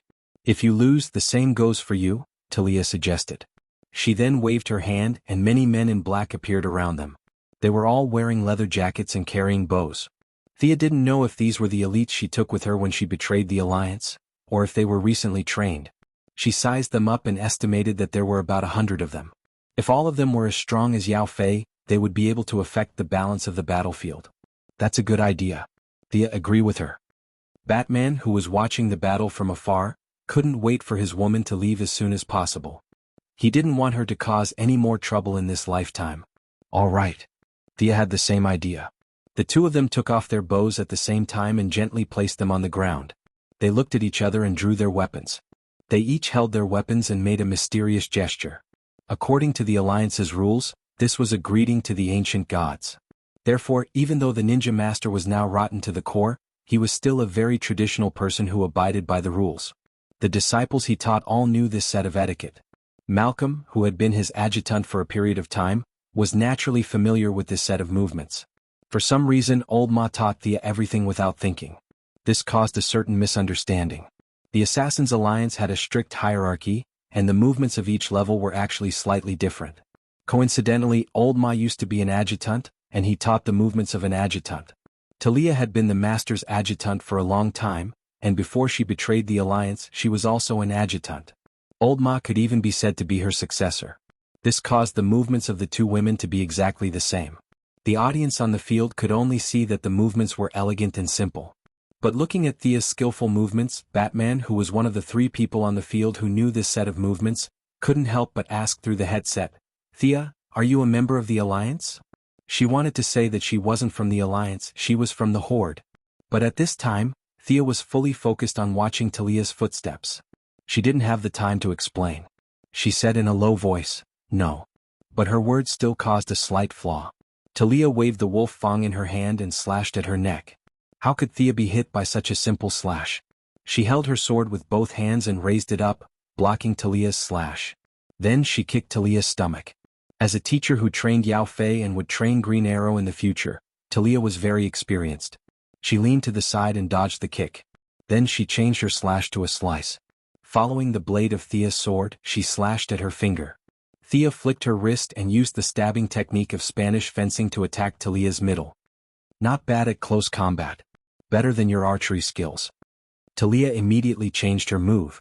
Talia blocked the attack with her sword in front of her chest. My archery skills are the worst. You underestimated me? Thea continued to stab, slash, hack and slash, trying to continue to gain the upper hand. Not bad at all. Talia had indeed underestimated Thea. She only felt that she had the upper hand in the last archery competition. Now that she was facing her younger sister, who was much younger than her, she underestimated her opponent. But no matter if it was the eldest daughter or the opposing faction, she couldn't lose. She also used speed to gain the upper hand. In the distance, Batman knew that his sudden interruption disrupted Thea's pace. He regretted it very much. Now that he saw her gradually equalizing the disadvantage, he felt a little better. Now that the two women were fighting, he also didn't want to see any casualties. He hated himself for being powerless. Previously he could ask Thea to take care of Catwoman. But in the end they didn't fight. The main character didn't fight, but the helper fought. This really made him speechless. He wanted to wear the batsuit and go to the scene to help, but seeing that he was still on crutches, he didn't want to send himself to death. It would be embarrassing if he was knocked to the ground by a small soldier in the melee. He wanted to give advice from a distance, but he found that the two women were very fast. It was almost like they were competing with each other. They knew their own moves. There was no need for him to give advice. It was too late. He was very anxious. Who should he ask to be the insurance? His two apprentices were watching attentively. The two women were stronger than them. His apprentices were still a little behind. He couldn't count on them. So, the only one in the field who was close to him in terms of strength was his old flame Catwoman. Selina, pay attention to their fight. If there's any dangers, stop them.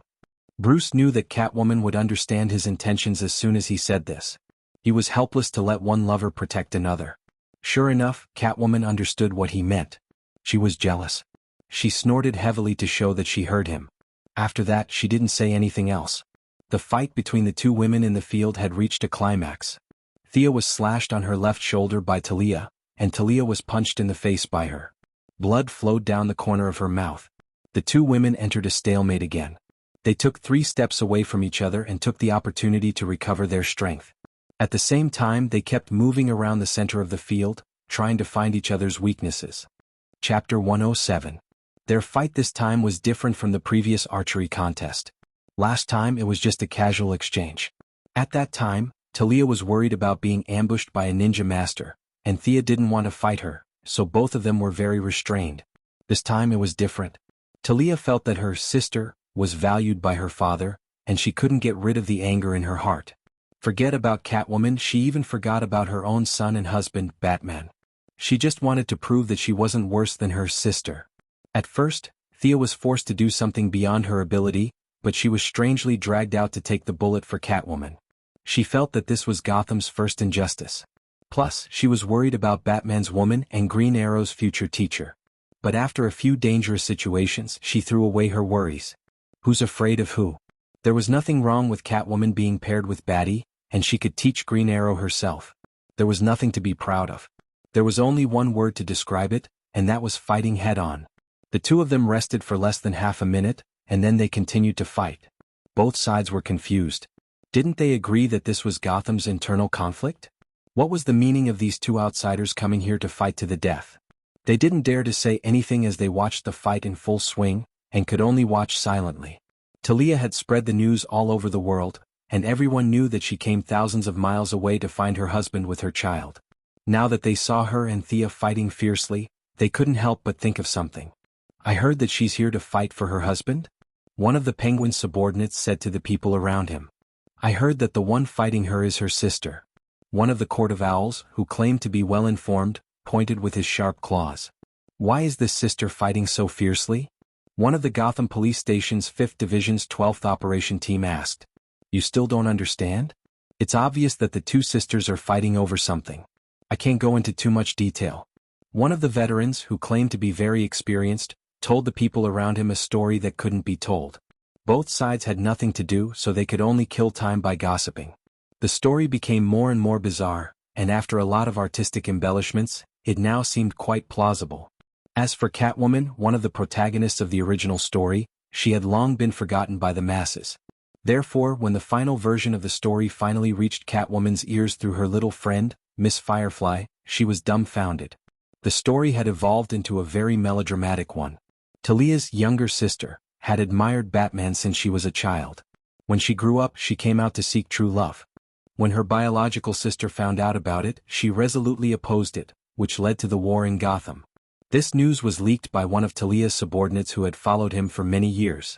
The authenticity of the news was very high, and after being deeply processed by the masses, it became like this. As for Catwoman, Talia didn't value Catwoman at all, and her subordinates didn't even know that there was such a person, so there was nothing to do with Catwoman in this story.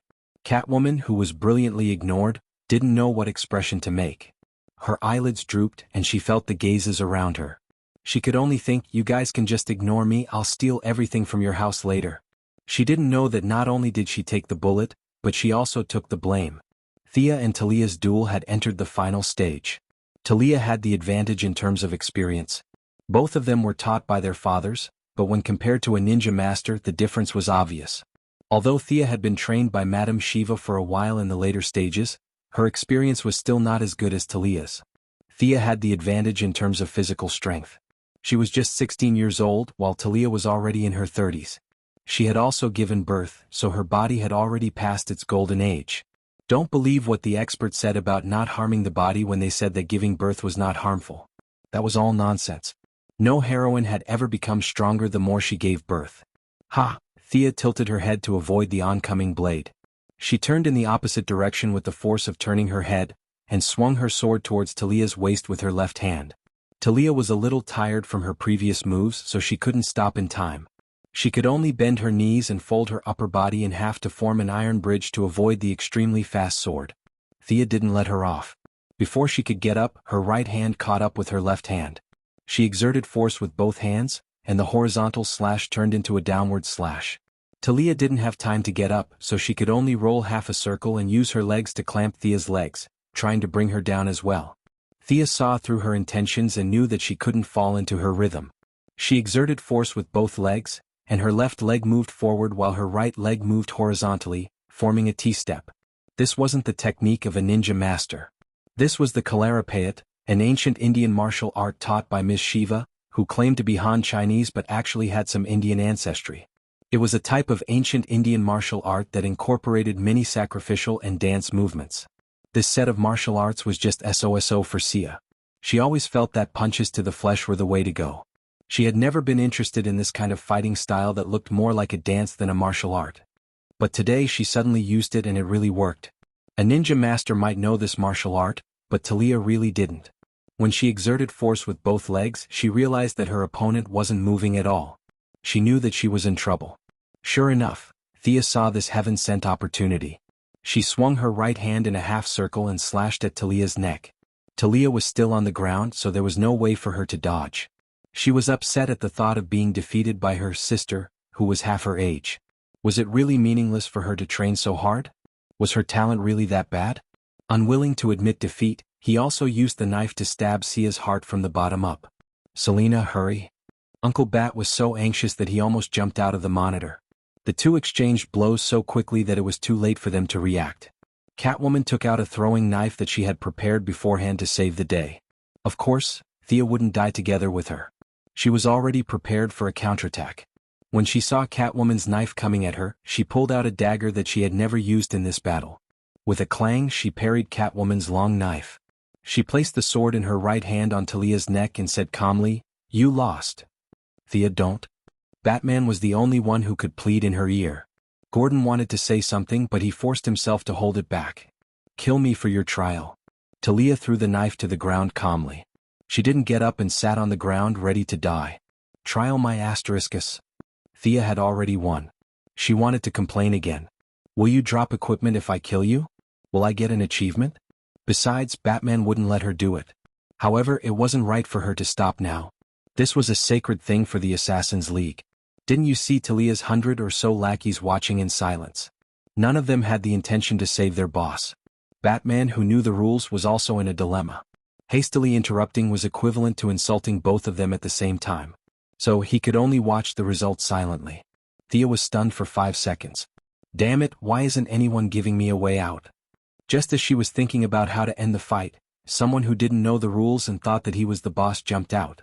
3 sharp blades that looked like grinding wheels spun and flew at her. Chapter 108. Thea couldn't help but want to give this ignorant and fearless guy a thumbs up. The ninja master was most particular about rules. Or rather, he had lived for more than 800 years and had lost most of his humanity, leaving only this little bit of spiritual sustenance. Facing the rapidly spinning blades, Thea wasn't afraid at all. She dodged one, slashed another with her long sword, and cut the last one in half by Talia, who got up from the ground. Looking at the angry Talia, Thea only felt that the Assassin League's rules were quite interesting. She didn't blame herself for wanting to kill her, but she hated someone for helping her. She was really strong. Since the duel was interrupted, naturally it couldn't continue. Thea decided to put on a show. "Who interrupted us?" she shouted. Talia also looked at her own team with a sword in her hand, trying to find the guy who interrupted her sacred ceremony. The two of them didn't see who interfered, but there were more than 100 of Talia's followers who had good eyesight. They communicated with each other, and instantly, more than 100 arrows were pointed at the short, weird-looking penguin man. Speaking of which, the ninja master's syllabus was written in an unknown way. It was called the Assassin League, but other than Batman, who transferred early on, the rest of the students were all archers. Black arrow, green arrow, and red arrow. It was really speechless. At this time, the penguin man, who was targeted by so many archers, was a little dumbfounded. He had been thinking about how to stab his companions more efficiently all his life. Today he finally did something good. Seeing that Talia was about to die, he shot 3 throwing knives with his umbrella. However, he guessed correctly at the beginning but not the ending.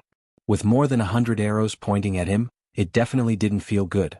The pig-faced man beside him subconsciously moved a few steps to the side. "You interrupted the sacred duel of the Assassin League. According to the ancient law, I want to kill you. Come out and duel with me. If you win, you live. If you lose, you die." Thea said these words firmly. She repeated them twice in English and ancient Arabic. She raised the sword in her hand and pointed at the penguin man from afar. "If you win, you live. If you lose, you die." Talia's underlings around him were excited as if they were celebrating a festival. A few of them even pointed their swords at the sky to exert psychological pressure on the penguin. Talia was not at all displeased that her underling had gone to support the enemy from 1 minute ago. The belief of following the rules had long been ingrained in her bones.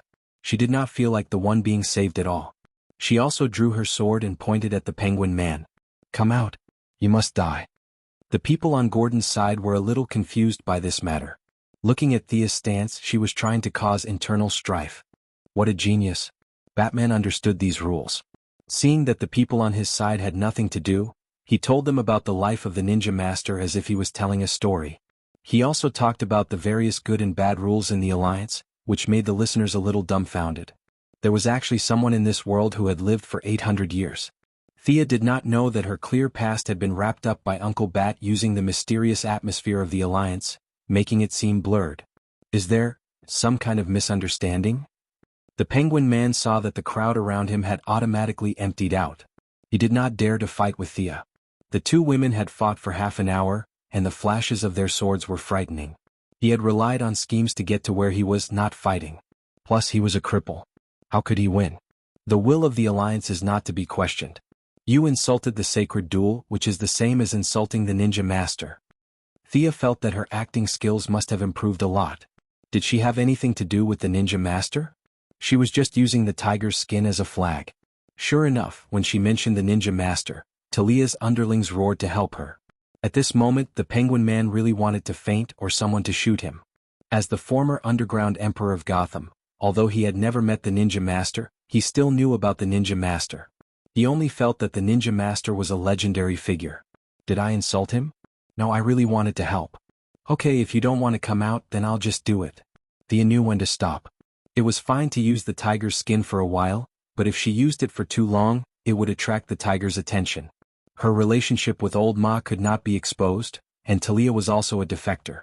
It was hard to say who the ninja master's first target would be. She took out a frost arrow and aimed it at the penguin man. This time she could use the Alliance's ancient tradition to kill this guy. Batman knew the rules, so it was fine if he saw it. After all, it was the ninja master's fault. She wondered if this guy's nickname was Penguin Man because his resistance to cold was so strong. Freezing Man could be exempted, so could he? Thea was ready to show them the power of science. Whoosh, an arrow was shot. The penguin man was pointed at by more than 100 arrows. It had to be said that he was a famous person and had some decisiveness. He subconsciously wanted to dodge, but he was afraid of causing a scene of hundreds of arrows. Therefore, when faced with Thea's arrow, he hesitated for a moment and decided to take it head-on.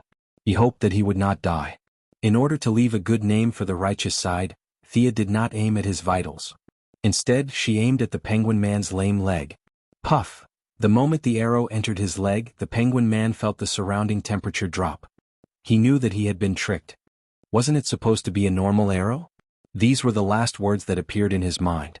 However, when the words reached his mouth, his lips were too weak to speak. "Tiske, what penguin man?" Sia pursed her lips. "This is all fake." He bragged so viciously and fiercely. In less than 2 seconds, his legs were already covered in frost. The speed of the frost was extremely fast. I believe that in less than 10 seconds he would be able to go into the ice and pretend to be the Wumo King. Just as Thea was thinking about how the penguin man was dead, his subordinates would scatter in all directions. She would stabilize Talia and leave the rest of the soldiers to Gordon and the others. No matter how many reinforcements there were, they would not be afraid. This time they had won completely. However, an angry roar broke her train of thought. A tall and muscular figure jumped down from a building not far away. In less than 5 seconds he covered a distance of 100 meters. The person reached out his thick arms and ignored the gradually solidifying ice. He grabbed the penguin man's neck and pulled him up from the ground as if he was pulling out a carrot. His left hand pulled out the arrow from the penguin man's leg. He looked at the penguin man's pale face, grabbed his lame leg and slammed it back and forth on the ground a dozen times like a dead dog. The ice on the penguin man's body was shattered. He lifted the penguin man up and looked at the result. With a sinister smile, he handed the penguin man to the penguin man beside him. "Bane?" Batman looked at the familiar figure on the monitor and said hatefully. Sia also saw this guy who had suddenly appeared.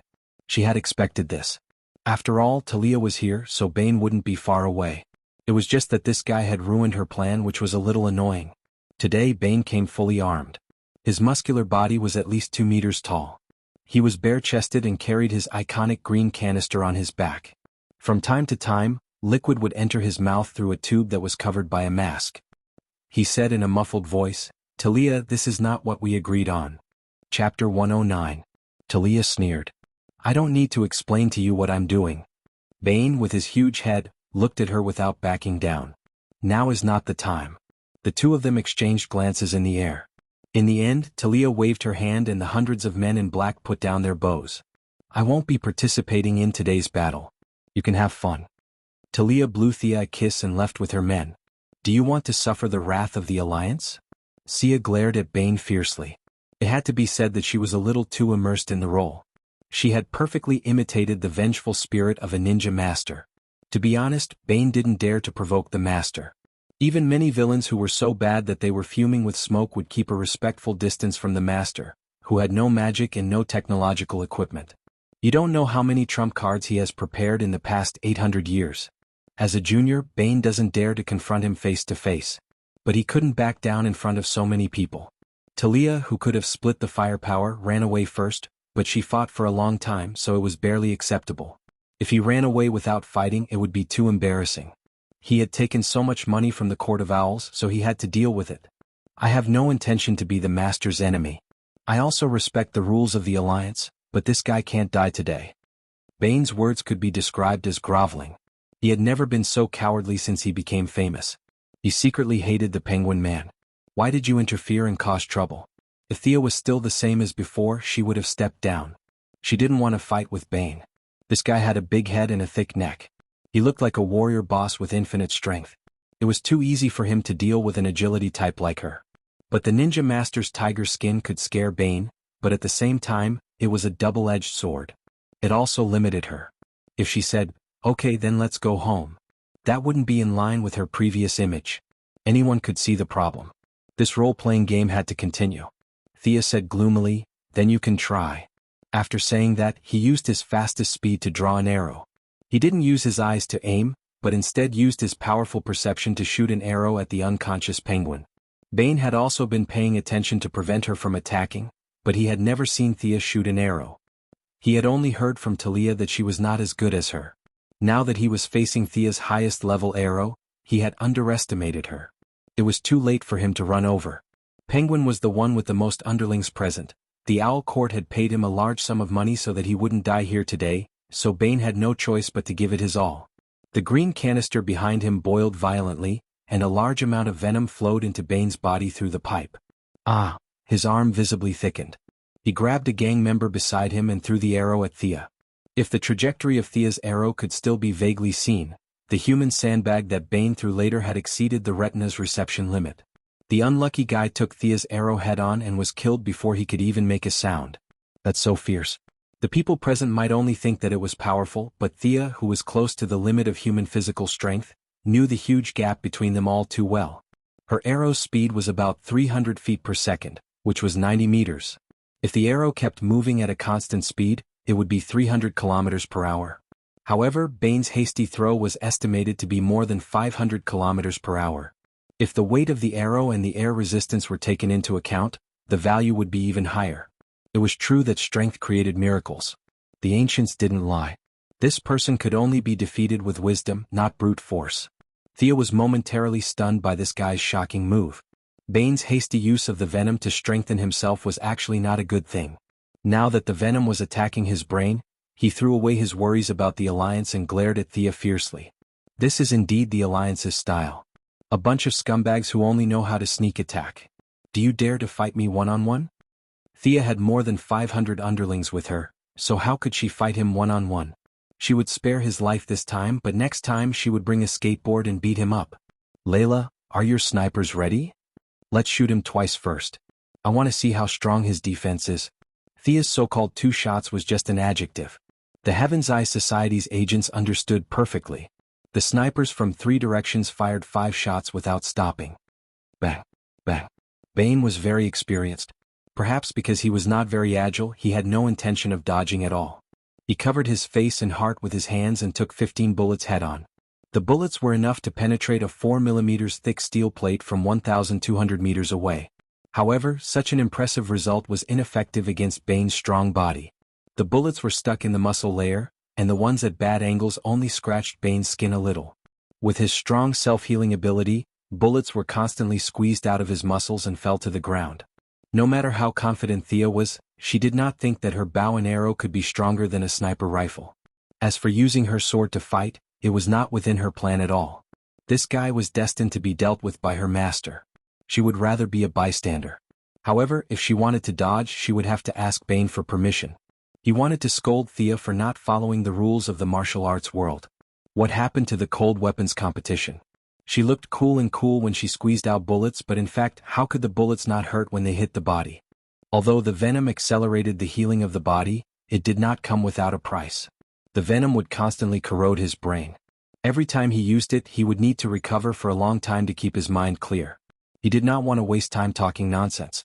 With the intention to end the battle quickly, he ran towards Thea like a bull. You've got your eyes set on me, haven't you? Thea's temper rose. I just don't want to hit you, not that I'm afraid of you. I'll let you see the advanced martial arts concepts of the East. I'll let you know what it means to use softness to conquer strength. I'll let you know what it means to use softness to conquer strength. With a whoosh, the 2 arrows flew out and hit the ground 1 step in front of Bane's feet. A white substance called spider silk, which was actually a chemical product, instantly filled Bane's vision. What the hell is this? He subconsciously wanted to push the thing in front of him away, but when his hand touched the spider silk, he found that it was stuck. 2 tons of strength erupted in an instant, wanting to tear the thing apart. But his move was already predicted by Thea. Because of his strong pull, the remaining spider silk was pulled away by him and stuck to his head and face. As he continued to struggle, his skin became more and more glued. One must know that he jumped out bare-chested. In less than 10 seconds, his original appearance could not be seen. From afar he looked like a big white cocoon.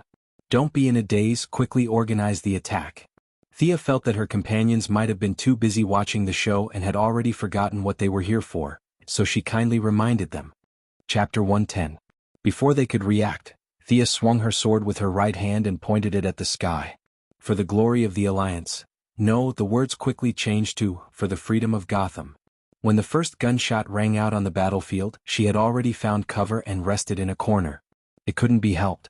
After fighting for half an hour, Talia wasn't easy to deal with. Not only was she exhausted, but she was also injured. She looked at her wounds. They were all superficial wounds. Her clothes looked good, but they had almost zero defense. Next time, she would have to get a set of high-density Kevlar from Batman. She ignored the battle in front of her, jumped over the crowd, and went to the back to rehydrate and bandage her wounds. What? Sisters fighting over a husband? She had just taken 2 sips of water when she was shocked by the news that Felicity whispered to her. What kind of logic was this? What happened to not spreading rumors? There were more than 500 people here, and that was enough to sentence her. When she found out that the final version of the story had been spread among the people on the battlefield, she did not know what expression to make. You Gotham people have too much time on your hands. That's why your imagination is so wild. She squinted her eyes and looked at the battlefield. Her first thought was to silence them. Did she have any weapons that could kill all of them? That would be difficult. Half of her pride from trapping Bane disappeared. She had taken the bullet and taken the blame at the same time. Batman, Catwoman, why don't you guys explain yourselves? She was depressed and could not be bothered to fight. From afar, she watched Catwoman take on the pig-faced man, and Barbara and Robin take on the 2 Talons with their swords. Catwoman was not sure if she was depressed or relaxed. She was supposed to be the female lead, but now she had no scenes left. She was depressed. Her stick was aimed at the pig-faced man's head. The enemy's head was already larger than a normal person's, but now it looked even bigger. Was she planning to beat him until he became an idiot? Barbara and her husband worked well together. The 2 Talons were top killers trained by the Owl Court since they were young. They were not weak either. It was hard to tell who would win in a 2 versus 2 situation. Thea, I know you need to recover your strength, but you won't be able to trap Bane for long. Bruce, who was monitoring the situation from afar, was very concerned about the enemy who had broken his back. Oh. Thea nodded in understanding. Her eyelids drooped as she looked at the large cocoon in the distance. Bruce was right. At first, Bane was not really trapped in the web. He had fainted because he had absorbed too much of the chemical substance from the spider silk. Now, with his amazing resistance to poison, he had gradually regained consciousness and was struggling with all his might. Counting the arrows on his body, he originally had 5 frost arrows. Killer Crocodile used 2 and the Penguin just now wasted 1. It seemed that he would have to use another one today. The distance was a little far, so he could only use projectile. Fortunately, the power of the frost arrow was not reflected in the arrow. It did not matter if it hit the target or not as long as it was within range. He pointed his bow at the sky and shot another frost arrow in Bane's direction. This time there was no big head and thick neck to disturb the situation. The effect of the frost arrow was good. In just 10 seconds, Bane, who was about to break free, was frozen solid again. You have the ability to freeze too? Miss Firefly, who also did not fight in the front, looked at Thea with a strange tone. What's the meaning of your eagerness to try? You have such a big opinion of the Frost team. If you see the Frost team in the future, what kind of expression will you make? Of course, Thea could not say that Miss Firefly's condition was too serious. Medicine could not suppress it, so she had to prepare for physical therapy next time. She said embarrassedly, "It's not my ability, it's the power of the arrowhead. And there's only 1 arrowhead left." That's a good move. Is it liquid nitrogen or liquid ammonia? In the distance, Batman saw her arrowhead for the first time. The cobweb arrow just now was already very impressive, but now the effect was even better. Knowing that she could not hide it, Thea and Bruce chatted for a while. The 2 did not talk about the core technology and only discussed the theory. I say stop chatting. Help us out first. Barbara Robin was a little tired facing 2 well-trained claws. Listening to them talk about all kinds of messy elements, she was getting more and more annoyed. Okay, I'm coming. Thea was not so easy to talk to because she wanted to flatter Barbara. After all, she first came to Gotham to rob the rich. Now, who in Gotham was richer than the Court of Owls? The accumulation of dozens of families for more than 200 years, however, this matter could not be done in public. It required some secret methods. She took out a special arrowhead. This arrowhead was installed with a nanoscale tracker. It was stolen from Ray Palmer's company by one of Old Ma's men. Old Ma thought it was useless and gave it to Thea. Even Felicity did not know about the arrowhead's creation. The Court of Owls was rich, but they hid it well. In order to find this group of fat sheep, Thea decided to use the tracker on the 2 claws. She aimed at one of the claws that was less agile. Robin's baton hit him, and he could only dodge to the side and look for an opportunity to counterattack. Thea kept moving in the crowd and saw this flaw. Without hesitation, she pulled out an arrow and shot. Her archery skills were not as good against Bane and Talia because one of them was strong and the other was agile. However, it was just right to deal with these people whose strength was between second tier and first tier. The arrow hit him squarely in the stomach.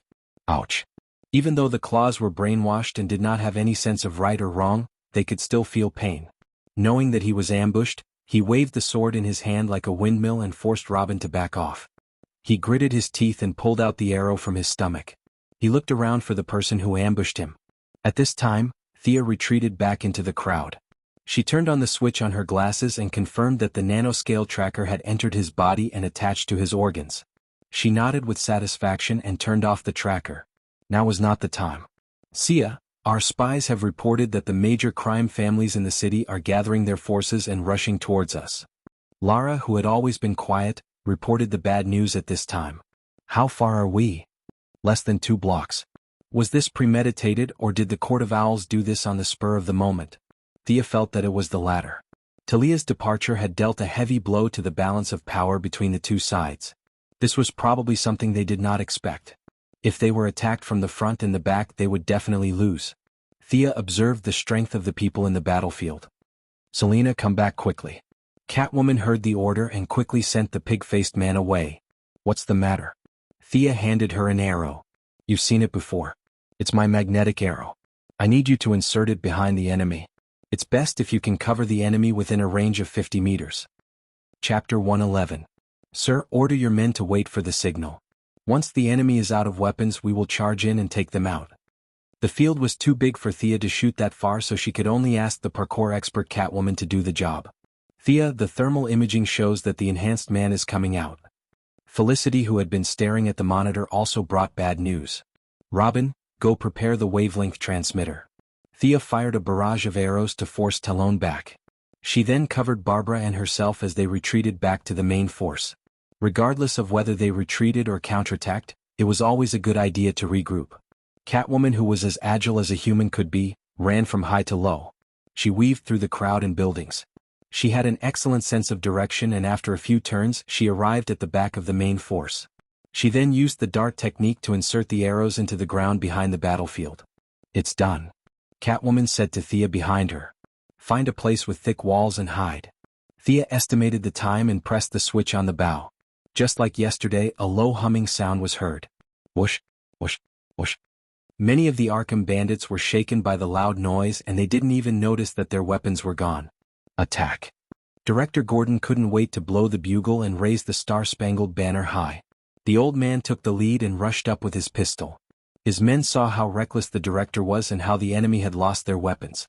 What was there to be afraid of? They charged forward like they were on steroids. The ratio of casualties on the battlefield instantly increased. The unarmed bandits faced the armed police. It was like the Native Americans facing the colonists. Even though their hearts were filled with hatred, they still fell to the ground unwillingly. Although Chief Gordon couldn't bear it, he knew that the enemy's reinforcements were coming.